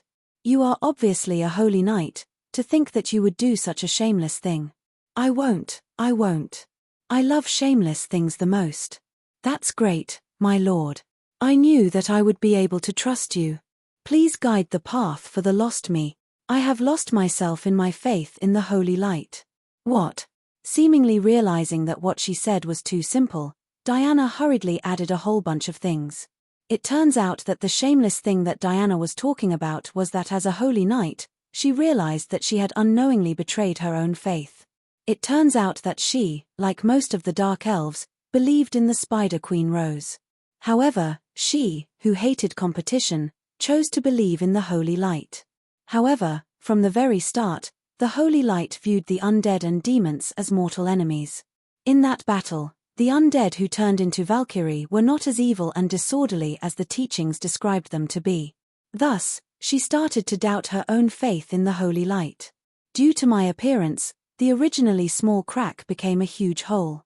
I ascended to the position of the god of law as the undead god, and now, the incarnation that I sent is actually able to use the holy light. Could it be that the undead are not evil? Could it be that the god of law and the god of holy light are the same god? My actions were basically overturning the very foundation of the holy light's teachings. This fact that destroyed her worldview directly caused her faith to waver, and she hoped that I would point out the right path for her. It turns out that she thought that I was the incarnation sent by the god of law, which was why she maintained such a weird silence along the way. At this moment, she even asked me for guidance on her faith. Hearing this, I suddenly felt my blood pressure rising and my eyes turning bloodshot. In an instant, I understood the Beastman's berserk battle technique. So this fellow really treated me as a priest. What happened to the flirty talk? What happened to the beauty's night assault? What happened to the dark elf's instincts and tricks? What the heck? A beauty looking for you to guide her on the path of faith in the middle of the night. I am not a priest of the holy light. What are you looking for me for? I am a man, not a beast. I know how to transform at midnight. Alright, I know that my little companion can't do anything, but chatting with her to nurture our relationship for the future shouldn't be a problem. As an experienced mage, a nameless flame burned in my chest. I secretly made up my mind. Since you are seeking guidance from me, I will teach you what gods are and what faith is. Firstly, I am not the incarnation of the god of law. I am a living mortal. Actually, let me tell you the secrets of gods. Firstly, all the teachings of the true gods are bullsh*t. I activated the magic ring's anti-detection barrier. Despite being an existence that is just a step away from becoming a true god, I am revealing the secrets of the gods without any respect. True gods are just a unique existence. They rely on faith to survive and evolve. You can view them as a part of the world. It wouldn't be too far from being a parasite on the world system. Thus, under the urge of the nameless flame, I tried my best to say the worst and worst things to the other party. I believe that after this night ends, the so-called wavering of faith will become a joke. I can guarantee that she will be the same as me. After fully understanding what a god is, she will treat faith in a true god as a joke. In summary, the gods of order are pitiful worms that are mixed with the concept of order. The god of holy light is even more so a pitiful worm that doesn't even have a sense of self. Regardless of whether it is my clone, the god of law, Wu Mianzi, or that nameless god of holy light, they are just god power servers that follow a certain set of rules. They are machines similar to Roland too. Since they are rigid machines, as long as they follow their rules, it wouldn't be difficult to borrow their power. The teachings of the god of law are set by me, a mortal. Since he is the incarnation of the concept of justice, even I am unable to leave a backdoor. Even if I lose my sense of self, I will still be able to treat all prayers and salvation from the mortal world fairly and justly. As for the teachings of the god of holy light, they are made up by those from the Holy Church. On top of the concept of purification, they added many fragmented concepts. These are probably things that even the god of holy light wouldn't be able to understand, so why should you be troubled over those messy teachings? If the god of holy light is the incarnation of the concept of purification, then the god of law is indeed the incarnation of the concept of justice. The most obvious example of this is the concept of equality, which brings both sides to the same level. However, if the god of law is able to leave a backdoor behind, then how can he be considered as a god of justice? However, sometimes, there is no need to leave a backdoor behind when one is cheating. The fact that Wu Mianzi ascended to the god throne as my clone is an important backdoor that I left behind. Of course, I won't tell Diana about these deeper secrets. But just this alone is enough to destroy the worldview of the legend Holy Knight and cause her faith to collapse. And this is exactly the result that I want. The situation that I am facing in the future is far too grim. On the surface where I have no kin, I need a helper. A helper who is willing to work for me wholeheartedly, a powerful trump card that can help me grow stronger once again, an assistant who truly trusts me. However, what is puzzling is that even in Sulphur Mountain City, where experts are as common as clouds, there is basically no one who is able to act as a trump card and move freely in human society. Needless to say, the Undead District and the Shiluor royalty faction. If they were to head to the human kingdoms on the surface, it would be equivalent to the dead declaring war on the living. It is the same for the 4 heavenly kings of law under me. Kale. Dia lacks mobility and stamina. High elves are too conspicuous in human society. Previously, he was still a senator of the country of law. The moment he appears, he would cause countless disturbances. It is the same for the other heavenly kings of law. There is no need to talk about Lilith, who is a blood tribe. Kevin is a human, but he is burdened by his work and family. A gold rank Justice Knight isn't as effective as a trump card. As for the most powerful candidate for my assistant, even if Eliza, as a hidden heavenly king, is still in Sulphur Mountain City, I definitely wouldn't dare to bring her along. After all, it is an impossible task to find a race whose reputation is even worse than the demons. The physical characteristics of the demons are so obvious, and the power of chaos around them is even more eye-catching. Any holy knight would be able to notice them. As for the Naked King, even if I am willing to bring him along and the Supreme Court of Sulphur Mountain City is willing to release him, I would have to put a collar around his neck and disguise him as a Tauren slave.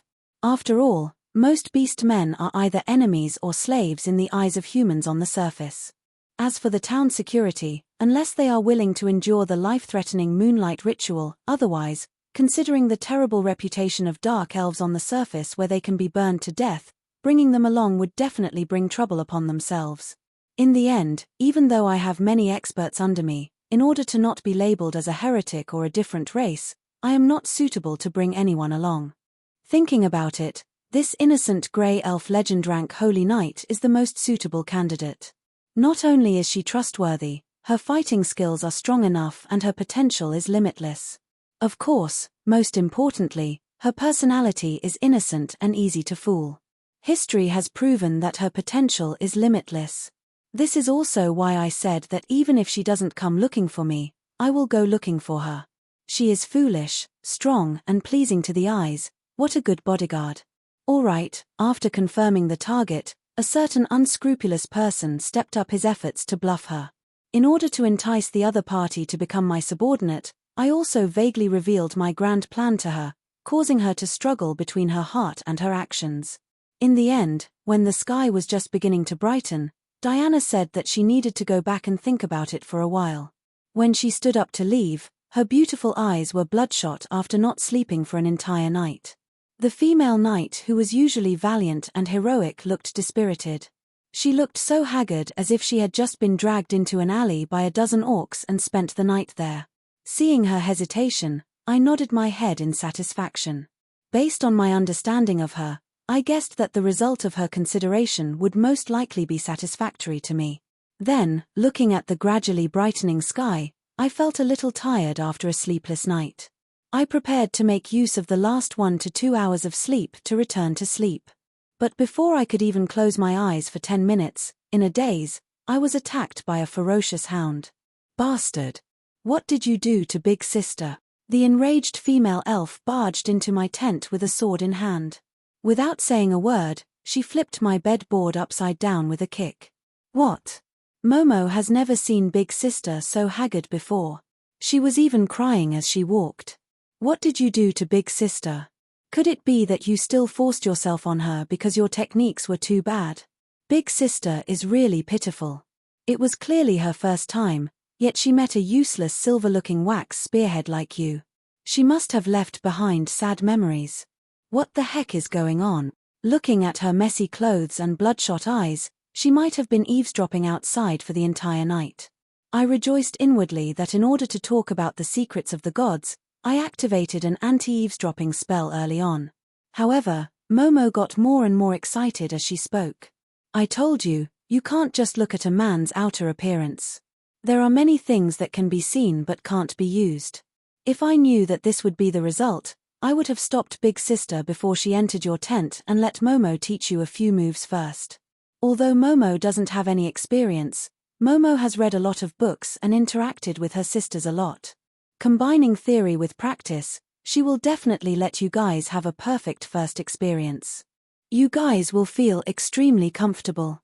Every time I felt that I was lacking in moral integrity with the dance system, I would look at the manly female members of the town security army who should be censored with their words and actions. I would always feel that I was still a moral person, a noble person, a person who had transcended from vulgar interests. Alright, I, who was lacking in sleep to begin with, was disrupted. Naturally, I was furious. What happened next was a reenactment of the night duel from the day before. After this baffling duel ended, I went to fetch a basin of water. To my surprise, I realized that everyone was looking at me differently. Looking at the perverted hand gesture of the two flower protectors, as a man, I instantly understood. Even with the cover of the night, the stealthy skills of an armored knight are definitely insufficient. Her clanking as she snuck into my tent wasn't able to hide from anyone. When everyone saw that Diana stayed in the tent for an entire night and walked out in the morning with bloodshot eyes and a dispirited expression, I wouldn't be able to clear my name even if I were to jump into the Yellow River. This time, even Kolos, who was rather close to me, distanced herself from me. She looked at me as though she was looking at something filthy. After all, in her eyes, Diana and I didn't know each other for such a thing to happen. No matter how she looked at it, I was a super playboy. Alright, if something really happened, I would admit to it. However, I am really innocent. If I were to say that Diana and I only talked about faith and gods for an entire night and that it was a pure relationship between a man and a woman, even I wouldn't believe it. Considering that Kolos might be able to play a role in my future plans, I could only thicken my skin and strike up a conversation with her, trying my best to explain to her. However, from her guarded gaze, the effect wasn't very good. What happened next made me unable to extricate myself from this matter. Not far away, Diana removed her heavy armor and wore a thin shirt. Carrying the sacred sword Silver Avenger, she walked towards me slowly with a solemn expression.